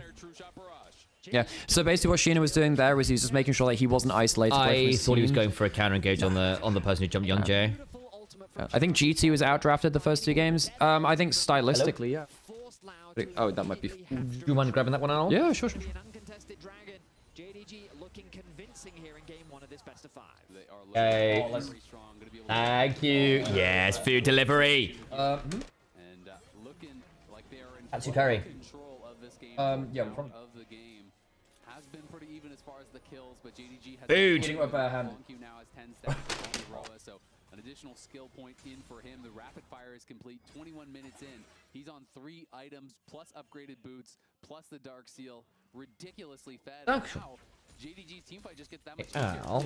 Am I moving these over the land all your poke guaranteed. Even if that's Shino at this point, after it's so fed they on do. the side that happens a couple times to Shino and he's out of the fight. Absolutely. I mean, it's also Yeah, it's Katsukari. Oh, thank you, Scholar. Thank you very much. A napkin and a fork, Sam. Love one. Oh, there's actually only one. Okay, right. There's only one napkin. But it's just look good. You just take a fork and that. I think it's something you can tear, Alex. Oh, I know, but it's like a Sam. If you look there, Sam, there's a tiny bit there which should. Oh, it actually goes in 3. Yeah. Okay, I get it now. I thought it was like a half. I thought it was the end of the bit of a kitchen roll, which is like the tiny bit. Taking their time as they have done all game long. Baron is available. There we go. As our observers are showing us, they can see very little on the side of Loud. There we go. Oh, I mean, do they just? Oh, he gets out. All right, fair play. And they turn to Baron. Oh, he's got honey fruit as well. That's hilarious. But he does stay alive. Perfect 0-0-0 so far on the TF. That's completely right. He hasn't been able to. I'm so excited, chat. In a single kill so far on the team, but he's got I love a Honky is 0-0-0. This again, like Honky is not an early game TF. This guy does just kind of vibe until late game. He's like, okay, I've got 3 items. Okay, we're good. He does have the 3 items now in fairness, so. Again, like they realize that the way that they throw this is by overforcing a Baron, doing something unnecessary. Loud still have ways and means of getting into the... I will say, I think the slower the game goes, it technically is better for Loud. I mean, the team with the Scion is happy the slower the game is too. I mean, like, it feels like a slow game. We're only 23.5 minutes in. Yeah, it is interesting. That's quite long compared to how dominant most of our other games have been. This could actually be setting up to be one of our longer games of the tournament. No, that just says quite a lot about the tournament, though, doesn't it? Really. Yep. Part of it has just been like really one-sided matchups. We're scared Loud will outscale. Yeah, I think that Scion is just nasty in this kind of comp. Shino, like eventually the Scion buys a lot of space. Although the range advantage from JDG is kind of nasty. I don't think it's an outscale from Loud, but I think there are some options which allow them to fight well in late. You know what I mean? until this next dragon spawns. You absolutely must send it at the Hextech Soul. There's no way you can give that over and have a chance in this game. So we'll see if they can find some way to get something done. And I mean, EF Gold lead is fake. Yeah, but Azrael is really giga strong. JDG are just playing to this win con. He has absolutely done everything that he needed to. He should have his TP available as well. Oh, I say that. No, he doesn't. Right now he's running the heal. But his ulti is already back off cooldown. Yep, and has that Destiny. So that's going to be the TP that he needs. And you can see the True Shot Barrage just used to delay the base because they know no one's answering Honku. Loud are just over-grouping, trying to find plays. And every single time they're getting punished in the side lane. They're losing more minions. They're losing more experience. They're losing more tower plates. And now, as soon as you see Shino up on the top side, guess what? No one can face check JDG or they die. So then JDG just hard invade on the bot side. As long as Sion's not there, there's no way for Loud to walk in. And they're losing all of This is going to be Hex Soul for free, I guess. JDG are just making this look so simple, so textbook. Yeah, I'm not sure what... I mean, you've just got to find a monster Aurora Seraphine combo with Sion tanking everything up, right? It wears away at your mental because you get so frustrated that you just, like, you feel like you're not playing the game, right? Like, all of your camps are being taken. You can't farm any lane. You can't approach anywhere. You just get so frustrated. And, like, we've heard it from players before. They get bored. Like, they want to play the game, man. They want to play League of Legends. They want to click their buttons and they want to interact with the enemy champions. And JDG have said, no, go ahead, make your play. Go ahead, try and act. And they know that the moment that Loud do, it's going to be an overforce. So they have to maintain that patience, wait for that good opportunity. 30 seconds till Judgment Day. JDG will not give it to them. Well, TP going to be coming in here from Shino over towards Level 16 TF. Yeah. Envy's actually the same level despite not having Rod of Ages. 3-item Ezreal. JDG definitely don't want to give that over to them. Shino has the TP. Oh, the strong as fuck, man. Yeah, hang on. Ezreal's jumping forwards there too. They went into mid lane. Oh, good catch. Yeah, it was Honku and Gala went mad, man. Oh, boy. Ah, well. Honku and Gala. Oh, Yeah, flash the there you go. gold card. Game's over. Very nicely done. And Gala gets another. Very lovely. Easy as you like. Easy as you like. Honku late get. Honku team fighting on TF is legit great. Right and center. JDG easily win the fight before it even truly starts. Redbird going to be able to buy a little bit of time, but Gala's going to knock him down eventually as well. Make that 3 kills for Gala in the extended play. They're going for the Baron. They can take the Baron, the Soul, the towers, everything all at once. Loud, they finally decided to look for a fight, but in doing so... Well, in fairness, Loud didn't look for it. It was Honku pulling ult in mid lane as Gala jumped forward. So it was actually JDG pulling the trigger. It's like, they actually don't do that. They don't do it. It's actually just Gala and Honku jumping forwards. Yeah. They tried to jump onto Junjet, and like, they just and it's full contact. If the Scion's not there, they don't win. So they full sent at Junjet, did Loud, and as they did, Honku just full contacts and goes in the backline instead, and they've lost their front line. I think it was the other way around, wasn't it? No. Because Gala jumped forwards and then... No, it was in the Dragon Pit. The Scion and the Nocturne, Youngjae, had just full sent at Junja in the pit. It's kind of a little bit of a different paradigm to place it. Xiaoshu has had perfect equalizers in every single fight. They could not be placed better. Yep, Xiaoshu's been focused a lot, but what else can you do? No? Every single time, and it's just making it so chaotic for Loud, where they're having to kite back nonstop.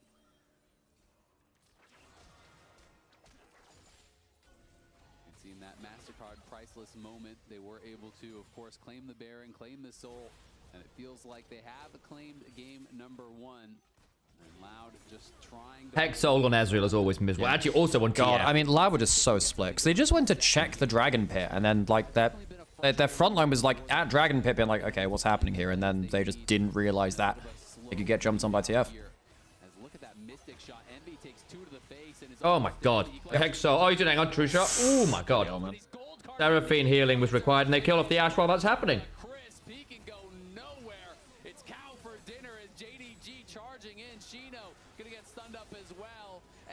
Just no fear from the JDG members, but maybe Gala should have a little. He's going to have to shift back to his team, trying to stay safe. If they're going to go in, the paranoia is going to be popped. Wow. That was unceremonious. Now flying in, trying to save Redbird. Envy is fighting as hard as he can, but all they do is pop the GA. Xiaoshu stays alive. Shino flashes back into the fountain. JDG Nicely done. focusing down the towers. Very, very easy gameplay. That was just not close. They do knock down Xiaoxu's KDA even more by killing him at the very end. Very controlled game number 1 from JDG. Cold, calm, and calculated from JDG. Yep. Besides Junja's early in, that was like nothing really. Well, some of the side laning was a bit worrying. A little bit. Like where Xiaoxu got jumped on a lot. But it reminded me a lot of how Team WWE played last year. Like, look, side lanes are never going to get anything. Realistically, you survive on your own. We'll turn up to team fights later. Good luck. Oh. That was a Gala moment. Honorable mention to the draft though, because it just, I mean, they had Prio. It felt like Young Jay was trying to find angles, right? To try to get on to Xiaoxu, but every time they got onto Xiaoxu, JDG is getting another objective on the other side of the map. And then, like, yeah, you're right about every lane having Prio. They tried to get onto the TF. TF's like, I'm porting out. Like, I don't need to be here. So it was incredibly frustrating from Young Jay's perspective. Yeah, I mean, that's the thing. And you said it, Emily. The fact that... Great for anything, Sam? It is about top lane. It What's is be a glass of water? behind this Rumble who had the biggest damage, by the way, in the end. So Yeah, I mean, it's Rumble. It all didn't matter, but... Rumble hits like one equalizer and equals the champion's damage for the rest of the game. Adds its top. What do you mean? Yeah, and I mean, I think we're going to go through this bot lane dive because he's had Prio in this lane. You mean it's bad, Sam? This was kind of the backbreaker in the early game because until this point, Young Jay had been trying to find windows, right? And JDG had been making moves around the map to get gold and keep up Prio. This is just such a simple dive. Karma Ezreal, you know, they're going to push the wave up. Jinja comes over, and yeah, clean. And look at that early game. Because specifically from Gala, being able to pick up 35 CSD at 14. Don't give him Ezreal Karma. And, I mean, I thought the Ashe Seraphine was the only thing they could do, but I'm very surprised that they gave them Ezreal Karma. Very surprised. Yeah, I'm actually going to do the sword real quick, Sam. Constantly getting chipped by the poke damage. That's why a lot of teams on either blue side or red side, they're like, we don't want to deal with the Karma just because we don't want the combination of Karma Ezreal. And if you're confident, if you're balling that we can take that matchup, then you better be able to handle yourself. It didn't happen, and that's probably the most frustrating aspect. They got to finish food before the game ended. Good lord. The side lanes got opened up. Then you have to deal with the twisted phase. It is a nightmare scenario. I mean, that's the thing when you have so many different win conditions within the same draft. And what was the last nail in the loud coffin here? Because again, it came down to the setups that you have, but also the team fights. For me, I mean, there were two team fights that came from me. This one was the most interesting one. So, like, even just seeing it from the JDG perspective, the moment... Wash my face off after the game as well. You see the split. Oh. That one is the hardest aspect of it. Because, yes, the Nocturne ends up going on top of the people who are in front of them, the Rumble, the Scion, all that. Nothing ended up turning well for that team. I think the moment they got split, it was incredibly easy for the TF to split them up and kill them. Yeah. I mean, Envy managed to get a fair amount of damage down, but hey. Vision so well. Yeah. Look at that Rumble damage coming out. Xiaoxu, they were trying to get on him, trying to clean up kills. Xiaoxu just never went down easy, did he? Nearly the most damage. You still have an Ezreal in here, but doesn't matter. It was insane. There was that other team fight where he to be fair, Darren, it's true. Loud push too far forward. He got JDG definitely die a few more times than I'd be comfortable. Loud damage carries. It was nuts. And that's the thing, like the angles that they were coming from, it was like, yes, the equalizer on top of the Ezreal ulti. Which person do we get to go on? Like, it was incredibly confusing for Loud in those positions to pick out what the target actually was. All right, we got the equalizer from the Rumble. We got the Gala damage on the other. Bull is the worst player in first stand. It just has to be Gala. It's Gala. Gala? It just has to be Gala. Okay, okay. What do the fans think, actually? I'm curious. What is the poll here? Yeah, because we said... Gala was very good. We said Gala. This is actually a low damage Ezreal game, honestly. Usually Gala. Some for Honkyu. I think it was a good TF game too. They gave it to Honkyu. I mean, I appreciate that. I thought his TF was good. He had a very PvE game, I feel. Yeah, he was, you know, like... He survived pretty much every gank going his way. Found some very key picks later. It was him or Gala, I think, really. I'm trying to think whether I agree with you about the worst player in first stand. By the way, Hinato. I wonder whether I suppose it's Hinato. I was very British. I mean, Hinato. Hinato-san. Be more correct. There we go. Lord Almighty, my Japanese is failing me. Once upon a time, it was fairly good. That was when I used to live in Yokohama. Been a few years since then. break. I need to run some ads. But yes, I feel like it might be Redbird or Isles, actually. I think Bull's had one or two okay moments. Oh, there's Arrow and stuff. Like, he's been alright there. Japanese.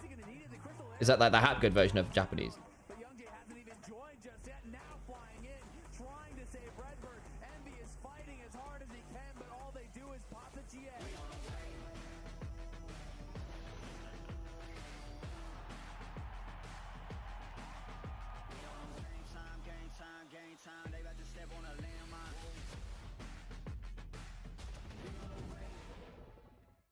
First stand.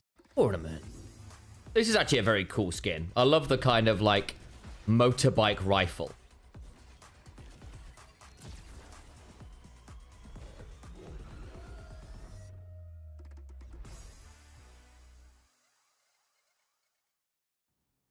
I've seen that Shyvana needed an immediate hotfix now because she was 57% win rate on release before people learn the new kit.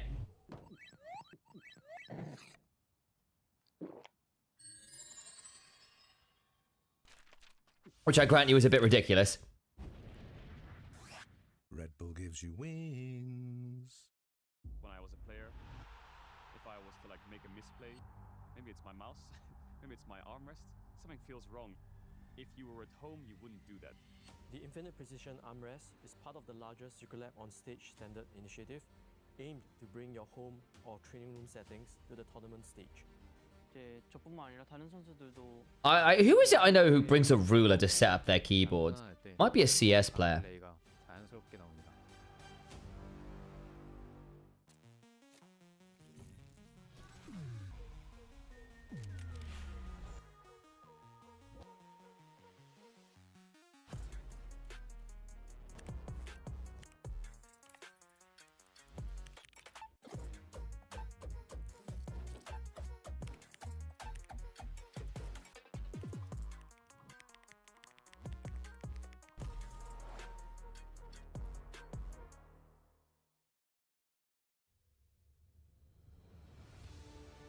It's more than a game.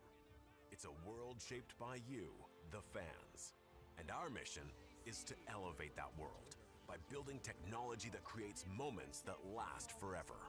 That's why we're joining forces with League of Legends esports. Bunch of CS players. Yeah, I knew that one. I remember there was a League player who did it as well. On the global stage.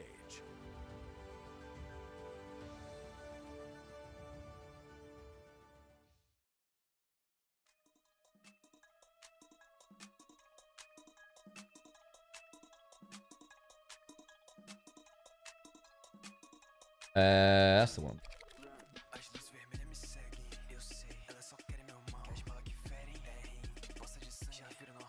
Von Zeit zu Zeit müssen wir Anlässe schaffen, um die Aufmerksamkeit auf uns hang on. zu ziehen. What is this? Aber alte Menschen wird eigentlich in dieser Öffentlichkeit nicht ganz Und wir haben Done in by adverts. There we go. Hang on, what? How do I do that? Go. Ah. Go. That's more like it.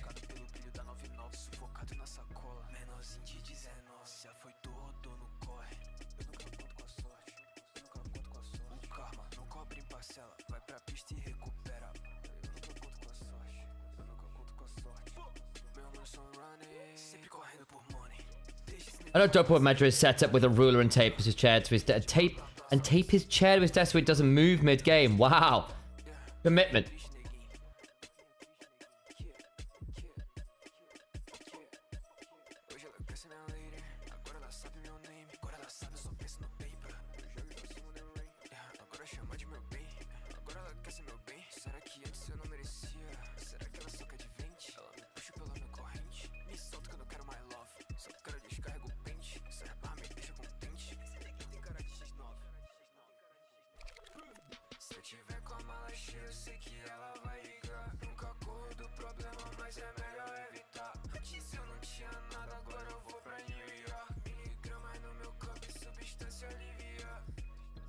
Welcome back. Good timing. Not a lot, actually. We ran some ads. We had a bit of a chat. Cool. Talking about setups and measuring setups. Bull is the worst player in first stand? I mean, I don't know. I said probably Isles or red, but for money. Yeah. Fantastic. I know Dopa would measure his setup with a ruler and a tape. I know that Ebby does that. Ebby is a measurer. The thing is, though, it actually makes sense because there's a lot of things you don't like until you have to move a setup. You don't realize how much stuff really annoys you. Like, and if it gets into your head and stops you from focusing on the game, then obviously that's a huge issue. Okay. Well, go again.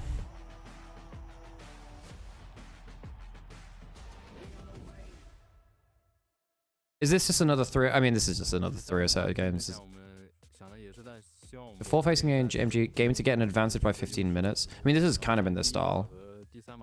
Yeah, they did actually get their early game lead. The problem was that actually they couldn't even execute on having a huge game goal lead in the way that they did.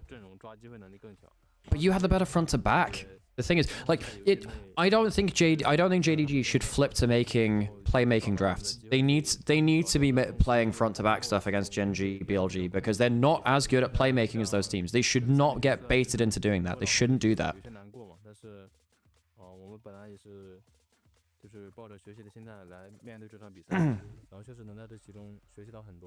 Learning mindset. I think they stuck the captions.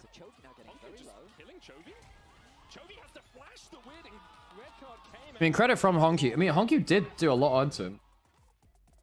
这场 BO5 打完的话，其实能感受到仅仅是一支团队配合和资源处理方面是非常出色的一支队。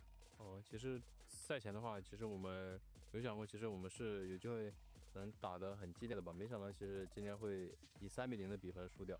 其实赛前我们还是有好好准备的，只是可能没有对方做得好吧。对，然后也有非常很多值得我们学习的点吧。然后回去我们要好好复盘，然后让我们变得更强。A lot everyone can learn from Gen G. I think based on the tournament so far, they have looked so clean, so good. We're going to draft pretty soon. We'll see if some of those learnings are getting put in today. Game 1 looked like they looked very clean. Yeah, very patient is what I like to see from JDG. Patience, I think, is one of the hardest skills in leagues. The thing is, I actually don't want to see JDG being too patient in games like that.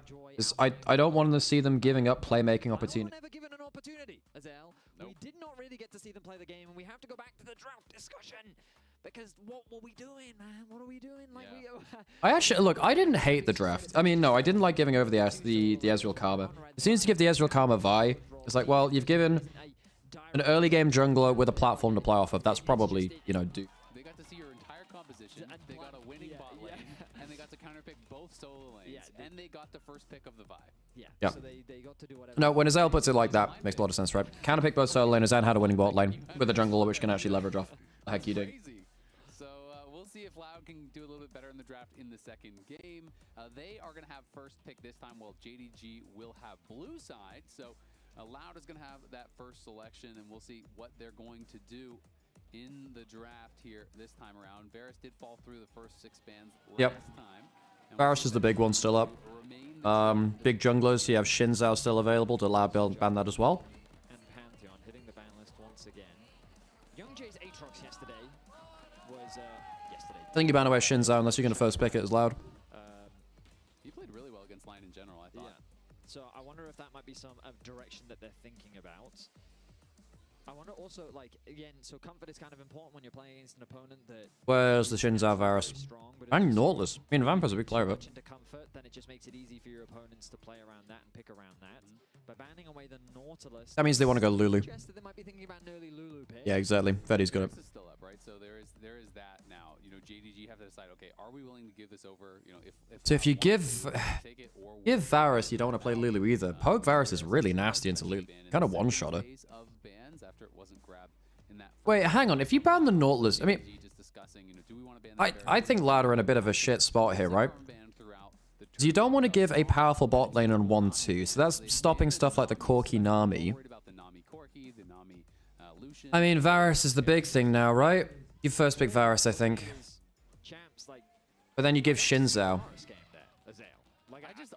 Then what do you give? Do you give Shinzao? I don't think first pick Lulu is good. Don't they just Varus Shinzao you?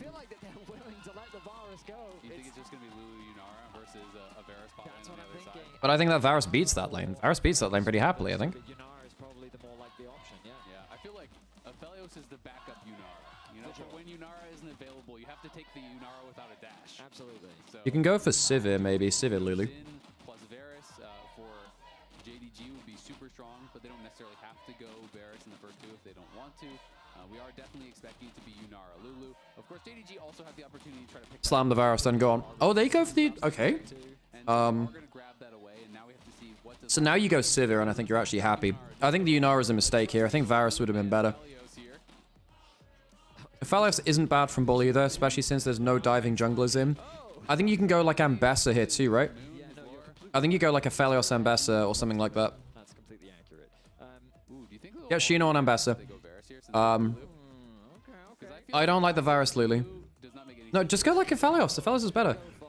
And then the problem is, what do you do in jungle? Because you really want to get Ambessa off the table. Ambessa is really nasty. Xiaoshu loves it. You go Ambessa, maybe you go Zahen though. He's still happy. Oh no, he's got Renekton up. No, sorry, you can't go Ambessa because he's got Renekton available. But Inspired on Twitter said they were a bit too Korean for us. That's funny attack.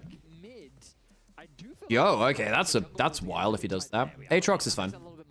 Can flex that around the place. I actually wonder if you go Renekton. No, you wanna lock in your lane pair for the Yunara. You don't want to lose chances or something like. You can't go Nautilus. What do you even go here? You don't want to go Yuumi. Yuumi's kind of with Yunara. Nico's good. Oh yeah, Nico's fine. Nico's fine. Nico looking like a strong choice here for Vampire. Of course, you said it, you know, they pick support and bot first, so you're going to have Prio on that bot side, definitely. Okay, so the Aatrox are expecting that to go into jungle. It's matched roles. Youngjae was actually pretty good on the Aatrox last time. Okay, so I think Loud should get rid of Renekton, and then they should get rid of Renekton and think about whether they want to have the Ambessa or not.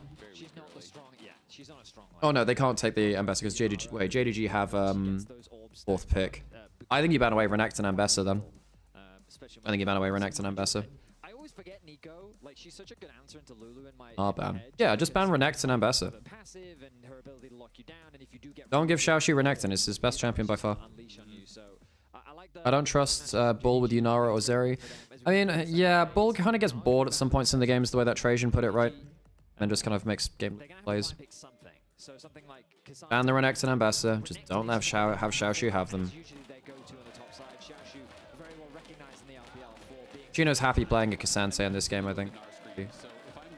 They ban LeBlanc. Ban the Renekton, please. God. That being said, Xiaoshu also wins the Renekton. Of course, there's a possibility it's something else, but that is definitely the likely option. And so Shino has to decide, okay, do I need that to be banned? Can I play something else into it? And I feel like that's the thought process here now for Loud. Yo, wait, hang on. Genji beat their own record by beating LYON faster than they beat JDG. That's crazy. Harley banned away. I mean, Silas is now an option, right? It's the answering ban for the LeBlanc because of the chain's interaction with the Shroud is considered very good. So I think they're saying, oh, you banned LeBlanc because you want to play Akali, so we're going to ban the Akali. Oh, okay. Didn't realize that. It feels like they're just kind of reading into what the... Yeah, I know. I didn't think it felt faster than the JDG series. I guess JDG actually put up more of a fight as the thing. You need to ban the Renekton. Just get rid of the Renekton. Don't let Xiaoshu have it. Ban Renekton. Ban Renekton. I don't... No, they ban it. Easy Renekton pick, no? Just... Why did they give the best LPL Renekton player Renekton? Surely he just slams it now. Yeah, why wouldn't you just ban this, man? Any ban signifies because it's kind of interesting. I mean, they did hover the Victor earlier. Yeah, Victor's really good into Annie, so there's no way you're doing that protection ban for it unless you're just that worried about the later game. Why would you do that? I mean, what does Shino? I mean, Shino can go Cassante and just take like a bit of a losing matchup. Renekton, the obvious pick once that. It's probably like, it's probably what Cassante plus what you can. You have to blind pick mid lane. Victor's actually not bad here. Victor's fine. Now. I mean, I don't know why they ban the Annie if that's the case. Oh, Syndra. I mean... No, Syndra's okay here, actually. Honkyu... Yeah, the Ahri's fine here. I mean, yeah, Ahri's fine. Ahri's fine. Honkyu can do kind of whatever he wants. If it was me, I would pick Fizz, but we're in a pro game, and I don't play professional. You don't want to go Talia. Ari Syndra's a fun matchup. It's fine. Fizz makes a lot of sense. Am I dumb, or I realized they reverted the UI to put blue on left rather than first pick on left? Yeah, I think they did. Yeah, they've been flexing about the entire event. It's made it very confusing. You have to tell by context clues who has first pick and who doesn't. So JDG have a very strong laning composition again. Xiaoshu has Renekton. It's probably a one lane. It's probably a one game. I mean, Junja has Shinzao as well. He can just kind of bully things around early.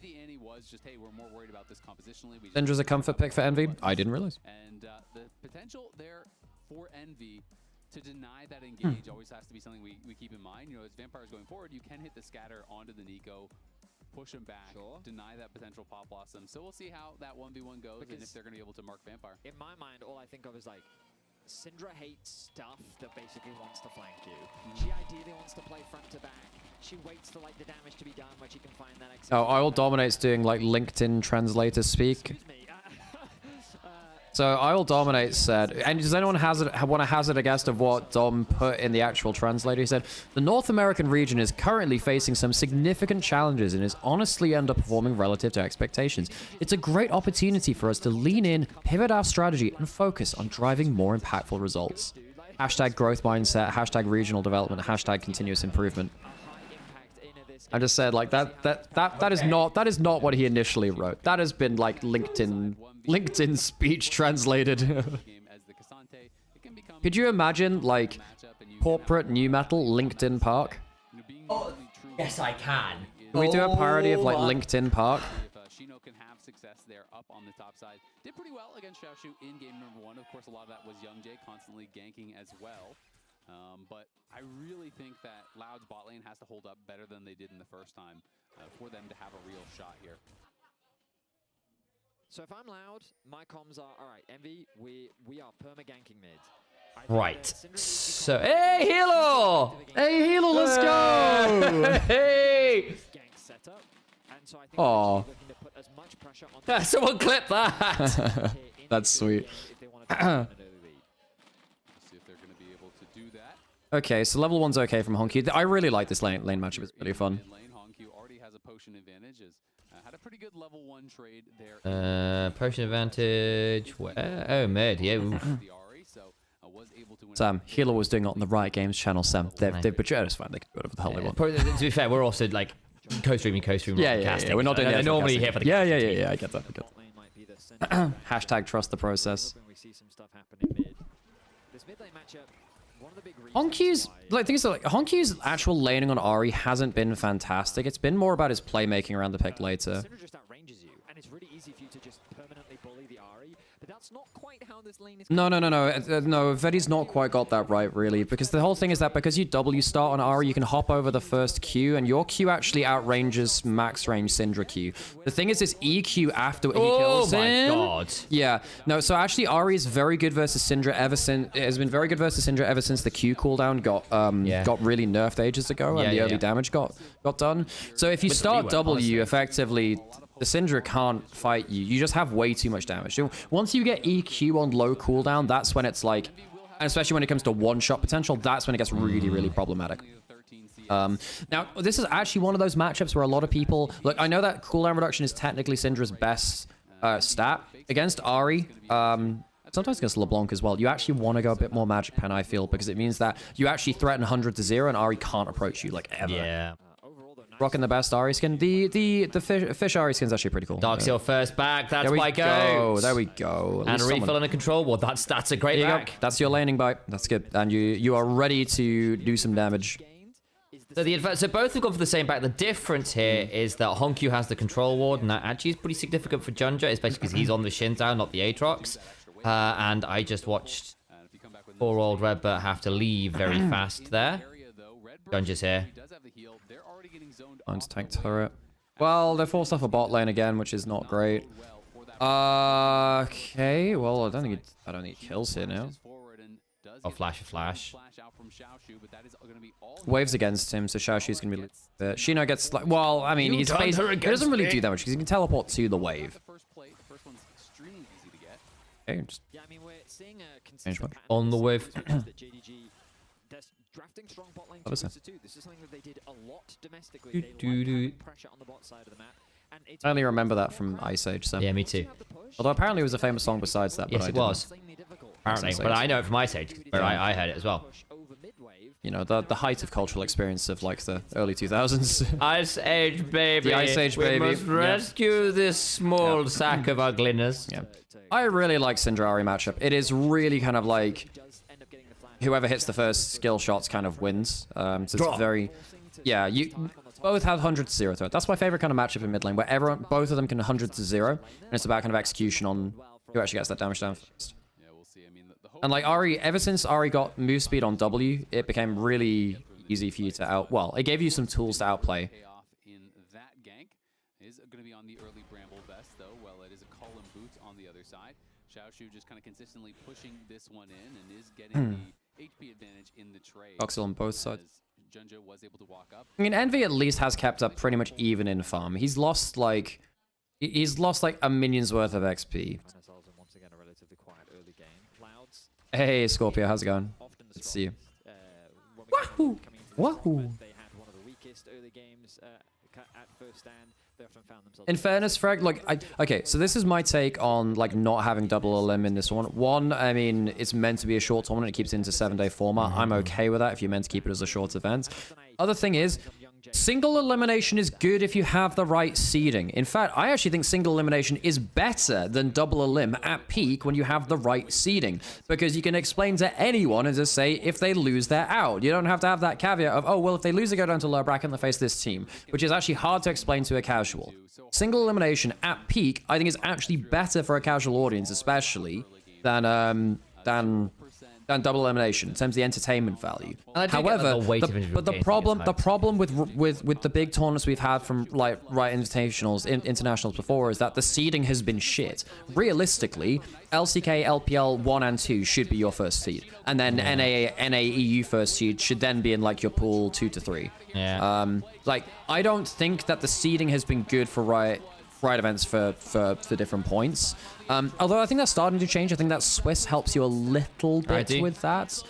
But yeah, double elimination is good when your seeding isn't. And also like there's a lot of stuff which comes into play with this, right? Because a lot of changes happen year on year. So you know, for instance, FlyQuest falls apart, #1 NA team is just not nearly as good. You know, G2 goes through a rebuilding year, suddenly #1 LEC team, maybe, or whatever. If you're a one-team region and your team goes, then your seeding feels kind of meh, right? Yeah.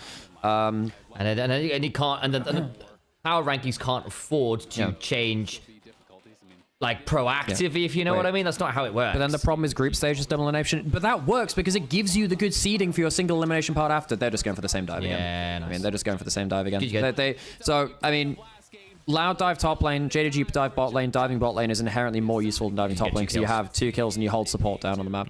So, like, what the double elimination group stage does is it gives you good seeding for your single elimination bracket. Like, that's the payoff that you have. In this case, I think it's fine. GSL groups work very well for that. What I don't like in double elimination is that grand finals looks like the team from the winner's side is robbed from the luxury to the loser's one, which is why single elimination is okay for that too. So like, for group stage it's whatever. Shashu is backing off. There's also no all out from Shino, so the damage is much lower. Also, like, not to put the too fine a point on it, but who would you rather get gold onto? Your Yunara Nico or a Cassante? And well, it's more about shutting down the Renekton. Well, it is true, but again, is shutting down the Renekton as valuable again as having your... No. Like, don't get me wrong, it's nice, but if it's coming at cost, not a cost I'd be particularly happy about. I mean, Ginger, he's just continually stolen away these camps. Ever since that red buff was taken from him, it has been a personal vendetta of his to steal away as many of these buffs as possible. Double elims with bracket reset. Oh my days. Best of 7s, baby. Weighted best of 7. But he's got the push out in mid. The vision coverage once again is out. It's just nothing but dominant from the side of JDG. Yeah, I mean, they're completely tracking Young Jay. It's honestly appreciate the follow.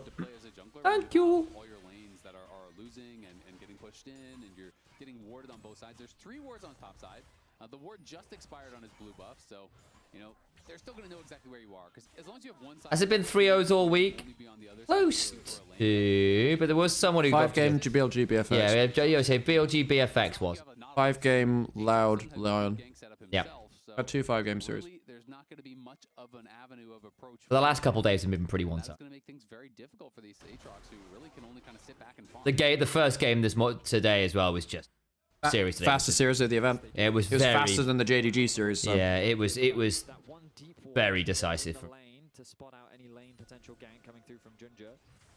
Young Jay gonna clear out some vision of his own as well, thanks to his... Yeah, as I said, it's not bad from Bull. Vampire's gonna turn around though. Wild growth.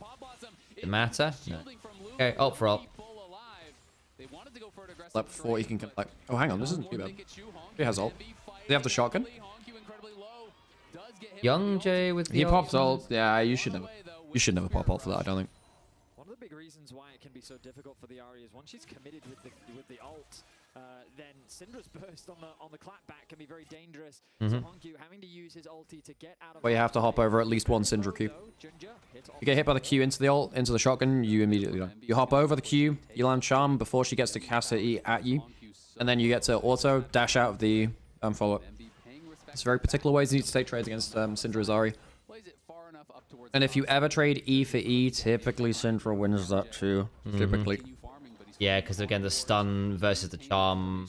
It's not actually about the duration. Well, I mean, it's not the CC duration, it's the damage of it. Yeah. The actual damage of that part of your combo is nasty. This is also one of those, like, I don't know what Honky's going to be doing with his skills, but you should tandem max in W after you. You just say that in general, though. Yeah, I think it's always the right thing to do because both of them are good. Both of them feel kind of meh when they're kind of minimum rank. And it also means it just kind of spreads out your power budget a little bit. So it means if your charm misses or is flashed to something, you still have good value. And then because your W is stronger, it means you can sometimes force out some... He can actually do some damage with the charm here. Charm's really... Oh, good front step, actually. So yes, that's the word. I said back, you said front, you were correct. Red, but also good whimsy on that, to be fair. Yeah, no, that's the only reason he makes it out of that. The problem is that at least Bull alone and Gala just says, I don't think you want this. And he didn't. Oh, he can't auto attack the wave because if you... Hey, I know he can because he can hop away because I was worried he was going to take aggro. He had an untouchable shadow. Ahri's moving first. Doesn't have ult. No, Zeri ult. Zeri really needs ult to do stuff. It's one of the reasons why Zeri's kind of fallen off. Like, Zeri without ult just feels so pointless. I thought with Fiend under bolts we were going to see more of her. Yeah. Devastating to watch how things are playing out in the bot lane. Oh, it's a 1400 gold lead for JDG and it's all in bot. Corporate new metal call that LinkedIn Park. I've reached a point of complete professional burnout and emotional detachment, leading to a total lack of stakeholder engagement. I'm currently navigating extreme fatigue, which is paradoxically heightened by situational awareness and strategic oversight. Hashtag burnout, hashtag resilience. This is... It's just numb. Oh my god. Oh my... So much more aware. It's funny as hell, man. So much more aware. Oh, shit. What do you think of the Gen G series today? It could have been an email. Like, LYON should never have turned up with such flimsy game plan for Game 1. Game 2, I'm glad that they at least tried some with the Viego reset comp. There's something a little bit different. And Game 3 is just complete lane diff. What can you do? They just aren't mechanically good enough to hang with Gen G. Yeah, and my prediction is indeed holding true. They won't drop a game. And like, if there's a team that's going to do it, it's BLG. And I don't think BLG, for all their actually absolutely incredible strengths in terms of their early game dominance and laning power, they are scrappy and messy enough that I think it offers too many chinks for Gen G to get through the arm. Yeah, I mean, realistically, BLG is not good at closing games. And Gen G are very good at finding a mistake, which then punishes you for that. Yeah. I do think drafts will be very interesting between the two teams, assuming we get there. There's a few more games to happen, but that is looking like a pretty Keen and Chovy were absolutely... Actually, every single player was absolutely mega. Keen in Game 3 did unspeakable things in the Jace Irelia matchup. Yeah, that man will never be blunt. Yeah, because there's a Keen edge. Haha. See what I did there, chat? Yeah, how funny that is. Like, it's like we could have that as like the anti-Keen statement. Oh, Shino is indeed just... Oh, no! Oh! Close. That's annoying. Damn. Can Junja look for a flash angle? Nah. Honestly, a bit of a misplay there from Honku. I think that he was just a bit impatient with a lot of his skills. He could have waited to get much closer and kind of put that extra pressure onto Shino, so he was forced to kind of make a decision as to where the skill shot was going to go. But hey, they get what they wanted. Sorry, Sam, I forgot to laugh. That's understandable. It's a mistake from you, Parky, but I'll forgive it this once. It's good for you to recognize that, you know? Yeah. It's self-awareness. Yeah, hashtag growth, hashtag learning. Hashtag growth mindset. That's not fair. That's not fair at all. But Herald, now a minute's away. I imagine this is a large part of why they've made this swap. Xiaoshu's TP should be available, ready for that play. And as you can see in the Coinbase Gold gap, because that's what I'm going to call it right now, because that is quite the... Well, what happened to the people like Yellowbert? Yeah. And Greenbert? Greenbert, yeah. Bluebird. Oh, never talk about Bluebird. Never talk about Bluebird. That was the bad one, you know? That was the bad one, it's true. Apparently, it means the way you pronounce it in Portuguese is close to hedgebedge, which does make me smile. Well, Shino goes all out, and Honku has to flash. Good charm, though. Oh, after the W's timed out. After the W's timed out. He can kill. He can. He needs to. So the thing about Ariel is that it doesn't target unless you have. Yeah, since he got into that brush, he's kind of safe. He's dead now. He's dead now, I think. I think passive order pretty much kills. Yeah. Damn. Yeah, JDG in side lane. Look, Honky's not great in side lanes. Vampire's not great at protecting side lanes. Xiaoshu's died a lot there too. JDG are very vulnerable in side lanes. BLG did a lot of work against them, even when BLG weren't looking great in that area of the map. Actually, fair credit to LYON. They've actually gotten some decent kills against JDG in side lanes. It's just that at least Junja has been making a play on the other side of the map most of the time. Oh, man. This is just not close. It's just not close, No, it is not. It has been not close. Yeah, and once again, JDG is pushing all lanes. This reminds me of, like, T1 a couple of years ago at Worlds, where it's like, oh, Team Liquid, they're killing them inside lanes. Like, well, they are getting 3 lanes of farm, and you're only getting 1. And you turn them to the first fight of the game, and in this case, it's a 4,000 gold lead, and it's just not close. It's just not close. No, it's not. God, such a huge lead for Gala, man. Yeah, Bull and Redbird just aren't good enough in lane. They're not good enough in lane. This is actually a fairly competitive matchup. It's fine, but they got over that one time. Xiaoshu behind. And Young Jace doesn't have ult. There is a Lulu. He wants to reap. There's no one else coming to this. He could teleport way behind. He could teleport way behind Envy. There's dragon coming up. I think he wants to hold it. Well, I was wondering if you do that like now, kill him. Hedgebedge. Oh, that's actually all out of Gala though. You get flash. It's feeding onto bolts. So... Well, it's not up for the dragon fight. It's not up in like 40 seconds. So it is rank 2, but.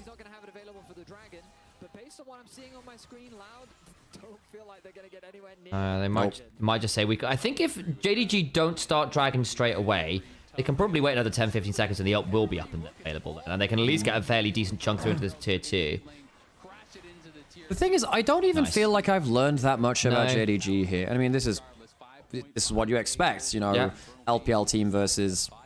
No questions have been asked of JDG, have they? Nope. I mean, the one thing is JDG have sometimes misstepped on sidelines. Yeah, but that's not something we didn't know. That's a revision question, guys. Yeah. Like if you and again, we could have told you that one for free. Oh, nice. I don't know whether you want that, Young Jay, actually. Xiaoshu's got flash. They can actually fight this if they want. No, Young Jay's flash too. Just kind of get perma-killed in all their lanes and absolutely slaughtered. Unfortunately. I don't know if that's worse than just slowly losing like this. I don't think LYON will have much of a chance if they laned the way they did against Gen G. LYON. You don't get that reference, and you didn't play the Lion King computer game. PC game, yeah, back in from like the 90s. From the 90s, yeah. Educational video game. LYON. I learned my animals and colors through that. Yes, indeed. Yeah.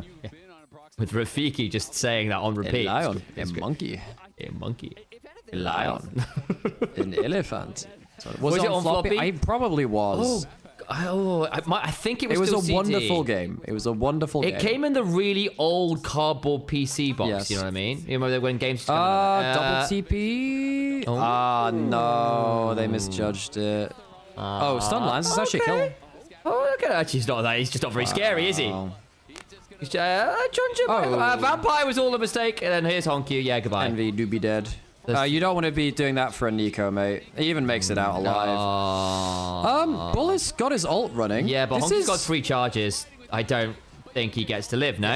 Yeah, okay. No, indeed he does not. And Shino comes on through the wall and goes, hey, Honky, do you want to come fight again? As soon as they double teleported and then went exactly the wrong direction, that was... yeah. It was pretty doomed. Never played Lego chess? Yes. I had Lego chess.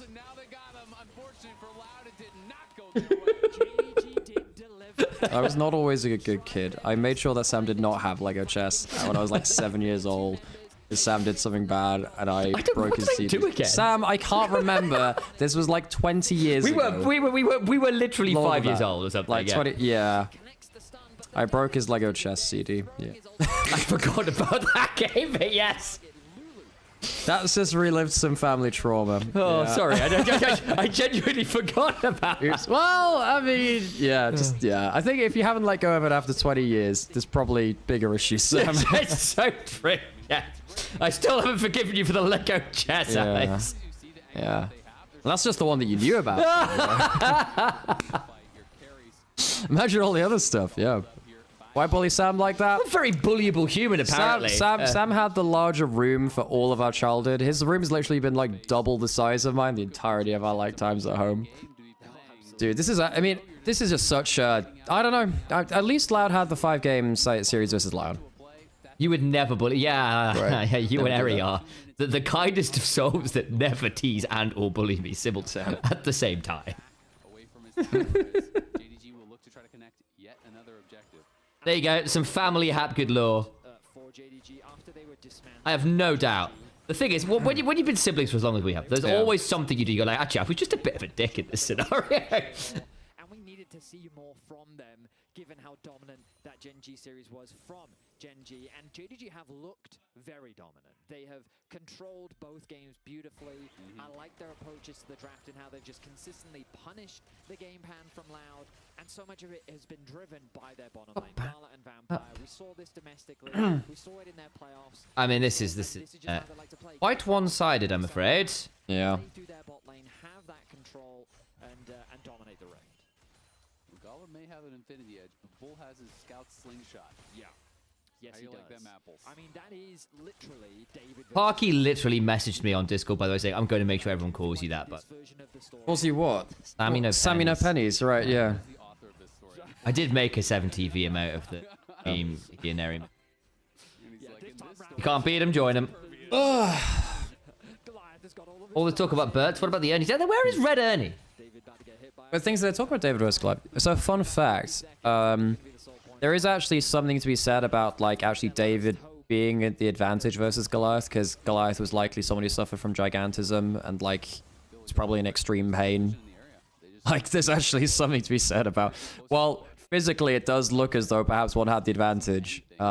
Actually, it's very imposing, but actually, you know, it's quite a difficult condition to live with gigantism.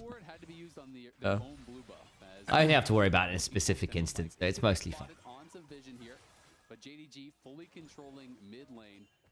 Again, Sam, what do you need to get going, by the way? 2-ish after this game, probably. Okay.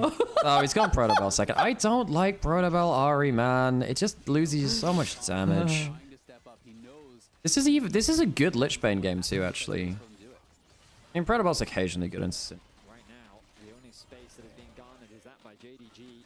Full control over the mid wave. They're trying their best to force their way into the river. They'll face check.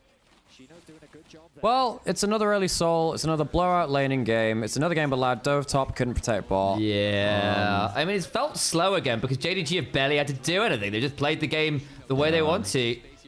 It's not really, but they've, again, the way you phrase it, just not being... That's a really good job. Oh, nice. Lordy. Yeah. Oh, nice Vampire. Yeah, that's a bit far, but they get the kill. Oh, Gala? Hey, wait. Oh, Dragon almost kills him. Nice engage from Honky and Vampire. That was nice. But again, yeah. David has flash. How can Goliath play? Exactly. Yeah. That's this game. Yeah. This is today. Both series today could have just been a footnote and just an email. There's just nothing interesting about these series. No questions have been asked about either team today. Although that LYON were very pedestrian with the way that they approached their plans, that really annoyed me, actually. I think that they had to come up with something, particularly for the game 1. You know, I wanted the game 2 and the game 3 to be where they started that series, and then adapted from there, you know? I feel like a great bot lane pair would be David Gil. Why? I think it's just a good pair name. Ah, maybe. Yeah, no, as a group, bunch of players, that'd be cool. Or mid jungle, yeah. Especially for like Goliath as a tank player. And they can't lose any. No, and they can't learn anything. I mean, I would be. This is actually something which I'm really interested in because for G2 and for LYON, like, what do they actually learn from those games? No, what did G2 learn from? Because for me, I thought it was pretty obvious what G2 should have been doing versus BLG, which is play for SKU-mod. I think in general, I think that both of LYON and maybe LYON's a little bit different because they at least have some other laners which do. Anyways, whatever. G2 should have been playing for jungle advantage, really, and then hope that you can kind of bully Shun out. Yeah. Put him behind, maybe dive bot lane, and then just keep jungle support behind for the whole game. Obviously, it's difficult against such good solo laners, but I thought that would be at least... Look, you're not going to fully solve this equation. That's why I wasn't favoring G2 to beat them. Like, okay, this is still going to be very difficult, right? But at least that's the start of the equation. I'm like, that is... Hang on a second. Nice for Vampire. Well, Gala flashed away. And I mean, also just like, it's just like, trying to get past the Nico pop blossom, and it's just not fun at that point. Oh! Gets past the stun. He got blast going back into the back swing of the Q. So he flashed out of the Q damage, only to get blast going back into the Q damage. That's quite sad, actually. Yeah. I mean, again, nothing's really been asked of JDG. Strong laning, bot lane plus jungle, just dive.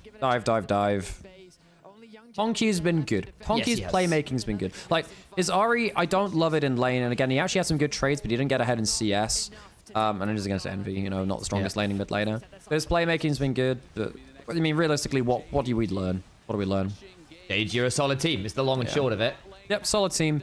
Now, the thing which we're probably not going to learn from the series either is, look, JDG showed that their comfort style doesn't beat Gen G. So basically, unless they somehow revitalize, they revamp themselves in a way which hasn't worked for them regionally at all. How do they ever think about winning this event? I don't think they do. Well, that's the thing, right? But they have to try and problem solve that. If you're JDG, what do you do to try and level up? Because you're going to have to probably face BLG again. Yeah. And then after you beat them, you're going to have to beat Gen G. How the hell do you revitalize yourself to actually win a tournament off of that?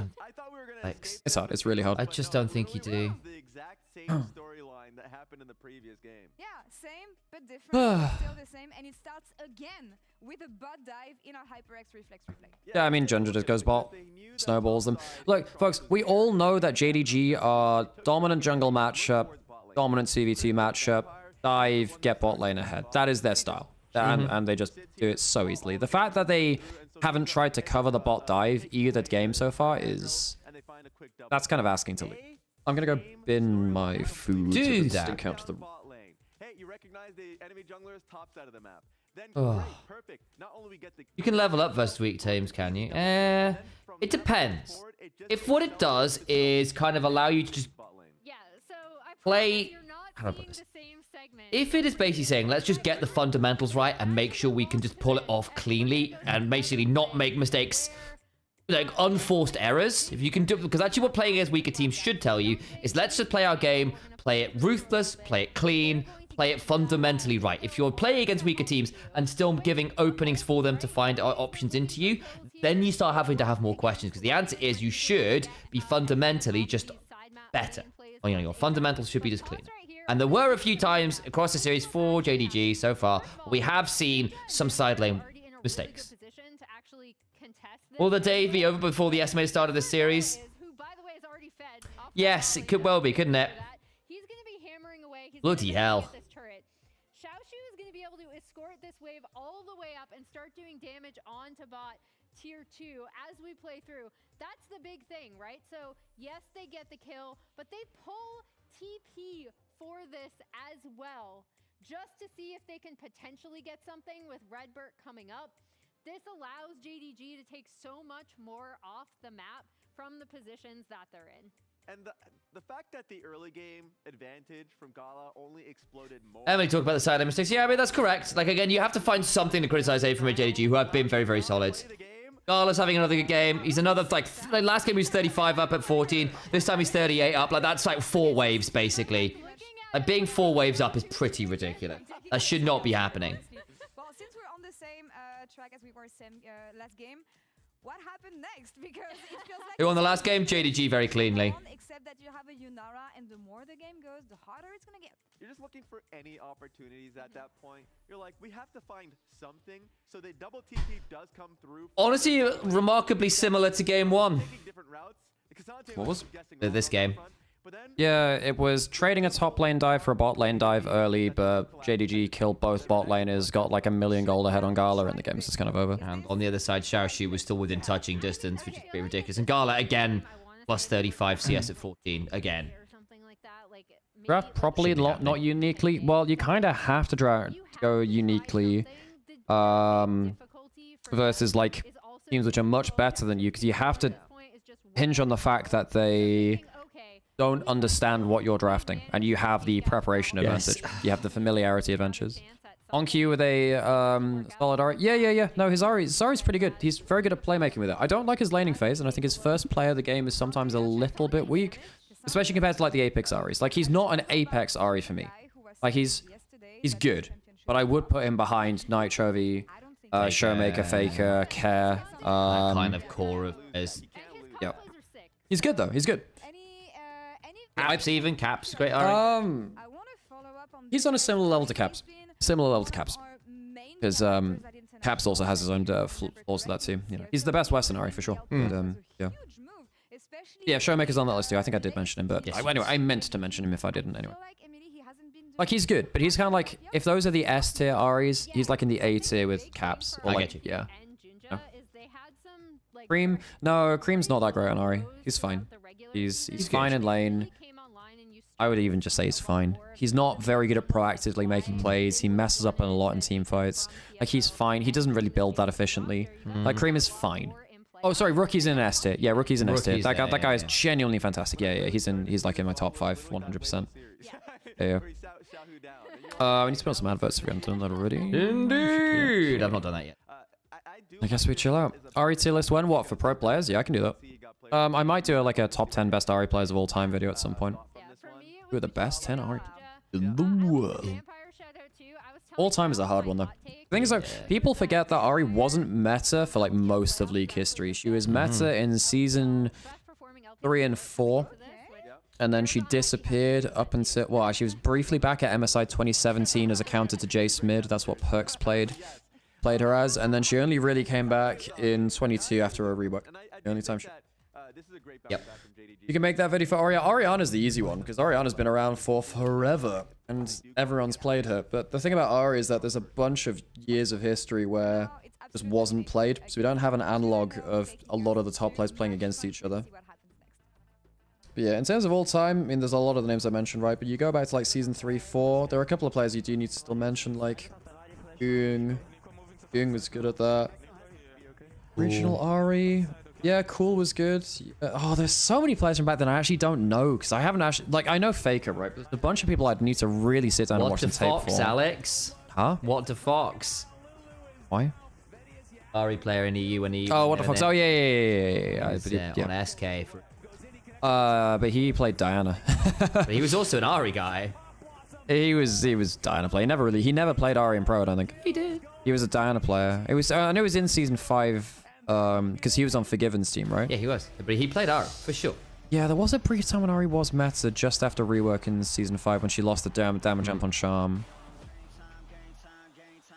What the fuck? Props to Riot for making her good for competitive. She's really fun to watch. I mean, she was actually okay even before that, but then she was more risky before was the thing. Ahri is LeBlanc for people with authority. She's very different. Very different. They fulfill different roles. LeBlanc's more of a poke champion, really.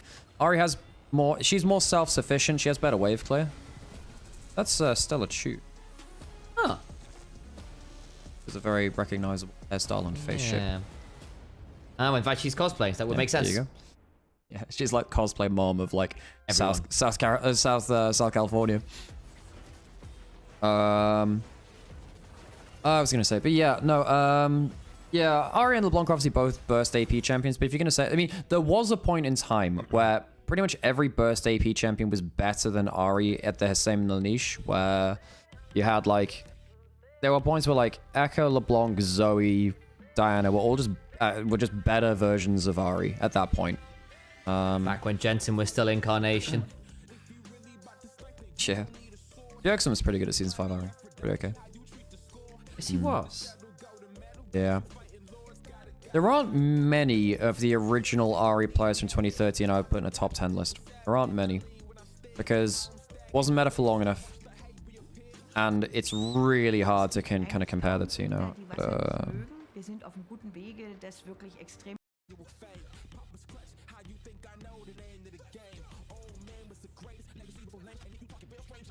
Few times to get to good old times TSM. Oh, yeah, I don't know. There aren't a crazy amount of people I'd put up to top 10 all time from like the 2013 era. I mean, Cool probably does. Cool's probably the guy, actually. Yeah. I don't think there's anyone else I would think about from that era. It's Cool and Faker at the MVP. And I mean, Rookie played bits and pieces back then. Dade wasn't really an Ari. I mean, Rookie, we've already talked about Rookie. It's like Goong. Goong was there. Yeah. I actually really liked Froggen back then, but he didn't play enough of it. It wasn't like his big thing. Pawn, much of an Ari player? No, not really. Huh? Pawn. Nah, not really. Poco played some, but... Okay, let's let me check out stats from like 2013. Wait, there was stats in 2012. Nanny. Fishing baby. Yeah, Froggen played a fair amount. Maybe Froggen actually deserves it. I really, really like Froggen's Ari in 2014. He was really... Peke's actually up there. No, you know what? Peke's actually up there. Peke, Froggen, Alexich. Oh, actually, you know what? Shifter is one of the few guys who actually kept playing her when she was not good. Shifter was like the guy in solo queue though. Yeah. You know, did that. I would say the EU mid-trinity of Froggen, Xpeke, and Alexich were all very good Aris. Jezus was a fucking great Ari in 2014. Oh, Jezus was good. What year do you think was Gala's best? Oh, I wouldn't be able to say that definitively right now. But when was that? When was the year that RNG second one? He was really good that 21. He was really in 21. Yeah. Hey, Andrea, how's it going? Good to see you. Yeah, I think is that like Shifter was really, really good at some specific mechanics. He probably does deserve to be up there. Shifter was damn good, but the problem is that there are so many good players from like the modern era that overrule it. Because I mean, you need to have like, well, Faker's obviously number one all time, but then you have like Rookie, Chovy, Xiaohu, Showmaker. Yeah, like I said, a lot of the other ones you mentioned. Core. Team Dignitas Legend, all Shifter, he on both. God bless Team Coast. Sam, we might actually end up being done before you have to go. Yes. Been that quick a day. Yes. I probably have to go like 6:30, something like that. Okay. So, just to be safe.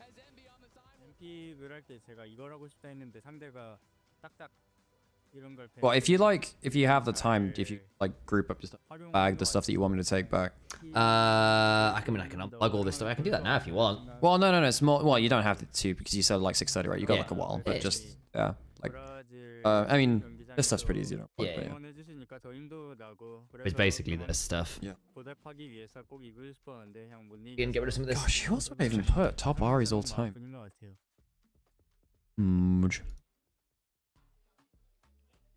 Welcome back to First Stand 2026 here. Thank you for welcoming us back, is it?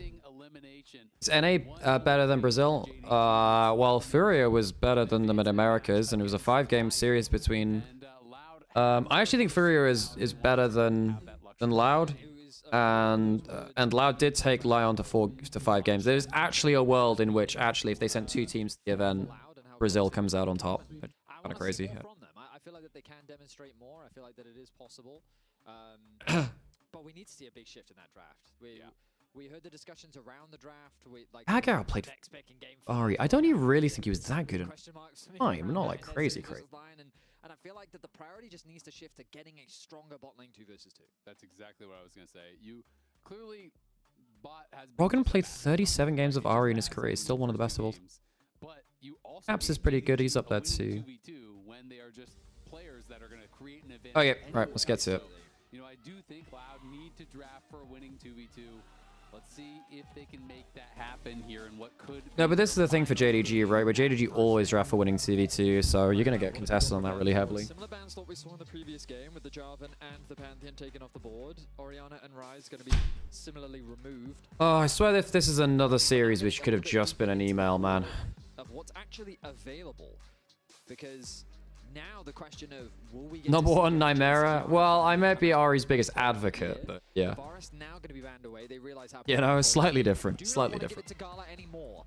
They don't want to give it to themselves. It's their first pick. I mean, at this point, I'm confident Bull doesn't play Varus. Yeah. Like, I just don't think he plays That's it. such a problem in draft, though. When Wait, surely he plays Varus. Surely he plays it. Absolutely. Absolutely. So... I'm thinking that engaged supports are going to rise in priority now. Nami is still available. Wait, I mean, Bull actually hasn't played a game of Varus. That is actually... Wait, is he not... Are you kidding me? Has he not played Varus? Yo, does he not play Varus? How? No, he played Varus last year. He was his most played last year, so he does play it. So why are they not playing it? Weird, man.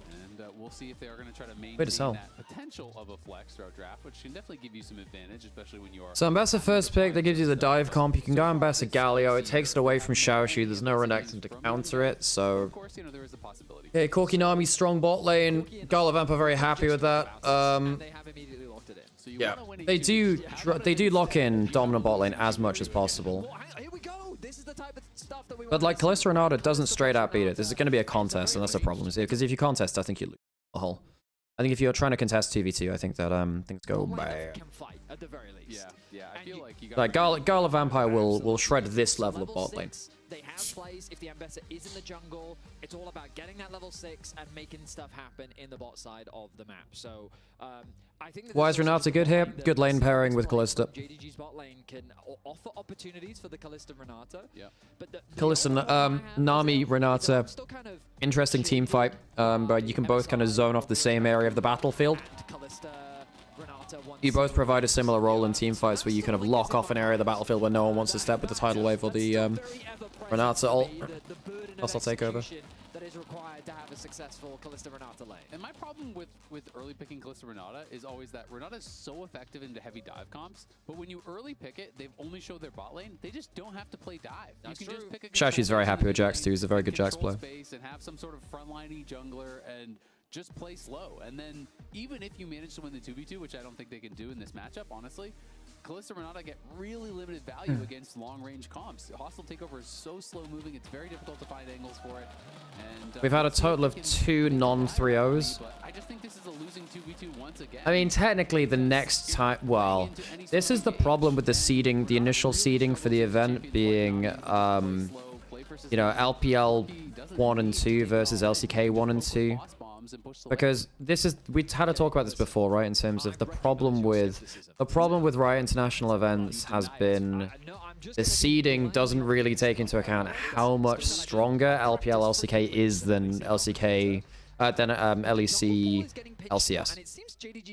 And it means that when you've had, like, in the past, Pool 1 teams being, you know, NAEU number 1, LCK LPL number 1, and then, like, Pool 2 is, like, these absurdly powerful second seeds from LCK LPL. It just doesn't feel like the seeding is appropriate. I mean, when you get down to like LCK LPL 3, that's when actually LEC 1 and 2, LEC 1 and 2, and maybe LCS 1 and 2 can actually make a dent. They can actually contest with them. But realistically, Pool 1 is LCK LPL 1 and 2, and then when you get the Pool 2, it's LEC LCS 1, and then LPL LCK 3 and 4. So we've seen, you know, your Damwon Kiers, your Weibos drop games to Western teams at that point. Yes. I gotta go. I think especially when, like, unfortunately our first seeds aren't legitimately far and away the best teams in their region. They aren't good enough to properly hang with the better LPL and LCK. Wait, Varus has been banned in every game Loud has played except 2 where the opponents picked it in this tournament, yeah. But Bull does play it, or he played last year. I really appreciated Viega's Azale's here. point about the Renata in really struggling this game because, again, like, you're just not into enough engage bot lane. This is a good comp from Loud. This is a good comp from Loud in isolation. Because you have bailouts to allow Viega to survive through to the reset, or Callista as well. Callista gets the first kill very easily, with the Ambassador as well. And he would link in well with that. I'm saying I haven't seen... Finishing my point. So. Sorry, Al. Sorry. Where like you basically gun down the first target and say, well, you know, bailout will keep the Viega alive until he gets the reset, and then he'll win the play after. Don't bring out the Veigar again. Poppy is really good versus Veigar though. You really need your W for your burst. And he wants to stand next to walls for his E. Poppy is nasty as hell here. Yeah, and he's not bad though, as you were saying though. It actually, you know, it starts off the play well. Ambassador, and this is a good comp from Lab. It is. Honky is probably going to butcher Envy and lane there with this matchup. We saw Chovy do this, and Chovy just it was not okay. Does allow Loud to play for early game. I think is not a bad thing, because if you can play for that kind of early snowball into like mid-game power from the Annie, the Viego, the Callista, and Best is not a bad option a little later on as well, and you can kind of get ahead of the curve. I do think, you know, you can play to be really decisive in those burst picks, and there's pretty much everyone here is vulnerable to the burst. There isn't really anyone here who's going to be like super happy to tank up a full combo, right? Yeah. Either compositionally or individually. Like, yeah, Tidal Wave, yeah, Poppy W isn't bad at that, and it's not like JDG are unhappy with their own comp here, I think. Yeah.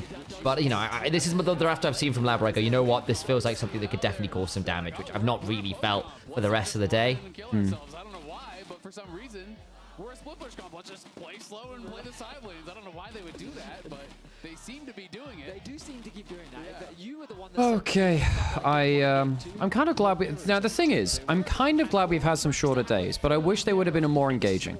Because we're sat here, we're not really learning that much about the game. No, we're not. And it's not the fault of the event, right? It's just that the team, I think the underdog teams have not appropriately assessed the fact that they are underdog teams to a certain level, and then I don't think that LYON in that game 1 came in with a strong enough game plan. I think that they started the series effectively a game later. I don't know, it just felt like it was not really good enough game plan. Rather poor. Oh dear. There's no Lilia in this game. No making that joke as yet. Otherwise, Dums would be here. Oh, hang on. Junction with the level 1 wall slam onto Envy. Oh, he's got feared away from his own team. He's dead. He's dead. He's actively dead. That's tough. Oh, right, I think Poppy now has to do a bit of a reverse clear. You do Raptors and then clear back down bot, because otherwise the Viego will invade, because you're going to be slower on the camp start. Poppy has to start with E. Think about how bad Junja's jungle clear is going to be, you know? Yeah. That's yourself a lot. Yeah, that's my glass half full. That's all right. Yeah, you're like, all right, young Jake. Junja with the first blood. Junja. It's game 3 in the Big Brother series, and Junja Right. started with first blood. Do you think the Western teams will win a single game tomorrow, or the threats continue? I think that BFX's solo laners are weak enough that GT will have an angle. Raptor is really good though, so it's not going to be like Skewmon with like an easy matchup there. Bot lane is going to be a problem, like a big problem. So I don't know, I'm worried for GT. I'm genuinely quite worried for GT. And gosh, what else? What's the other matchup? We've got LYON versus, well, presumably JDG, right? Presumably, and I think that could be an intro. Again, like look, if LYON lane the way they did, yeah, then it will today, be a disaster. Yes. Not close. You know, on paper, I was like, well, you know, LYON are surviving well enough. They have interesting champion pools, and Inspired is a good enough jungler that Junja might have issues. Clearly, that's not been quite as simple as that. Yeah, and I also think like I think sometimes we have this habit of overblowing. Like Junja's a bad player. Like no, he's not. He's actually quite good, but he can be more volatile. And I don't think, and he is someone that teams have been able to attack before. That's not to say actually he's bad. He's actually been a serious win condition for JDG. The part of the problem is they need him to be. No, that's why I've been very clear about saying about Junja is like he's not always their best player, but he is their most important player because if he is the first domino to fall, things do get really ropey. Yeah. So, Um, here we are. And at least, in fairness, JDG have been playing relatively slow. There is some truth to that. And there is that. Maybe that gives Lion a bit more license. Legit, Junja clearing so slowly has actually because of the E star, actually does give Youngjae a bit more room to maneuver on them. Yeah, he gets bot side Scuttle Crab, and I think Junja will be okay here. It's not gonna be the end of the world. He'll have his camps respawning at an okay time. He'll get the top side Scuttle Crab. Wave crash against hot lane. It won't be quite 10 CS lead. It'll be more like 5. But Chino's doing fine there for early levels. Worth noting, Junja's already reset for his back, by the way. Yeah, well, he had the first blood. Yeah, so we went. He had first blood, 3 camps, recall, came back out onto the map. Okay, Youngjae's here. Hang on, will he spot out this Viego? Yeah, here we go. It's the lure of the cannon, Vedius. No top laner can resist. Los Platos. He can kill. They can kill Shashi. They can kill Shashi. They can kill Shashi. Ooh, W! The W is fantastic, man. Okay. It's 1 for 1. That's not awful. I mean, it costs you 2 just flashes. slice the cannon. That's funny as hell. My guy. That's funny as hell. You know who else can't resist the call of the cannon? Yeah. Junglers, baby. The bee. It's funny as hell. That's actually so funny. That's great. I love that. Still ends up being a 1 for 1 thanks to the turret. The junglers are going to be 2. Hmm. They got the cannon. Yes, they did. There's a 30 goal difference between the top laners right now, and that cannon has to have contributed. How do you describe the effect Daney brings? Oh, I've no clue, mate. Like, that. So if we think about Daney teams when they've been successful, they've often been very, very about lane dominance and mechanical prowess. Though I grant you that's sometimes just the players that he's been coaching. I think Youngjae should have flash Q'd to try and bait out the W and then W'd after it was down. If he had that, there's actually a chance he could kill both reset. I always think Daney's often had some very entertaining drafts in terms of like enabling players to do what, say, On does on the Camille, right? And again, that's true of across a lot of his teams. He's always been someone who's enjoyed those really aggressive, creative early drafts. And it's not creative the way, say, LS does creative drafts with like Serac, for instance. He's much more about like Camille support. But part of that again is he's got On as a player, so why wouldn't you? He's sticking to the plan. Okay, cool. And he's also just a very emotive. You're just looking for the wall stun. Oh, didn't get it. That's actually now a problem. Nice steadfast presence. Couldn't find the tackle into the wall, so Youngjae will have this Gromp reset, but Loud will be able to at least defend their side, and that gets some cheers from the crowd. Ward ends up falling. Youngjae gonna get a ward back in response. The crowd's still very supportive of the home crowd favorites. Sam, I have a problem. There are too many items I need to buy. I now need to actually think about. I was doing some background Uma, and I realized I need to think too much about it, so I'm no longer. Bull, why we stood there, Bull? Bull just has to barrier. Great. You cannot fight for the scuttle. Your bot lane is completely. Oh, he's got to come over. I mean, he's going the wrong way, mate. They're just forcing it a long way away from where you are. Yeah, that's nice. Gala could die here in a bad enough situation. Heal down. Heal. Top side. Probably ult for ult. I wonder whether... Okay, yeah, can't keep going. This is pretty much every Ambassador Jax kind of matchup. You just sometimes throw ult for a chunk in good wave position. So Shashi gets to freeze the wave now, and he's very happy with that. That's the reason he goes to that trade. He wasn't actually looking for kill. He's looking for a big enough chunk that he can't return to the wave, because then it would be threatening a kill after, right? So it puts the wave into his favor. So Shino actually has to stay now. He's afraid of that wave state. Did he save enough HP for this to actually be okay, though? Maybe. Oh, look, at least the junior alphabet society's on the top. Just trying to cross map. What? And again, it's something that we see consistently. What? Just both LPL and LCK what? teams do very well. Oh, you want to kill my top laner? That's Youngjae, Alex. Alphabet. Junior. What is it? J is a letter. Yeah, why Alphabet Society?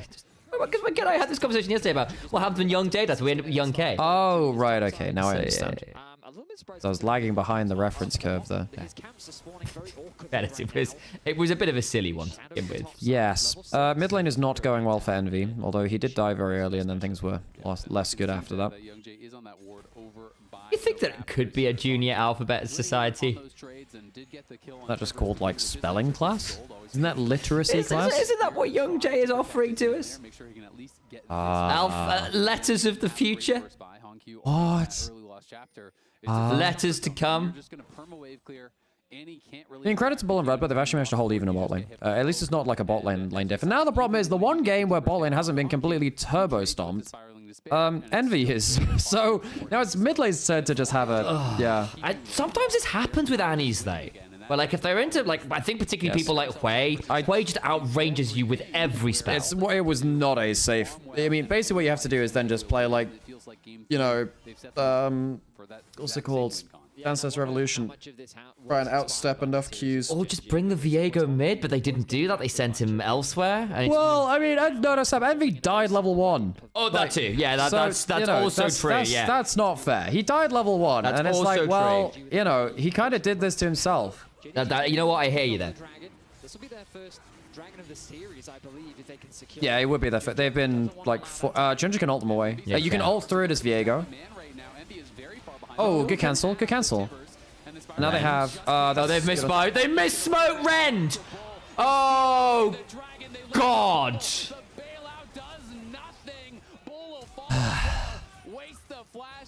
That was 200 HP off! Oh, God! Honkyu is doing unspeakable things this game. But I'm like, this isn't even... Look, you know, as an LPL fan, this isn't even that fun to watch. Because I'm like, this just doesn't look like a contest, you know? And it's not, really. This is going to lead to nothing, by the way.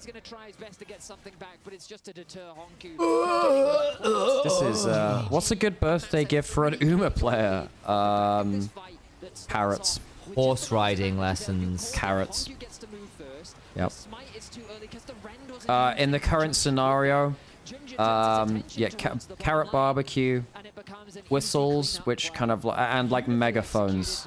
And if you have any training bands, you know. After the birth, that one meme. Actually, so funnily enough, I think they did just release some Uma Musume watches with the different characters on. Kind of cute. That's cool. Yeah, just get a horse, you know. Yeah, Since this game isn't interesting, we are a visit to. So some of the famous horses you could go to visit Haru Urara. Of course, she died last year. Well, that from colic. Yeah. She got like 1,000 tons of ryegrass to eat. Ooh, nice buffing through. No way. No, they killed. Thank goodness. I mean, Xiaoshu has died on side lane a lot. Yeah, at least in this case, this is the one time where he's died top lane where JDG have not had anything else happening on the other side of the map. You did miss my joke, didn't you, Alex? As well? What did I miss? I said the other thing you get an Uma player is deodorant after that one meme. Oh. Oh, no. Oh, no, no, no, no, no, no, no. What's a flat earther's favorite League of Legends champ? I don't know. What is a flat earther's favorite League of Legends champ? I hope there's a pun to this. Thought Mass One was the third sibling. You guys, to be fair, we started our broadcast careers together. So Lexi is one of my oldest friends at this point. He's a great guy. Love Lexi dearly. So yeah. So he was streaming some more today as well. Last week I was watching a riff. Yeah, no. So funnily enough, this is some deep lore. So there was someone. So one of the ways I got to know Lexi is that I dated his ex, and a mutual friend who's a lovely friend of ours now basically said, "You look like a mix between Lexi and Sam." Like while I was there with, you know, the person I was seeing. It was funny as hell. And I was like, this was the first time I'd met them. And now we're really good friends. We occasionally reminisce in terms of like, what do you mean? That's how we... Funnily enough, the ex used to have a thing for me years and years ago. So they just watch their face just absolutely drain of color. Who? Oh yeah. There you go. Yeah. There's the deep lore. That was also just a really, really bad relationship too, actually. God. Yeah. For a while, yeah, that was not good. Jesus. Well, JDG have killed everyone through bot lane again. This game is completely over if it wasn't before. Dude, what a way for... I mean, at least Lad had the 5-game series, but this is just unceremonious, you know? It would have been so much better if... it would have been a lot better, I think, if Loud had had this series first and then the LYON series second. That would have been a lot better. Because now, because it's happened this way, it just feels like it's such a disheartening way to end the event. A good 600 gold ahead. Does have his first item completed, while Redbird's still working towards one on the other side, but that's really the least of their concerns as you look at the itemization between mid, jungle, and bot. I mean, this mid tower is just slowly falling. I guess, like, so far in this series, what we've been seeing is bot lane tower, and then once they've taken it, they start. Oh, Shino and Young Jay, can we punish Xiaoshu? I think we can. He's got his ult running. Oh, right. They have Viego. He should. He does. Young Jay. Oh, Young Jay does have aggro. He's got red buff. Oh, He thought he was. He thought. Oh God. He thought he dropped aggro, but red buff was still on him. Red buff was on him. Oh no! Well, red buff was on him, so he picked back up aggro. Oh man. That's just awful, actually. Oh God. But it's Onivia. Why is Onivia a Flat Earther's favorite LoL champion? Onivia, but flat. It's a circle. But that's not flat, Sam. It's the circle of life. That's not Anivia. It's Onivia. Yeah. So it's Onivia, but with a round. Okay. Oh God. Tethering bolt happened. Oh, because the ice wall. Okay. Well, someone. Okay. Well, that's another kill, I guess.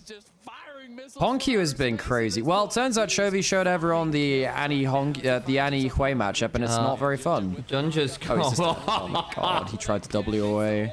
Severing bolt. Macround, spin it up. Flamethrowers ready to burn.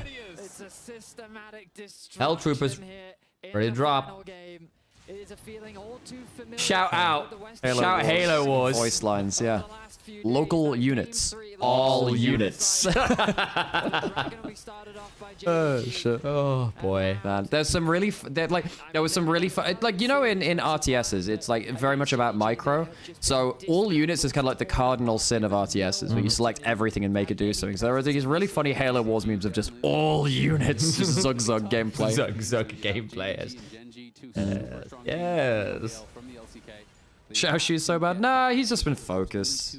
Like, I mean, JDG have come in with a pretty clear game plan of we're gonna dive bot, get them ahead, and the game's gonna be unplayable for Loud. I don't really think JDG have had to show anything. I think Xiaoshu, I mean, he's gonna get dived again here, actually. Oh, here we go again. If at first you don't succeed, try again. No, he has the roll quest teleport. I actually think he lives here. He's gonna live. He has roll quest. They missed the public execution. Oh. Sam, he had flash anyway. He came. Xiaoshu can actually stand and fight it. Okay, no. Now he's actually just chosen to die. Whoa, he makes it out. Okay, he should have died for that and he lived. No, MV, okay. Gala? Oh, that's a hostile really good takeover. combo. It doesn't matter, he stays alive. Oh. And they don't get the Viego resets. Oh, Jesus Christ, man. Oh, okay. Right, Al. Yes, get going. I think I'm gonna get going. Get going. Right.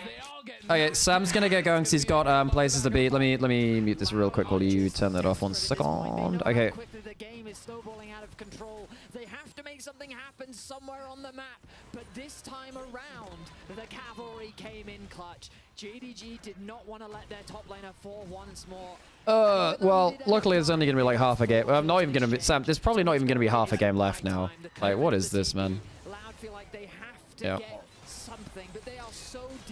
Yes, this has been one of the least contested series I've seen for a little while. Well, I say for a little while. We've had a couple of them. Now with the positioning of Gala, nice flash engage from Envy, but look at the damage he gets back off. That Q picking apart Loud. Okay, Sam's leaving us for a journey. Yeah, he's going back. He's going back home to the UK for a bit because there's like he's doing some work for Dad.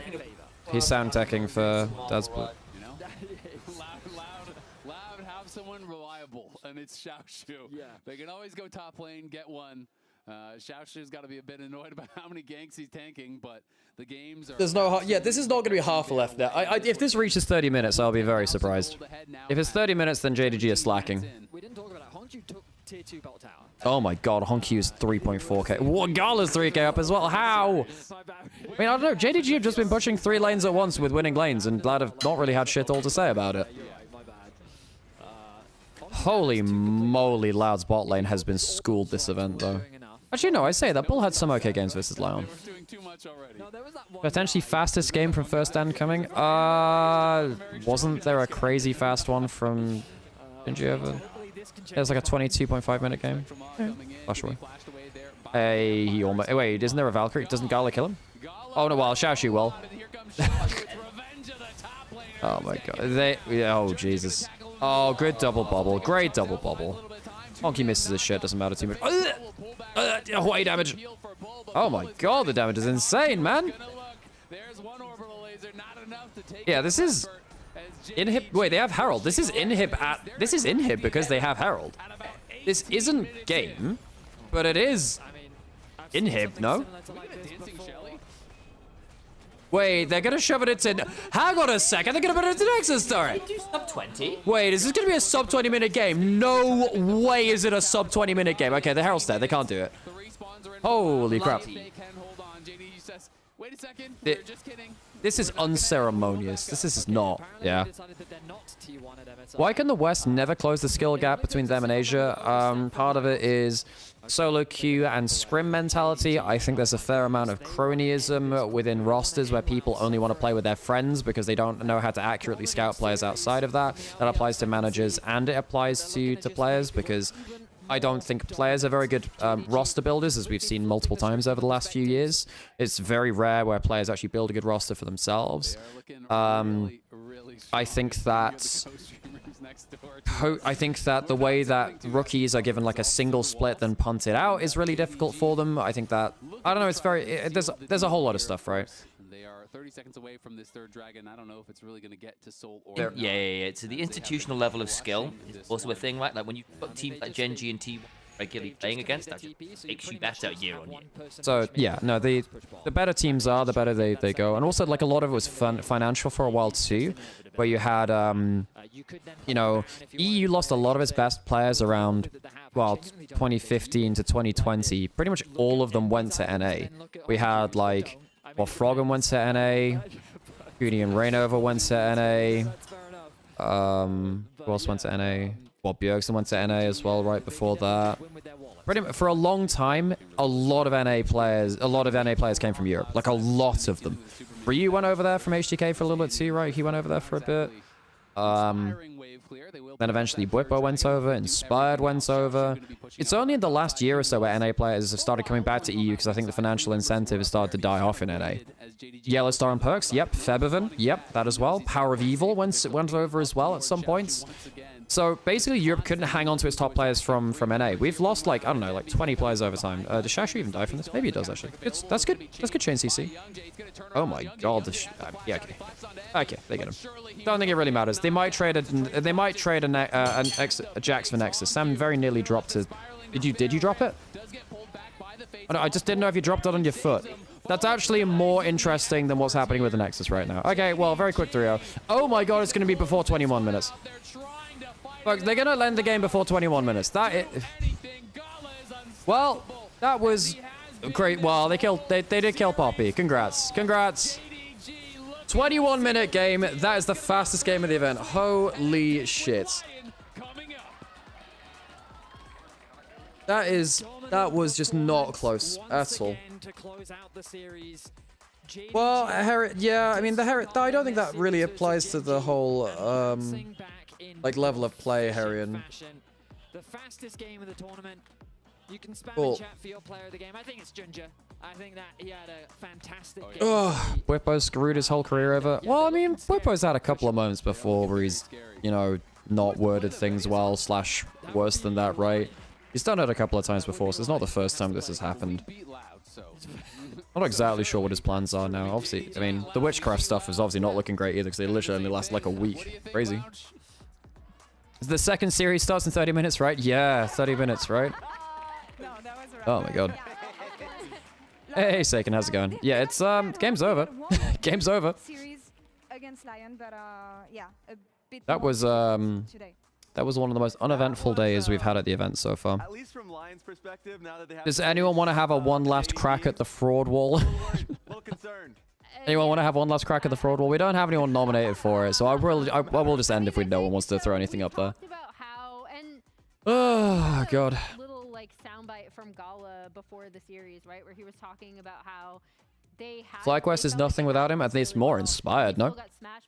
Inspired is the guy that runs NA.